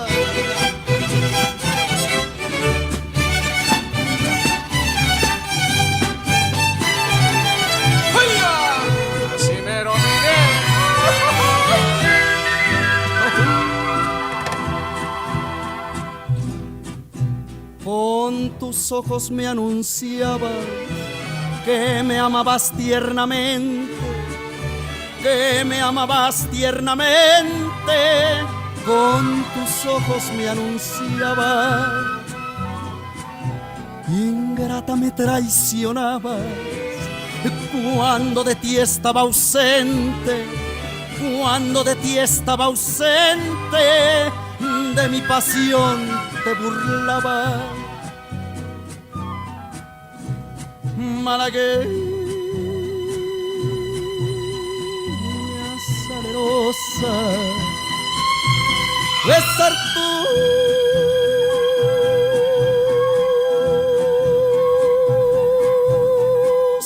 labios quisiera, besar tus labios quisiera, malagueña salerosa, y decirte,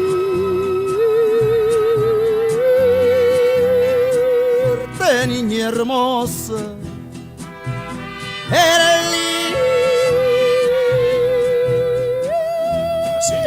linda y hechicera, eres linda y hechicera como el candor de una rosa,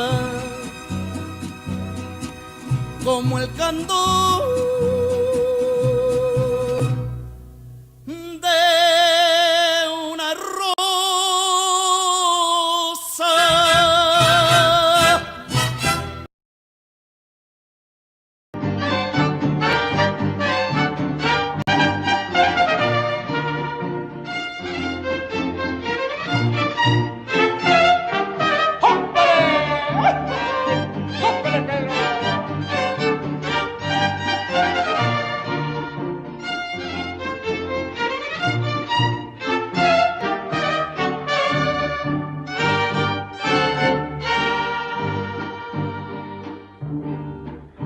Deja que salga la luna, Deja que se meta el sol, deja que caiga la noche, pa' que empiece nuestro amor. Deja que las estrellitas me llenen de inspiración para decirte cositas muy bonitas, corazón. Yo sé que no hay en el mundo amor como el que me das, y sé que noche con noche va creciendo más y más. Y sé que noche con noche va creciendo más y más.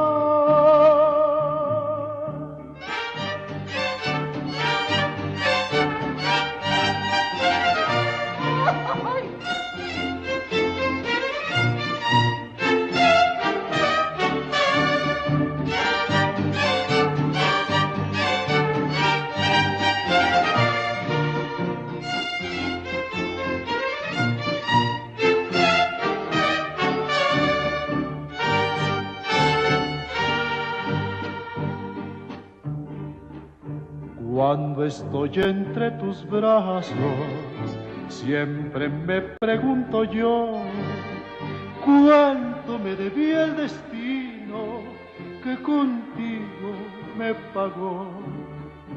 Por eso es que ya mi vida toda te la entrego a ti, tú que me diste en un beso lo que nunca te pedí. Yo sé que no hay en el mundo amor como el que me das, y sé que noche con noche va creciendo más y más. Y sé que noche con noche va creciendo más y más. Deja que salga la luna.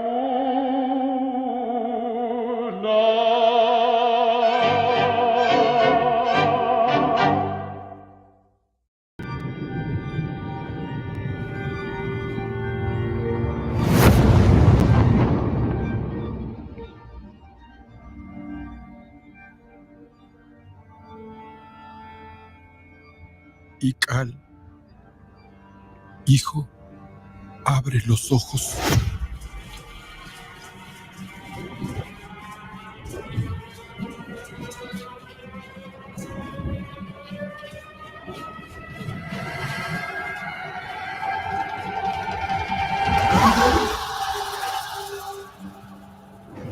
Tu cuerpo se queda con nosotros, pero tu espíritu debe seguir.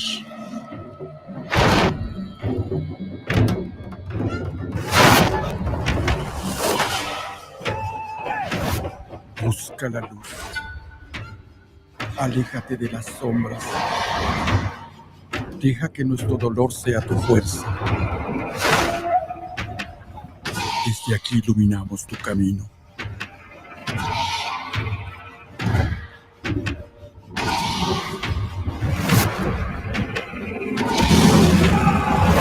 Lucha como nosotros ante esta pena tan grande. Yo soy tú. Tú eres yo.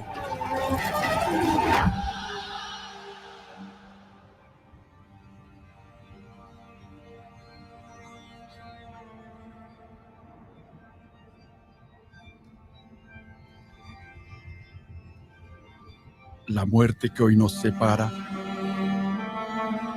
mañana volverá a unirnos. Eres libre, hijo.